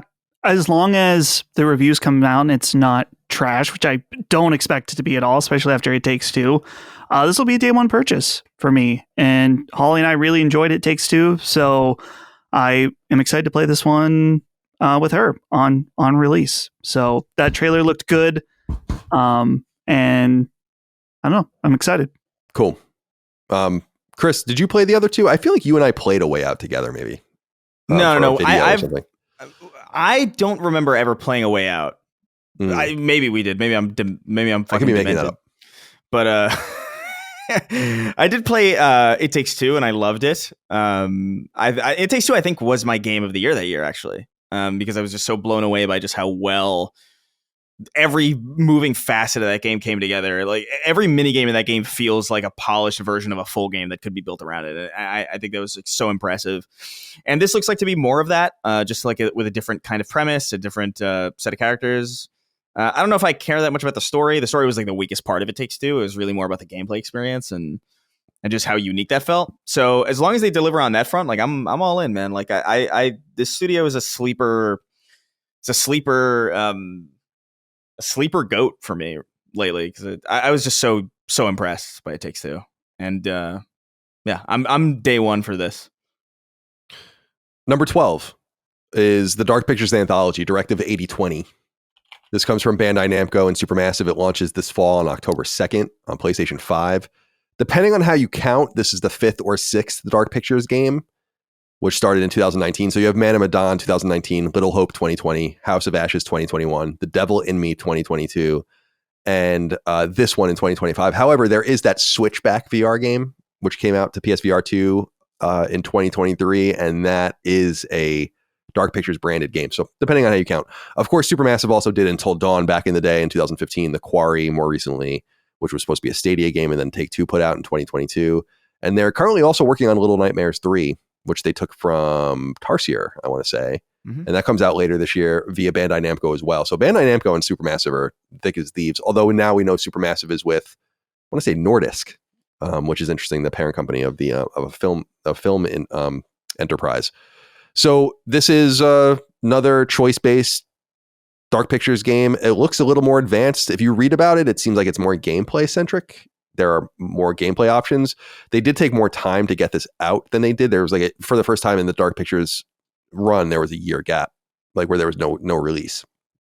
So they clearly put more into this. For people that are curious, it takes place on a spaceship called the Cassiopeia, and it's a choice-based game, obviously.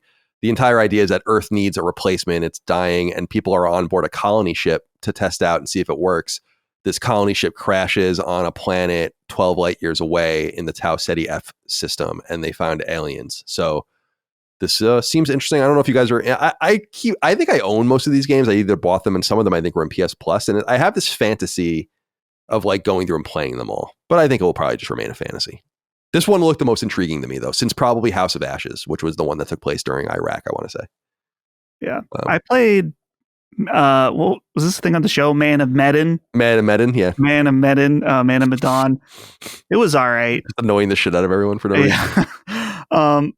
Dude, dude, the Quarry I felt so burned by. Not that it was an atrocious game, it just wasn't very good, and it was full price. So I'm feeling pretty burned from that. And this game doesn't look bad.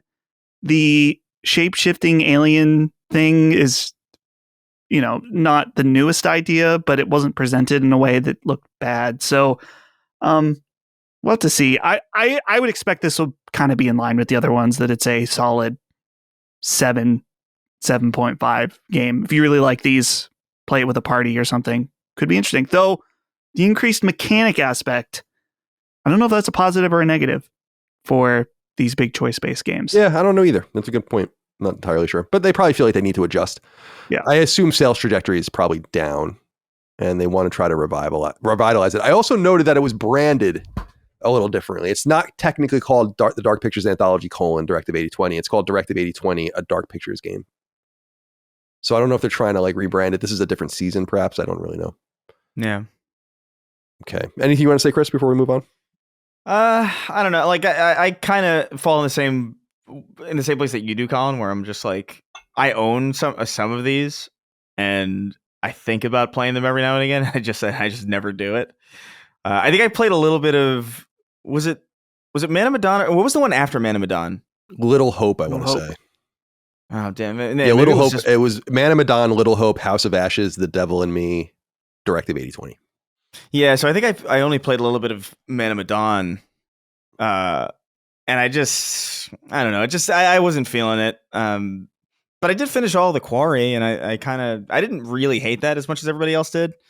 But I don't know how I feel about it. I like the premise. I think the idea of, okay, this is like The Thing meets Alien, kind of shape-shifting alien, and you don't know what it is, but it's in a spaceship. I dig it. It's like Dustin said, it's not super new, but it could be a fun game. I just don't know my appetite for these kinds of trying to be a movie kind of experiences. I think they're kind of neat at best, and they're never going to end up in a top. None of these have ever ended up in a top 10 list of the year for me. So I just question whether or not these really work for me all that much. But. Number 13, Five Nights at Freddy's: Secret of the Mimic comes June 13th. I don't even know. I think that might be one of the most viewed trailers though from the show. Not surprisingly. Still not entirely sure what it is. Yeah. All right. Number 14, The Midnight Walk from Moon Hood Studios, the Swedish team. This comes out May 8th. This is also one of the games that quietly is coming to PSVR 2 as well. That was shown. Looks really nice. It was shown first back in 2024. In fact, I found a PlayStation blog post of it from 2024. And it's just an eclectic game made in a clay-like visual style infused with horror. I think it looks pretty nice. I'm not entirely sure if I'm going to play it or not, but it looks pretty good. Chris, are you in? Oh yeah, 100%. I've mentioned on the show ad nauseum that art design is such a big thing for me, and this stop motion claymation looking shit and these uncanny faces. There's specifically it's funny looking at things like this because I'm an adult. I don't really get scared by video games like these anymore. But there's faces in this trailer that I could tell 7-year-old, 8-year-old Chris would have been freaked the fuck out at this game. And I'm totally in. I love the style. It reminds me a little bit of reminds me of Nightmare Before Christmas and a little bit of Salad Fingers too in here. It's just very weird. And I'm totally in. Whatever this is. Looks sick. I thought you mentioned Nightmare Before Christmas. I'm like, oh, this is kind of like a Tim Burton-esque thing. Yeah. But I like that Tim Burton, for his more kid-friendly stuff, is right on the edge of being scary, and honestly is scary for a lot of kids, but never too far. So the idea of taking that look and then pushing it into actually being horror is kind of cool. I'm most curious about this game on PSVR, just because being in and looking around a world that is a very Tim Burton-esque clay animated style. That would be totally different from anything else before. Maybe not. Maybe there's something like it I'm not aware of, but I've not seen anything like that. So seeing playing this in PSVR might be the move. A smaller game that I am looking forward to is next up on the list. This would be number 15, which is Darwin's Paradox from the studio ZDT Studio. And Konami is acting as publisher, which is great. I think this game looks really, really fun. ZDT Studio, by the way, is in French, I think, or France. I think this is their first game. And I love the way they describe it on the PlayStation blog. It says, quote, French developers over at ZDT Studio started working on Darwin's paradox with one goal in mind, to let players truly understand what it feels like to be an octopus. With the PS5's DualSense controller, we finally had the technology to bring that immersive experience to life. And so it's basically some sort of, it reminds me a little bit of like a I don't know, Inside or Limbo, but like, but less serious. And basically the octopus can use his camouflage to hide, and he's just trying to like get through this. I think it might be like a factory, like a fishing factory or something. So it looks really cute. I think I'm really interested. It's supposed to come out the end of this year, or by the end of this year. So I'm going to play it. You guys are also interested, it sounds like. Yeah, I thought this looks super creative and fun in all the right ways. And you mentioned Inside. That's why I was like, oh, it's Inside, but you're an octopus. And that pitch initially, I mean, that's kind of enough. And then seeing it in motion, it looks really fun and really cute and very interesting. Colin, I'm surprised. What do you think about Konami getting in on this? They're back. Love it. They're back. Yeah. I love it. They are. This is what brought them back, is this specific game, Darwin's Paradox. Yeah. Number 16 was a surprise game because it's out right now. Warriors Abyss, it's called. It comes from Koei Tecmo, publisher, and Omega Force developer. It's on PS4 and PS5 alike. It's a roguelike spin on the kind of Omega Force style Musou warrior style games. And it's something a little different from Omega Force, although they've been known to do different things every once in a while than the Musou. They made Tukaiden, for instance, and a bunch of other stuff. But this isn't for me, but it sounds cool for those that are into it. It's a roguelite, procedurally generated, crazy amount of enemy sort of game. So it sticks with that Omega Force styling. And it's probably something a little bit different. So yeah, they kept it secret, didn't leak. And I'm not going to play it, but it seems like people are enjoying it. Any interest here? I don't think it's for me either. I was looking, it's a $25 game. So, smaller price, and that's cool. Right now on Steam, it's sitting at mostly positive reviews. I like the idea of taking what they're good at and applying a new formula to it in a non-mainline release. We just had a new Warriors game just recently. So I think this will be really cool for fans of the game. Or the series. Yeah. Chris, let's get to 17 and 18 now. This is Onimusha 2 Samurai's Destiny and Onimusha Way of the Sword being shown again. So we'll start with Onimusha 2 Samurai's Destiny. This is, of course, the PlayStation 2 game from 2002. Capcom is releasing it May 23rd. We already knew that they were doing this. We had talked about it a week or two ago, but now it has a date. Many updates from the PS2 version, QOL stuff, graphical updates, frame rates. Looks great. So you said already that you're going to be interested in playing that. Yeah. And then number 18 was Onimusha Way of the Sword, which we had just seen not too long ago. We know it comes out in 2026. This is the return of Onimusha. By the time it comes out, it will have been 20 years between Onimusha games. Onimusha 4 came out back on PS2 late in that generation. It looks fucking awesome. I mean, there's something about Onimusha that is very attractive to me. Just the visual of the floating orbs, like in stasis, waiting to be sucked in by the gauntlet. Really, really excited about it. And I'm hoping for the best. I hope that it does well. So you're looking forward to that as well, Chris? Oh, 100%. What got me specifically, I was just down for a more modern version of whatever it is that Onimusha was, because I really got into it.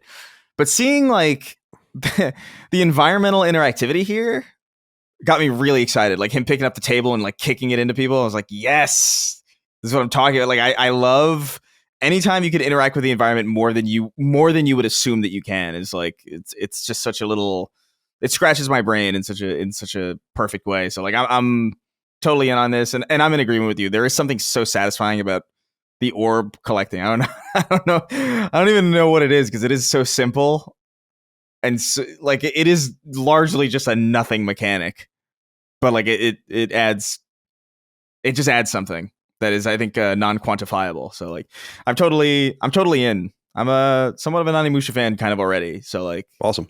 Looking forward to playing 2 when it comes later, and definitely this.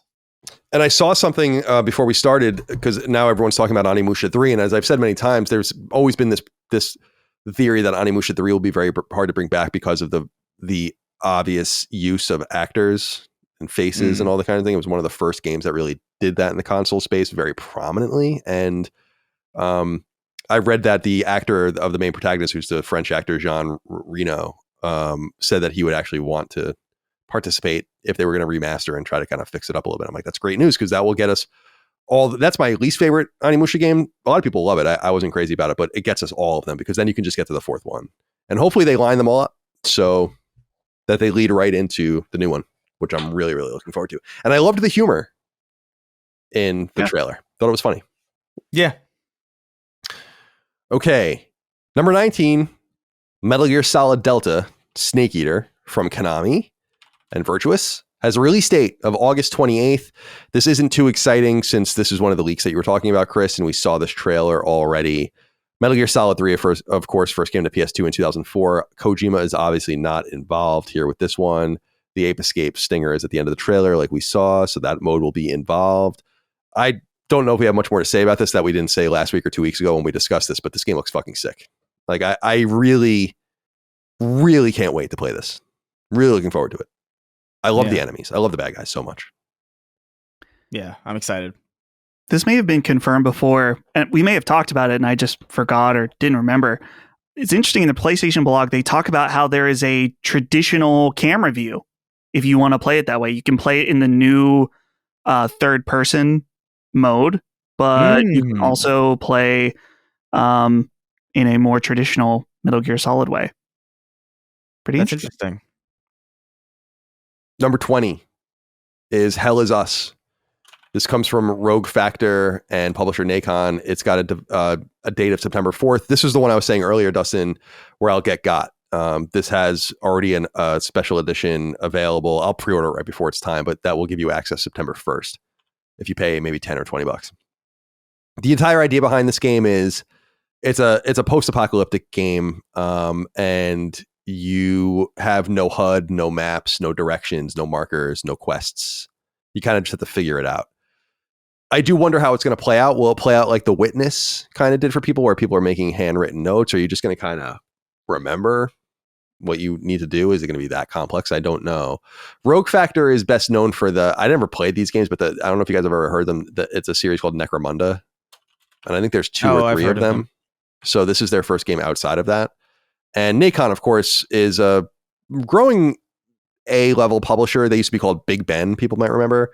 And they're probably best known for the WRC racing series that's annualized every year. But they published Steel Rising. They published the RoboCop game last year, or 2 years ago, that was really good, Rogue City.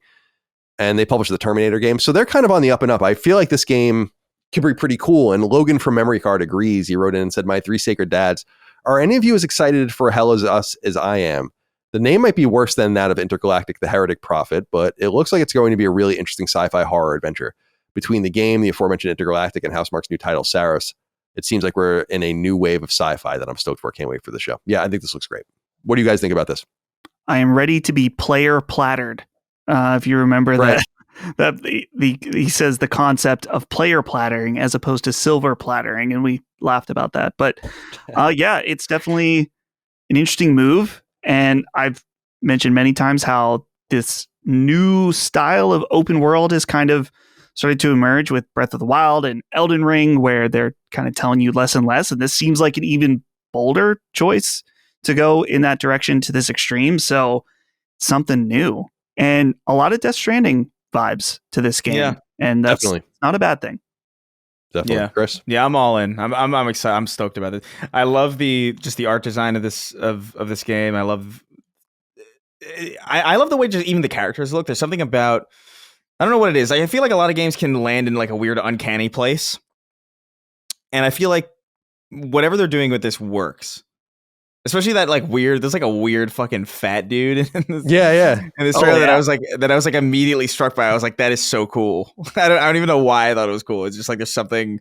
It's distinct and interesting. And like you said, yeah, there's heavy Death Stranding vibes here. Not a bad thing at all.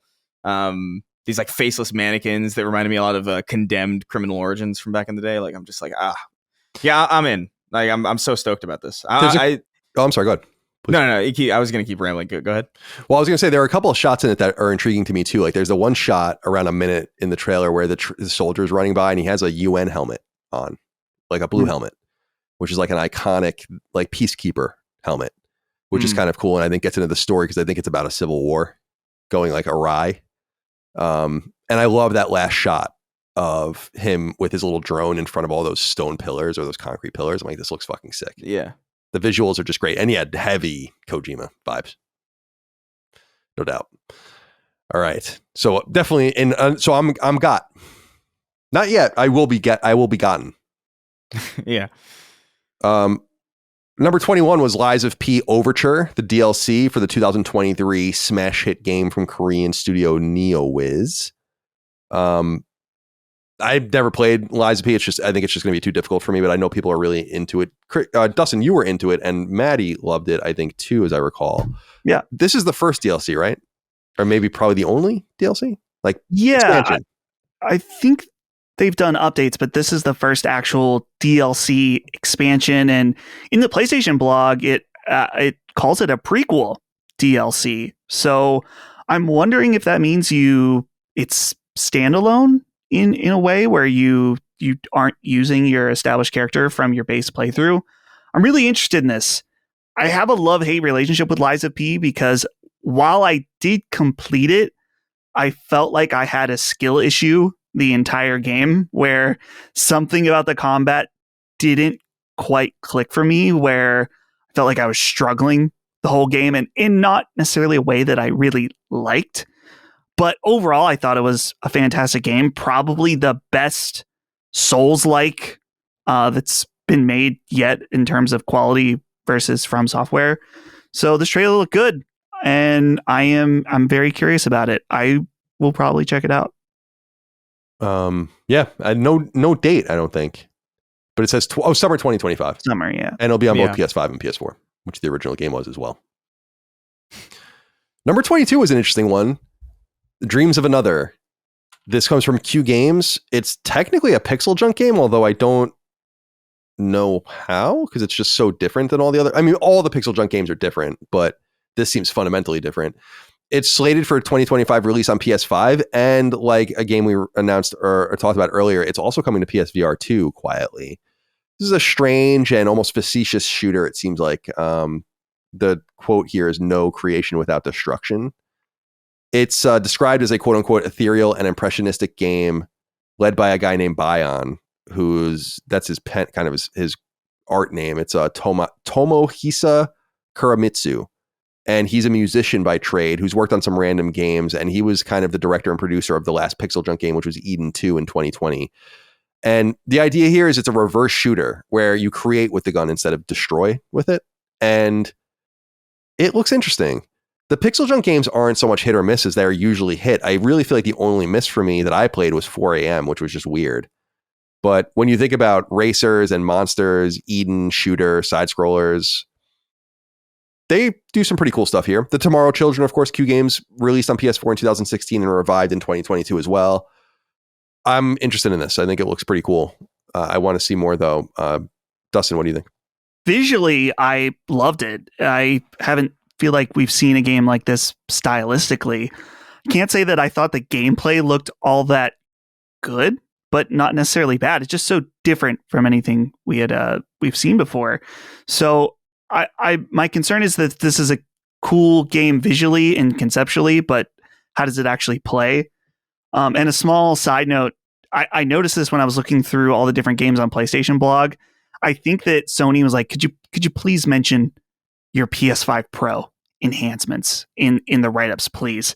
And this one just says, takes full advantage of PS5 Pro, delivering highly detailed point cloud visuals in stunning resolution and smooth animations, letting you fully immerse yourself in the vivid world. Thanks. Yeah. Good stuff there. Not getting any of that on base PS5. There's no smooth animations on base PS5. Sorry. Yeah. Yeah, they mention a few times this point cloud visuals or point cloud technology. So, that is seemingly what makes the game look so unique. So, curious to see how it plays out in terms of gameplay. Yeah, Chris, are you interested in this? It seemed like something that was kind of maybe up your alley. I like the idea of subverting the shooter. It's so common. Yeah. There's got to be something you can do with it. Yeah, for sure. I think it's an interesting idea. I worry with these kinds of games that like I appreciate them more than I want to play them. You know, it's kind of like an art house kind of game in some way, but it looks interesting enough to me, and the visual style is distinct enough for me that like I could see myself checking this out. I just think it looks a little. I think the rest of the game looks so fantastical that like it is funny that he just pulls out like a real AK, like a real machine gun, and like a real bazooka. Yeah, it's funny. It is funny, yeah. But yeah, no, I'm curious about it. When was the date for this? If there is one, I don't think they coming 20. Just says coming 2025. Yeah, I don't think there's a specific date. Yeah. Okay. Well, let's see here. So that's Dreams of Another. That's another one on my radar for sure. Q Game. I mean, there's a lot of them, but that's from Q Games, and I like Q Games. Okay.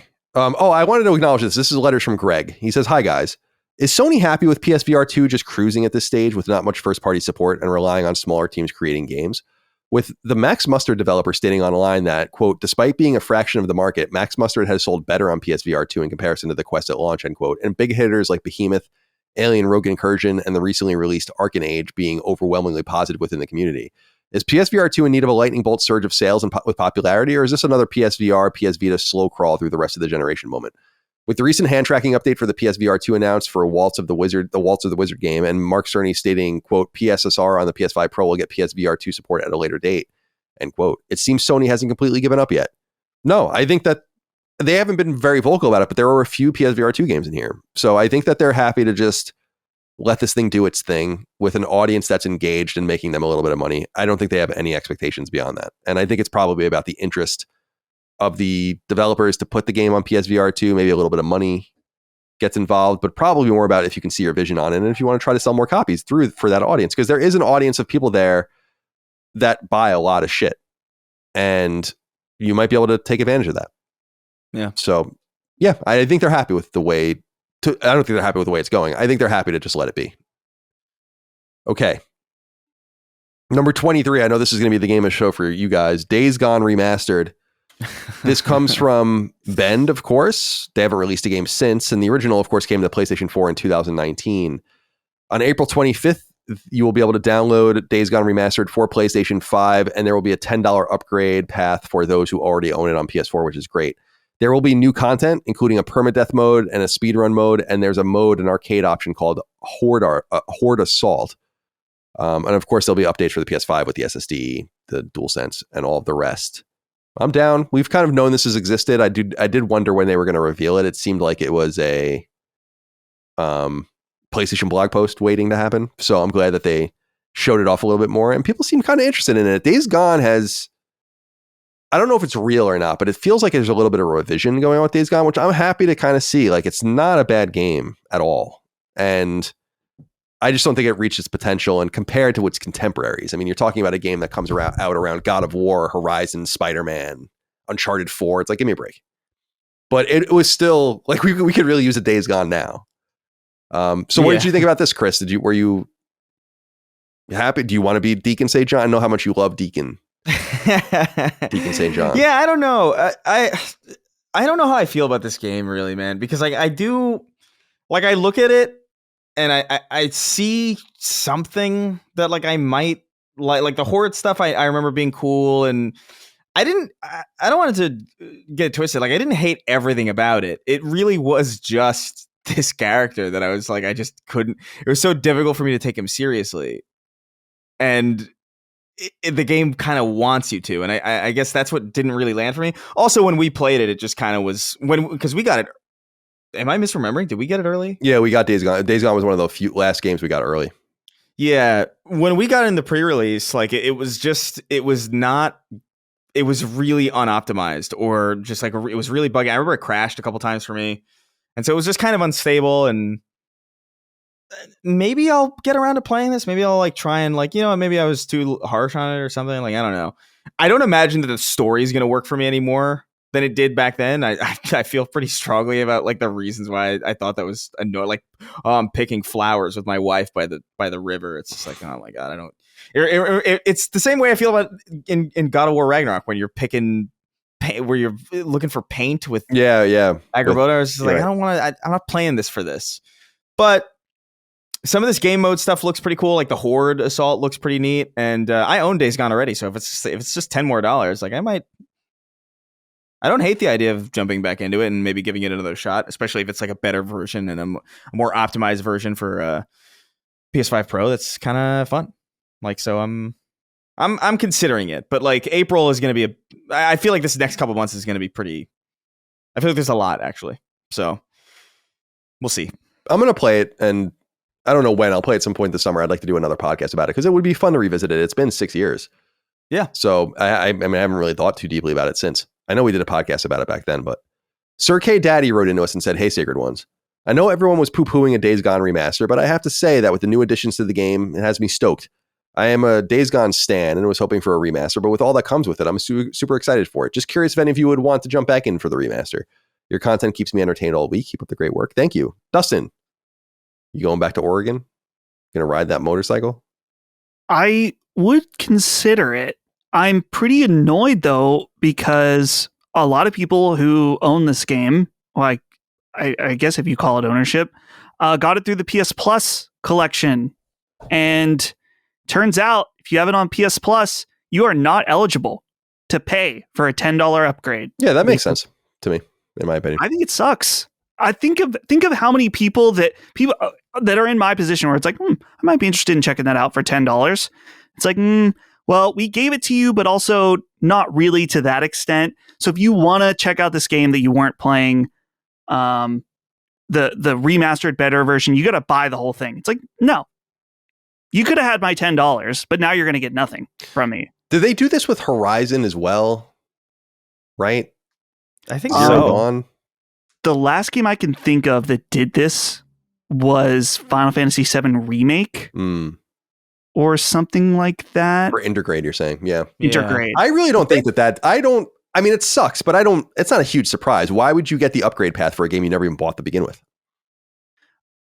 I can see I understand that logic. I just don't necessarily think it's good business, because I think they're going to lose out on a lot of people that were like, oh, maybe I will check that out for a $10 to play on my current console. And then it's like, no. It's like, okay, well, I'm not interested enough to buy it outright. So I kind of know what you mean. Like, it is one of those games where like you figure like you're not going to make a sequel to this anyway. You treated this game kind of poorly, so you put it out before it was ready. You might as well just throw everybody a bone and give them the best version of it possible, and maybe even like it's not even getting it. I'm willing to spend $10 on the upgrade. Right. But Yeah. Right. You know what I mean? It's so. Yeah, I mean, I see your guys' perspective on this. Yeah. I'm kind of in the middle on it, because I am in agreement where it's like, yeah, I mean, like, why would you? But at the same time, I think because Days Gone is such a particular beast, where I'm just like, why not just, this game already has kind of not a great narrative behind it based on like its initial poor reception because of the bugged build that a lot of reviewers got, and it hasn't really. It's had a little bit of revisionist history, but not much. Like, why not capitalize it on to the best of your ability and just like, yeah, just throw everybody the $10 upgrade path and get people in and have them play the best version of your game, and they might actually love it. You know, I kind of see it from both directions. Jonathan Thomas wrote in about this and said, "Hey fellas, Days Gone is back, baby, in remastered form. I'm sure Sony will get the why are they making this and who asked for this responses, but if they keep doing these $10 upgrade remasters, that must mean someone is buying them. Of the ones released, I did do the $10 upgrade to Ghost of Tsushima and plan on doing the upgrade for Zero Dawn and Death Stranding. Have the three of you dipped into your feet into the $10 upgrade PS5 games, and did you like the value?" I haven't yet. I mean, I plan to. So I'll play Horizon on PS5 in the future, and I'll do it at that point. I'll do it for Days Gone. And Death Stranding, I'll do it in the prelude to Death Stranding 2 when I replay it. So I haven't done it yet, but I will. And I just don't feel like, why would I do it now? And I don't really need to. But I think it's very value rich proposition personally. I know that a lot of people were complaining about these at the beginning, like, why do you have to pay it all? And I'm like, no, man, it's cool. Like $10 is a totally reasonable fee for it's not a multi-platform game. It's a game that has had some work on it. I am sure it's value rich for them too. I'm not saying that it isn't, but yeah, I feel like it's very, so yeah, I'm totally willing to do that. And I hope they continue to explore that path. I would love to see that even, God, you wouldn't be able to do it, I guess, that far back, but because we were talking about the Resistance games earlier, and I think Resistance 3 was available digitally, as I recall. But that would be kind of an obscure way. But it would be cool if they released those games and are like, hey, you can have an upgrade path even for this very old game that you paid for a long time ago. Yeah. I did the Death Stranding one, and it's great. Runs great on PS5. And I think I did it for Ghost of Tsushima, but it was more than $10 because it included the expansion. Oh, the Ishi Island, yeah. Yeah, different scenario there. And a quick note, Colin, I looked up, it was the same for Horizon Zero Dawn. If you got it through PS Plus, you cannot upgrade. Right.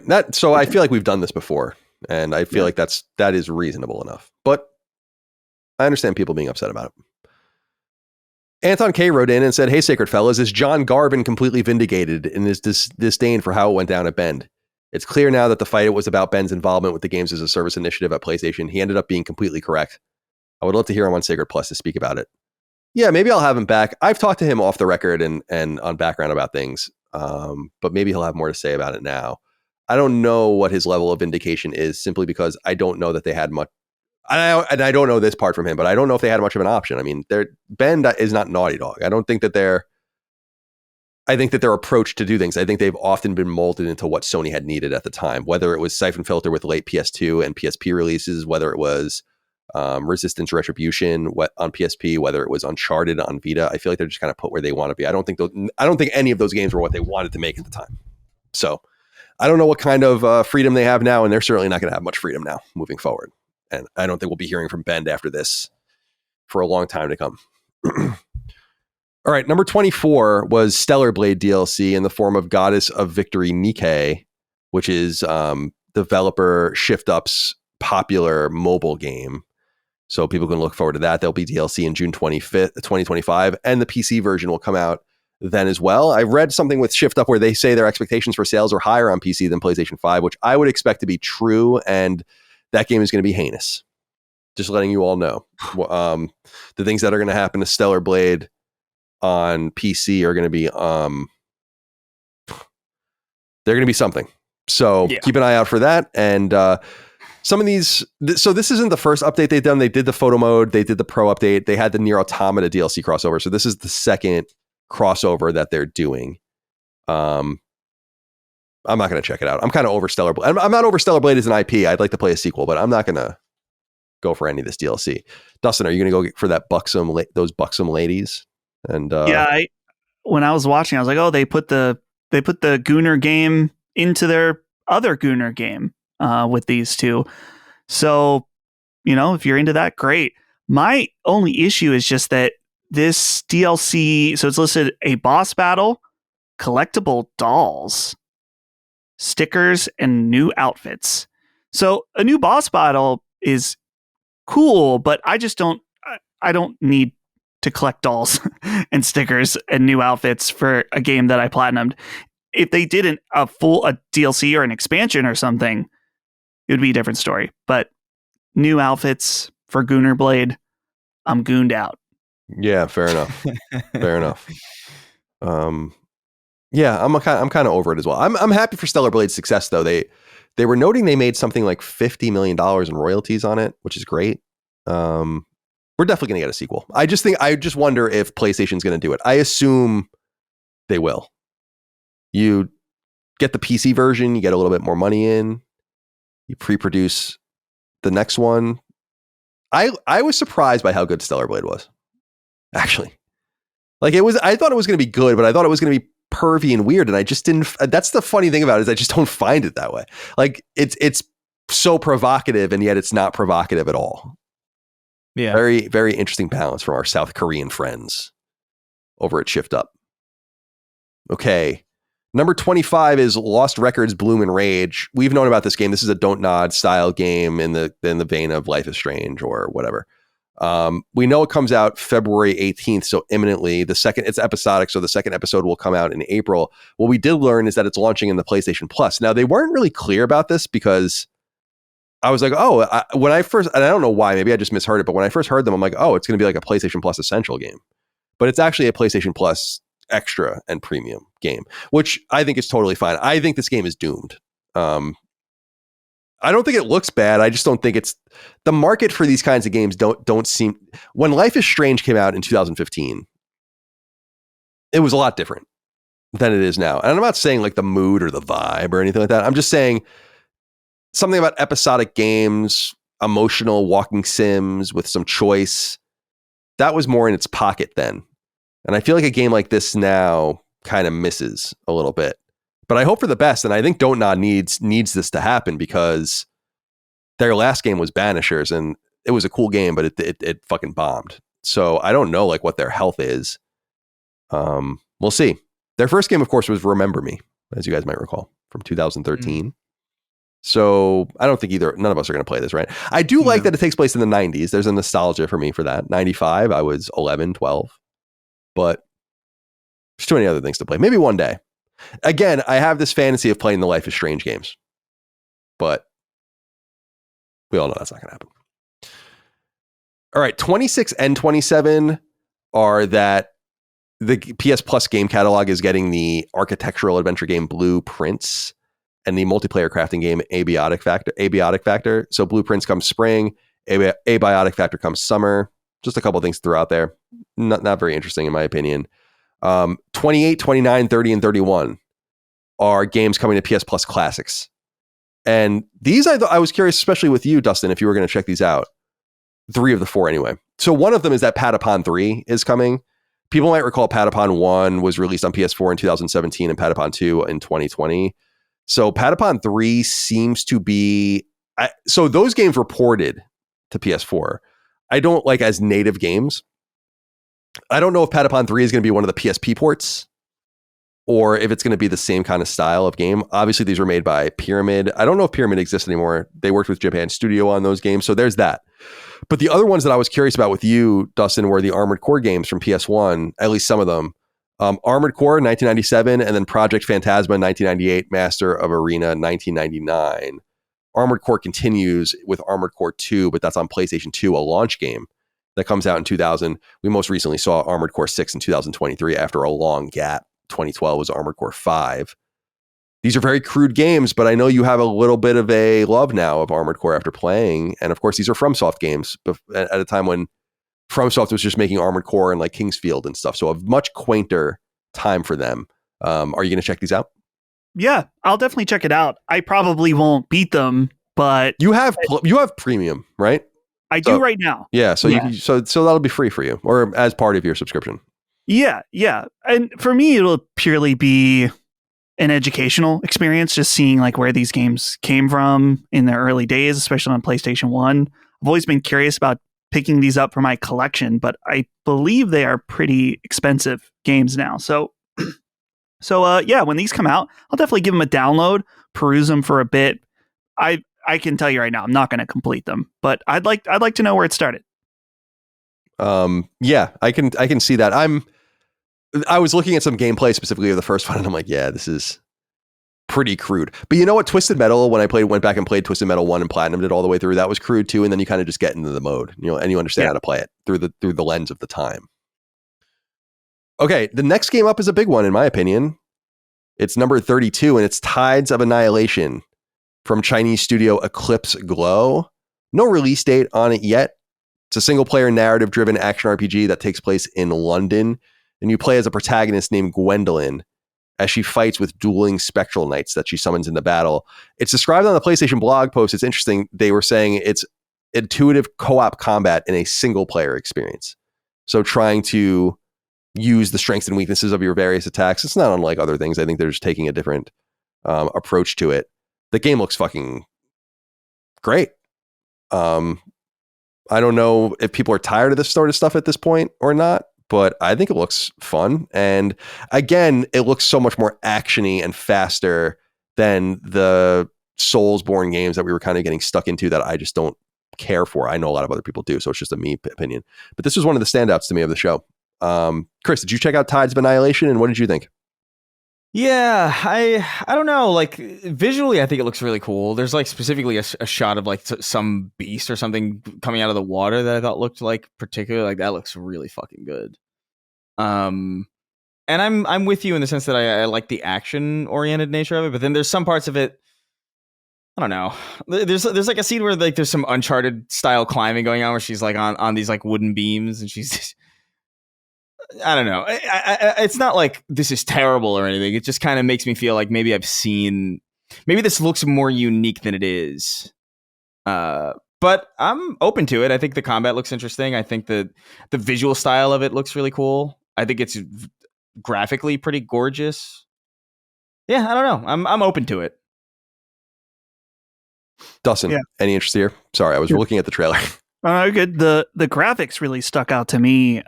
Watching it today off of the stream and just like the 4K, trailer on YouTube. Like, damn, this looks really great. And shout out, I don't know the name of the actress, but the girl that does the voiceover is the voice of Shadowheart from Baldur's Gate 3. Oh, I knew it sounded familiar. Immediately I recognized it and I was like, who is that? And I was playing the trailer again and Holly was like, I know that voice too. And then I was like, oh, that's why. So I thought this was probably the most promising new game of the show. Another Chinese developed game. So pretty interesting to see that. So I'd love to know more. Definitely some Shadow of the Colossus looking creatures and monsters going on here. So also, last thing, respect to showing gameplay at your reveal, even if the frame rate isn't great. Some people would be immediately be alarmed, be like, oh, did you see the frame rate on that? I'm like, it's okay. Game's not done yet. I would rather see gameplay that's a little framey than not see it at all. Now, if it's much later in the process and it's like a pre-launch trailer, then I'm going to be a little concerned. But I'm cool with seeing gameplay that's maybe not quite, technically there yet, just to get a taste of it. So much respect to that.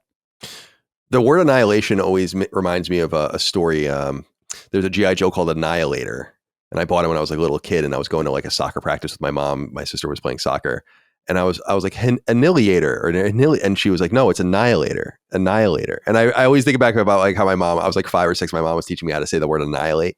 I think it's so funny. And I said it, I think recently too, that my mom did the same thing when I saw I think it's Pontiac Grand Prix, and I was like, oh, Grand Prix. Oh yeah. Like, little 8-year-old Colin or whatever. And she's like, no, it's it's French. I remember being at a friend's house playing Tony Hawk, and he's like, oh, do you ever play the carrier mode? It's like, what? It's like, the carrier mode, like the main thing. I was like, oh, you mean career? Oh, yeah. That's like when people, I met someone in college that thought marital status was martial status. Martial status is awesome. Maybe it's to read. Okay, so that's Tides of Annihilation. No date, probably pretty early.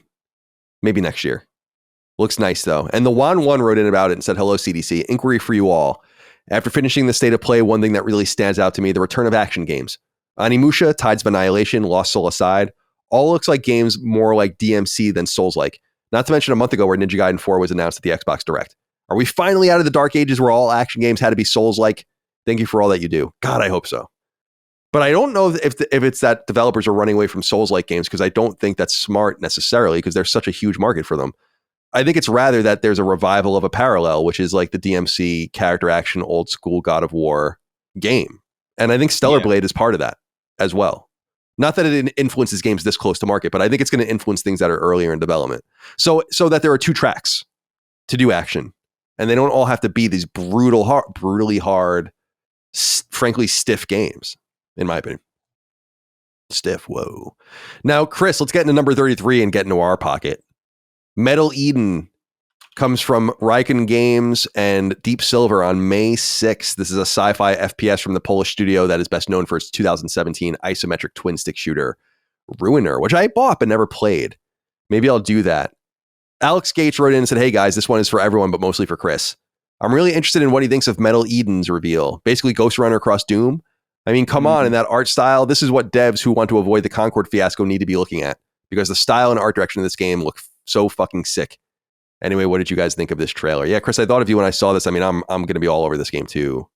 But this is certainly a Chris game. What do you think? Yeah, for sure. I was looking at it at first. I mean, I knew that there was no way that this was Marathon, but at first I thought it might have been. I thought that too. It's funny you said that. I said it aloud to myself, I'm like, is this Marathon?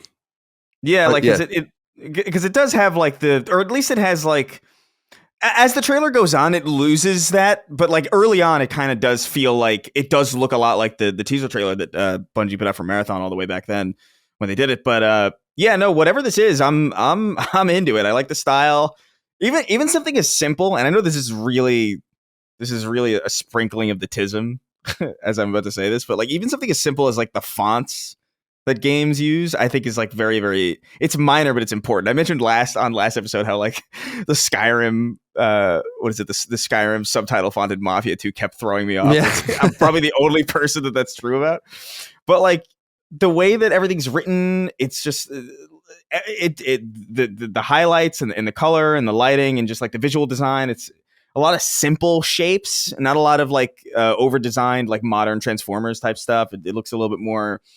It's more similar to Gundam, if anything else. Although it's not exactly that either. I think this looks really fucking interesting. I would like to see more direct, uninterrupted gameplay. I'm definitely keen to see that. But yeah, I'm particularly into this. This is up my alley entirely. It looks great. We're getting to the point where if you just stylize your game, you have all the power you need to make something beautiful at 60 frames. As long as, you know, the trees don't have a million leaves on them and they all have their own physics and react to the wind based on altitude at different heights. And it's like, all right, enough. Like, that's cool. But this shit's cool too. Dustin, what do you think? Initially, when I saw this trailer and the write-in mentions this, I thought it was a new Ghost Runner game or like a spin-off Ghost Runner game, because there's the like AI voice that talks to the main character in it. And I was like, oh, it's Ghost Runner. It sounds exactly like Ghost Runner. Yeah. And then when I looked, I was like, oh, I guess this is spin-off of a different game. But I thought it looked really cool. I like these fast-paced action shooter games, much like Chris, that have a lot of mobility. So this is one that looked really great.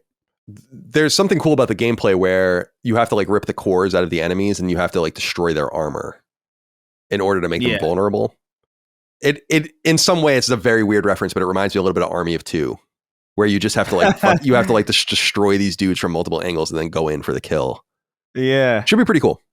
I forgot that was a mechanic in Armor of Two. Yeah, like the bosses had to like be flanked and shit, and like they chip off the armor and shit. Yeah, shout out. I think this game looks awesome, and I love that they just announced it and it's coming May 6th. That's so sick. God, that's what I'm talking about. You know, yeah, do Applause. it. So yeah, just a few short months away, I'll be all over this game. And then we have two more. So number 34, and I think these last four games that we've talked about. So Tides of Annihilation into Metal Eden into this game into the next game are really strong. This is where I'm like, what are you talking about? I'm arguably most excited about this game, actually. Number 34, MindsEye. This comes from Build a Rocket Boy, published by IO Interactive, interestingly. It will come out in summer 2025. I was doing some research and remembered, and I think we discussed it on the show, that this publishing deal was actually announced just last fall. But this game has clearly been in development for a long time. So if people don't know, Build a Rocket Boy is the studio from Leslie Benzies. Leslie Benzies was the longtime producer of Rockstar games. So he produced Grand Theft Auto 3, Vice City, San Andreas, the Stories games, 4 and its DLC, Chinatown Wars, and 5. He also produced Manhunt 1 and 2. He produced the original Red Dead. He produced LA Noire, and he produced Max Payne 3. He left the studio under some duress in 2014. I don't know if you guys recall the story, but basically he like went on a so-called sabbatical, and then they were like, just don't come back. And there was like some beef between them or whatever, and then he sued Rockstar, and ended up getting like quite a bit of money, I think, out of it for unpaid royalties. And then I think he dumped a bunch of that money, because he was wildly rich, which is great, as the producer of those various games, into a studio called Build a Rocket Boy, and they've been working for a long time on an MMO called Everywhere. Does that ring a bell for you guys? Oh, that does sound like something. And Everywhere has been in development since 2017, and I think is like has like a community of people that are playing it in some sort of closed environment and have been for a while. So I don't know how that game interacts with this game or if it does it all, but this game, MindsEye, is a narrative-driven single-player action-adventure game in a city called Red Rock, this desert city, and the theme is technology versus humans. And I gotta say, this game looks fucking sick, in my opinion. Like, I don't know if maybe I'm just totally off base, but I think this game looks sick. Like, when I saw this, I was like, what? Like, what is this? This looks so high budget and sophisticated and fun with amazing production values and writing and voice acting and the story and all this. I'm like, where did this come from? So this game is like way on my radar now. And I love my open world driving, Grant the GTA style games too. So that's what this seems to be about. I'm very curious what you guys thought of it. If you're as high on it as I am, or am I high on my own supply? Dustin, what did you think of mine? Yeah, I thought it looked cool. I wasn't like immediately drawn in by the story concept, but the idea of an ex Rockstar producer making a game that is more sci-fi, so fantasy in that it's not like our world, and seeing what this looks like. I'm looking at the PlayStation blog and it's talking about how the world isn't just a backdrop. It's filled with stories, perspectives, and hidden truths waiting to be uncovered. So I wonder what the scope is of the game. The gameplay showed obviously a lot of combat, but also driving. I love the robots, though, like white robots. They're super cool. Yeah, the robots. So I just wonder if this is like a smaller scale open world game. And I'm just very curious about what, as I said, a Rockstar dev with a bunch of money unleashed, doing a new IP. Yeah, Chris, how did MindsEye strike you? Are you as high on it as I am? I don't know, man. I think what's so striking about this is that we don't see many games like this, because I think a lot of developers have just kind of ceded this ground to Rockstar, even though Rockstar releases like once every fucking quarter century at this point. Like, I feel like a lot of people just kind of don't even bother competing in that space anymore. Like, I feel like we used to get a lot more of these. We got Sleeping Dogs. We used to get like the Saboteur, Mercenaries, things like that. And this kind of speaks to that in some way, where I'm just like, it's cool to see a game that lets you do all of these things, that seems to have such a narrative focus, that is kind of an open world contemporary, third person shooter where you can go around and drive cars and like a flourishing contemporary city. That's really dope to see now, not from Rockstar. It struck me as like nostalgic looking at it in some way. Like, not necessarily that it's like it reminds me of anything old, but just the fact that a game like that could exist again. It's been so like, when was the last time you saw a game like this? Yeah, no, I it's been a while. I totally when they show the driving scene specifically, I was like, this is so, it's beautiful, but it's familiar. Yeah. Maybe like arguably like maybe like Max Payne. Although that's like kind of like, that's, you know what I mean? That's really like square peg round hole type thing. Although there's definitely like a lineage there of just like open world driving and that kind of thing. But like, it's so cool to see a game like this. And I'm totally with you. I think it looks dope. I think the production value is really high. I'm into this stuff, man. These were my primary kind of game, actually, like back in the day, like the Saboteur. I loved Saints the Saboteur. Row. Saints Row, yeah. Oh yeah, I guess Saints Row was the last one. But that was, Yeah, the reboot was probably, you're probably right. Yeah, that was probably. Yeah, so that shows that there's not a market for these games unless there's something unique and special. I think that this game looks the part. We'll see. And I love the whole AI tech, coming to the brink of catastrophe. Kind of neat. So we'll keep an eye out for that summer 2025. Again, kind of showing something close to launch. I think they're still solidifying the date. And I'm really rooting for it, not only because I want this game to be great and do well, but because I want IO to do well as well. They're putting a lot of money on the line probably to get this game to market. And they're making their 007 game and they have Hitman running. But they're like one of the last bastions of truly AAA independence. And so I want them to do well. Yeah. All right, finally, we get to the first party game, number 35. This is Saros. This comes from Housemarque, the studio that brought us most recently Returnal back in 2021, but of course known for Resogun and Dead Nation and Super Stardust and a bunch of other stuff, Matterfall.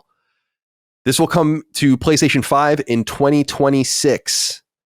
And I'm curious, before we even get any deeper in it, what did you guys think when you saw it? I realized it was a Housemarque game actually at a very specific point when the bullets start coming out and that spiral, and I'm like, love that. Love that there's a signature from Returnal in such a way that you know exactly what it is. And this game is gonna be fucking cool, I think, mainly because I think they seem to have learned a lesson from Returnal. And I'm not entirely sure Returnal needed to change at all, but the fact that there was no permanence or very little permanence in what you were doing meant it was a get good style game. And this seems to go in a different direction where death is actually instructive and important. So what did we think, Dustin? Let's go to you.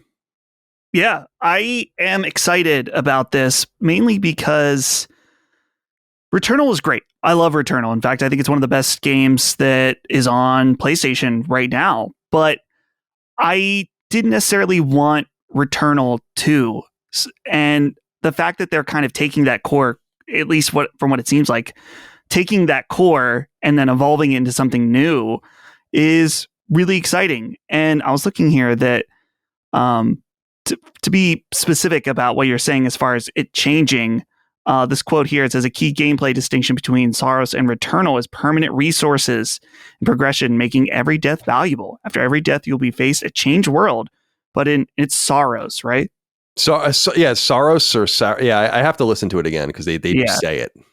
So I'll say in Saros, you'll be able to choose and permanently upgrade your loadout from an evolving set of weapons and suit upgrades to come back stronger, to overcome the challenges you face. So yeah, I think that's a good change. And I think that will be a change that takes it to be a little more approachable to a lot of people. Because I think a lot of people were playing Returnal and it was like your experience, Colin, where it's like, man, this is really, really hard.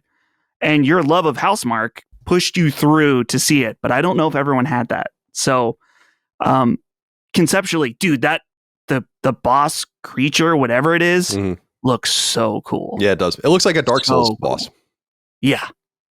So I'm excited. And I'm glad we're getting gameplay later this year. Chris, what do you think? Housemarque's next game announced? Yeah, I'm stoked. I think I was hoping that it would be something along the lines of like a Returnal. And it looks like a spiritual successor more than anything.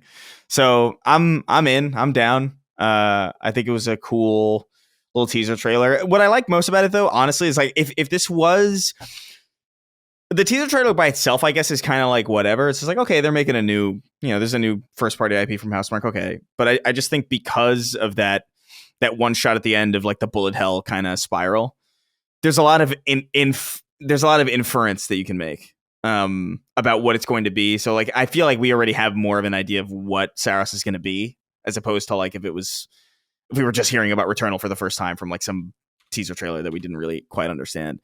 So yeah, I'm excited about it. Should be cool. I like that. Like Dustin said, we're gonna get gameplay this year. It's cool. Yeah, it was nice to see, and nice to allay the fear that Housemarque might have fallen into a similar trap that other studios had fallen into or been put into of working on games that don't make sense for them. And it seems like they were able to escape that, which is good. So yeah, looking forward to seeing more, and we will later this year, gameplay, and then next year on PS5 and PS5 Pro in 2026, you will be able to play the game Saros. And I like the logo, by the way, a lot. It's nice. Yeah. Everything about it, really, really nice. So where are the games?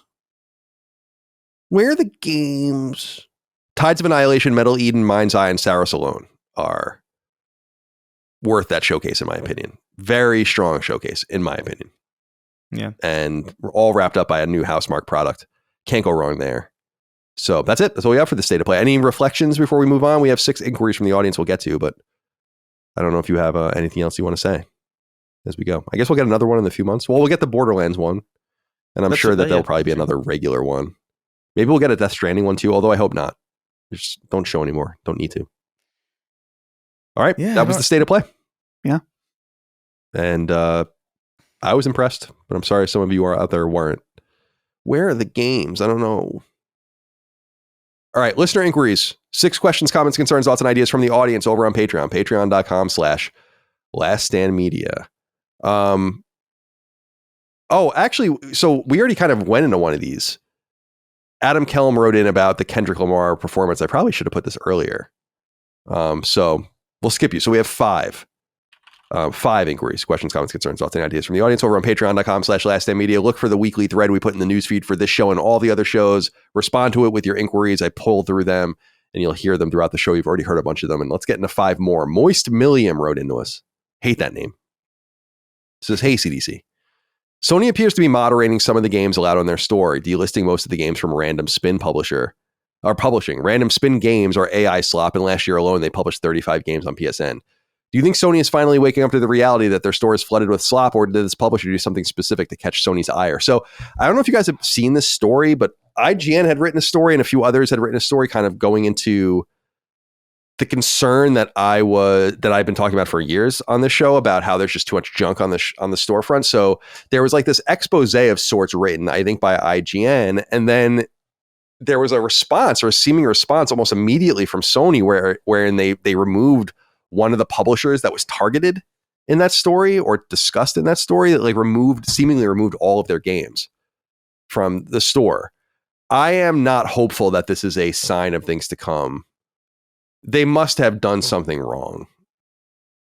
Like, when you present a game to PlayStation, like, you have to fill out this paperwork and kind of present your games and pitch things. And it seems like it's obviously pretty easy to get through, but maybe they just didn't tell the truth about something, or there's something dishonest about it. And it got through whatever very bare bones gatekeeping they have on the storefront. So while I was happy to see that story, it's like, if you still go on the store now, it's a mess. And I'm not hopeful that this is a sign of things to come.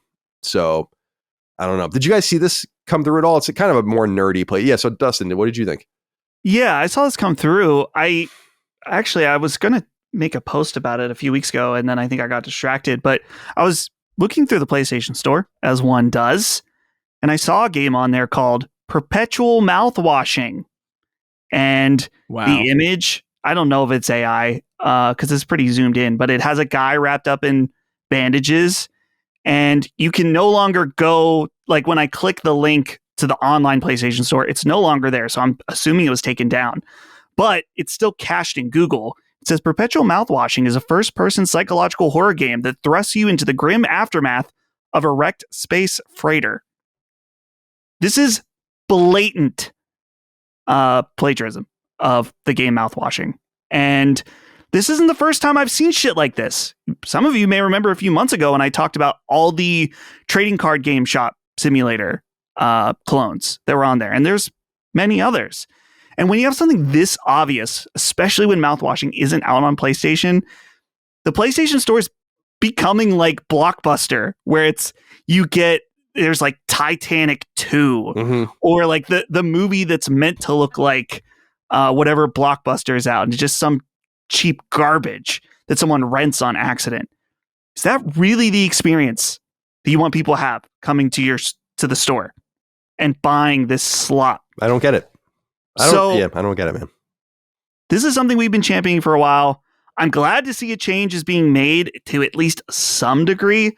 I think there's still going to be slop on the store, but at least it's original, and not blatantly stealing someone's ideas in order to try to make a quick buck off some garbage that you spit out and trying to deceive people. Yeah. It's insane that, dude, the fact that Perpetual Mouthwashing was on the store at all is insane. Get it together, Sony, because when people buy this shit, it doesn't just hurt the consumer buying it, but it hurts the developers of an amazing game, Mouthwashing. If someone buys it and they're like, oh, this game's shit, why do people like this? That's damaging. So I'm glad to see something's being done, but it's as you, I don't know, the pessimistic side that we love here on Sacred Symbols is that it probably is not going to be enough, but at least it's something. This is like nothing compared to what they need to do. So it was cool to see that, but that's why I'm interested in the letter where he was like, did they do something to catch Sony's ire? I'm like, I bet you they did. Like they probably didn't do something right, because there's just so much other shit on there that should go. And Yeah. you think, I don't know, man, I will be mystified by this forever because I just don't understand the upside, but it is what it is. James York wrote in and said, hello, CDC. What are your thoughts on HDR? Am I the only one who is a bit unimpressed and finds it annoying? Some games straight up have very poor HDR implementation where others are great. Implementation-wise, it is very inconsistent. Also factor in that your TV also needs to be calibrated properly. Each game has 2 or 3 sliders for HDR, and if you play on multiple TVs or remote play to different screens, each has to be tuned, and or you need to adjust the game settings to accommodate. My OCD brain is constantly playing with these values, leading to a feeling that it's just never fully fulfilled, and I never really feel like I know how it's supposed to look. Take care. I will hang up and listen. Chris, what do you think about this? Is HDR unimpressive and annoying? I am kind of the mind that I still to this day don't even really know what HDR does, because every time I see it, every time I try to toggle it on and off or whatever in a video game, like I notice a difference, but I don't necessarily feel like it's necessarily always an upgrade. Like sometimes it does feel very much like this is just kind of like a preference thing. Like and there's some games that are like way too fucking dark. I remember Destiny 2 like had a pretty bad implementation for HDR because like everything would just get like, everything would either get blown out or like the darks would be like way too fucking dark and you wouldn't really be able to see anything. It was kind of almost looked like oversaturated in some way. So I don't know. There's some games that I'm sure look better with HDR, and I'm sure like if I were to turn it off, I would notice it and miss it. But at the same time, I feel so not strongly about HDR at all that like it's not. I don't even really think about it. I'm never looking at a video game and being like, oh man, I hope the HDR support is good. Like it's never once come across my mind that like, oh man, this HDR better be great. So I don't know. I'm of the mind that like it's not important to me at all. Dustin, speak on it.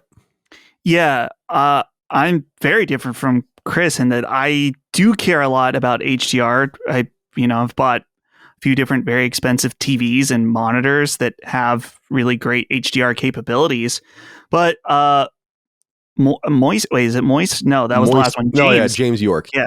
James here is totally right that it is the Wild West when it comes to HDR implementation. And it's also the Wild West in terms of how the different sliders work and what games give you different control over it. And there are definitely poor HDR implementations that really bother me. Recently, the example of this was Silent Hill 2 Remake.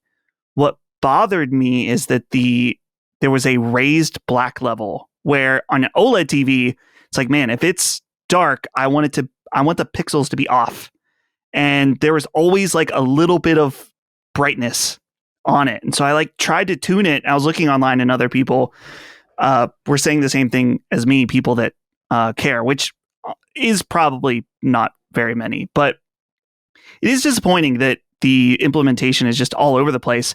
And to be fair to developers and the games themselves, is that we don't really have an HDR there is an HDR standard, but TVs are all wildly different in terms of their peak brightness levels, and things look different on each screen. So there does need to be some level of tuning.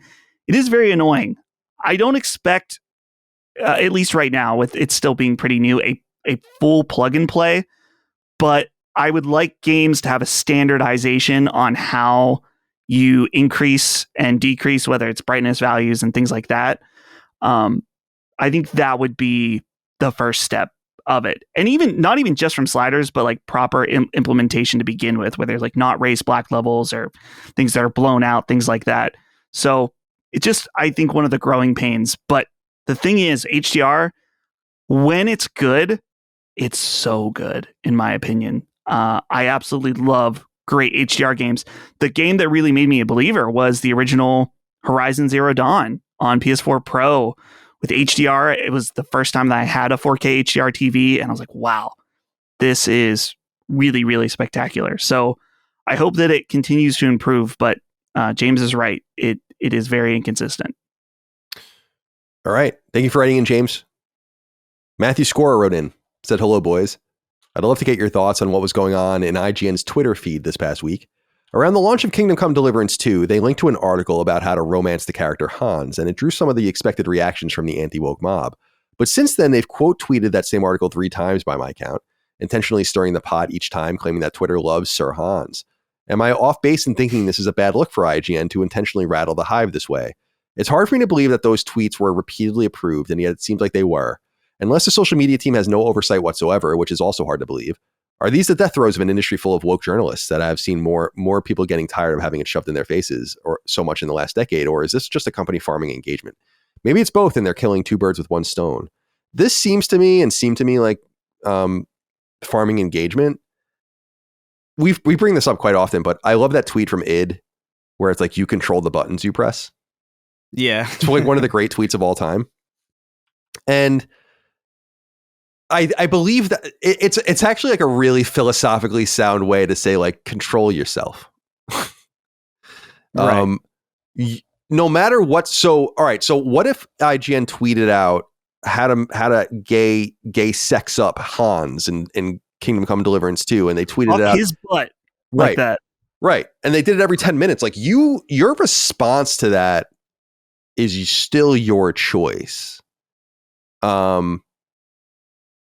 I'm not saying, Matthew, you're saying this at all, but I think too much of this argument around all of this stuff comes from the perpetual outrage. And I feel like the best way to kill these things is just ignore them. And I mean that in a twofold way. If you have a problem with, like, oh, it's fucking gay shit and Kingdom Come Deliverance 2, all right, that's one thing. And it's like, okay, then don't support the game or don't whatever. Okay.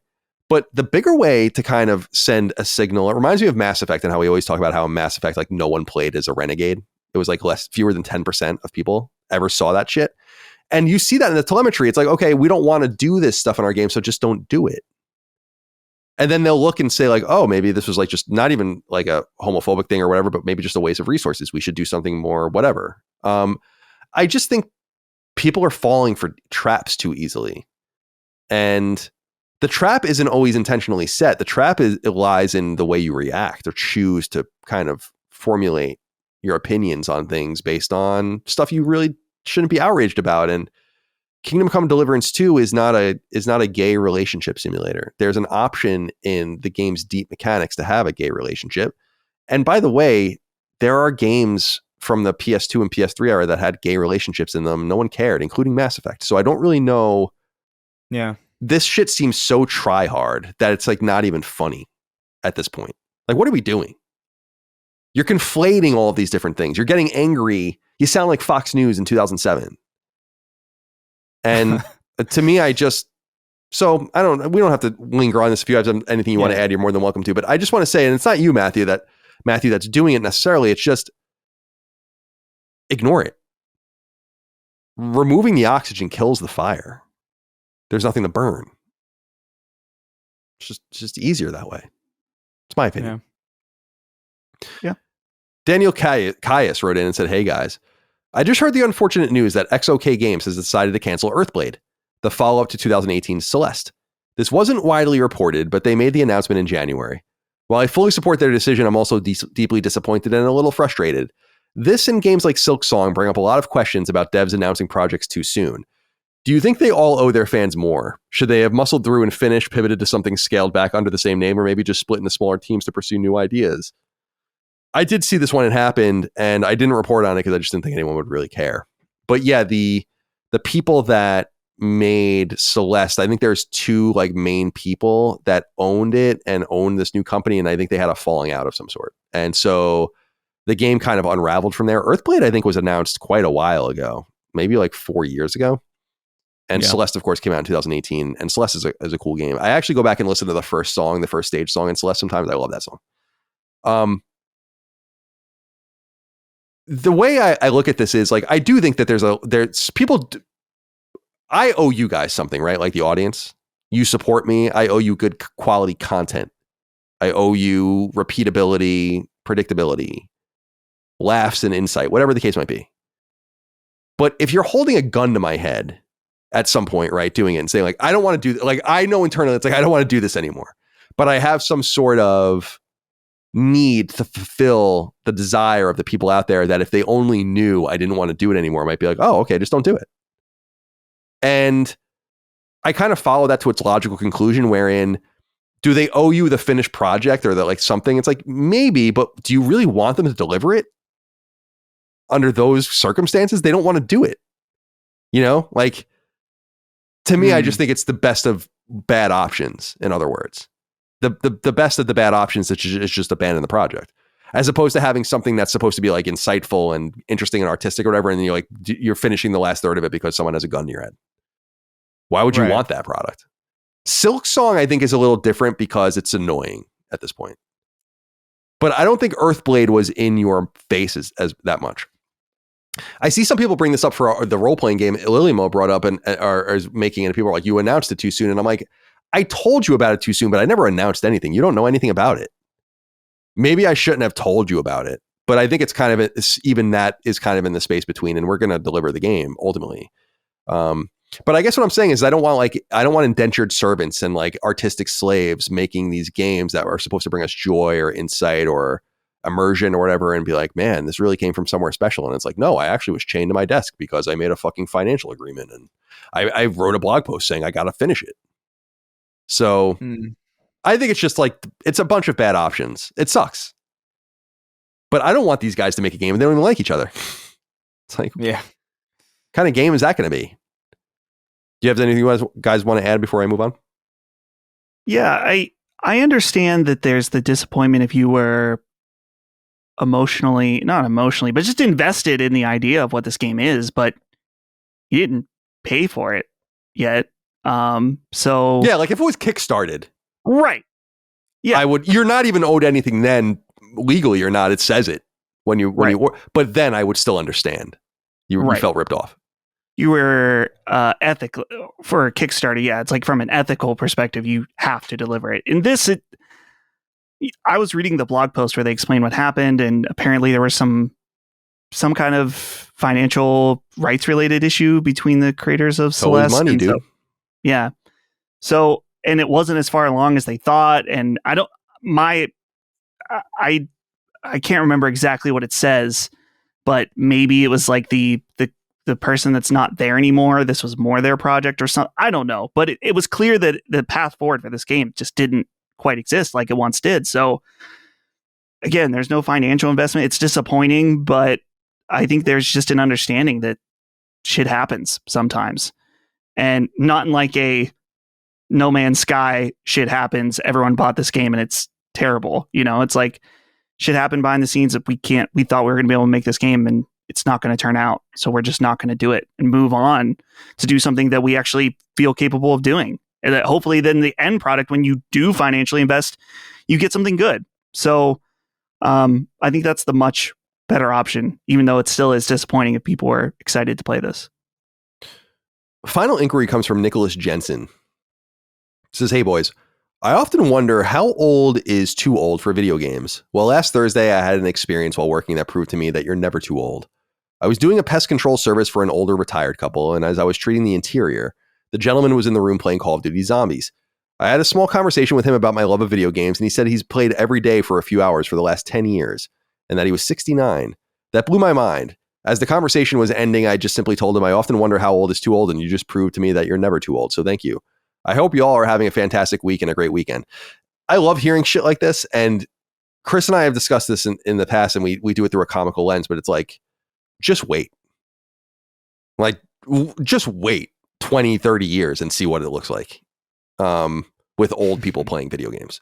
And when we get there, I'm never going to stop. I'm not stopping. Yeah. I've come this far. Why would I stop? I actually kind of feel like it's good for your mind. I don't know if a lot of research has been done for that, but it's so engaging in some ways. Like, how can it be good for an old person's mind? What did they used to? Remember, Chris, you and I were discussing this like 100 years ago. You get to 80 somehow. I mean, that's a very old age for that time. And it's like, what are you doing? You're probably dying of boredom and you're just decaying. Yeah, and I feel like there's all these. What'd you say, Chris? You're playing jacks. Jacks, exactly. Pickup sticks. So I love hearing stories like this, and I think that I've had a couple older gamers on Sacred Symbols Plus in the past. There are some in the community. Who's that woman, Food for Dogs or whatever? Oh, yeah. She's like an older woman who's like really into like the nerdiest shit. And I think that's just going to become common. I think people like us are just going to get old. And there's a guy I see sometimes with his videos circulating. He's like an older guy and he's really good at Call of Duty. And he's like a sniper in Call of Duty and he's just destroying people. Oh yeah, I've seen Battlefield. Oh, Battlefield. Yeah, and he's explaining he has experience. Like he's explaining how the optic works, and it translated to the game. It's great. It's awesome. Yeah, it's good stuff. Yeah, so that's a testament to Battlefield, by the way, that it translates at all in that way. I love those videos. Even I remember. You remember the Skyrim grandma? Yes. From like years and years ago. It's just like that's going to become way more and more common. I can imagine there will be a point where I stop playing like new stuff, because it might get to a point where like maybe it just gets so fucking season pass heavy and out of pocket that maybe everything just sucks, or like everything just doesn't look appealing to me. But I don't think I'll ever stop playing the games that I like to play. Like I could see myself at like 80 years old being like, I'm gonna jump into some Doom Eternal. I remember this classic. Mm-hmm. You know, if I remember it, right? Hopefully, right. You might not even remember. Oh, maybe that would be the dream. Is to like maybe you get like a specific form of dementia where you just kind of you get to play Shadow of the Colossus for the first time every day, dude. 51st dates. Yeah. 51st games. 51st games. I like in the story that he mentions he's playing Call of Duty Zombies. I assume that he's playing the original, maybe.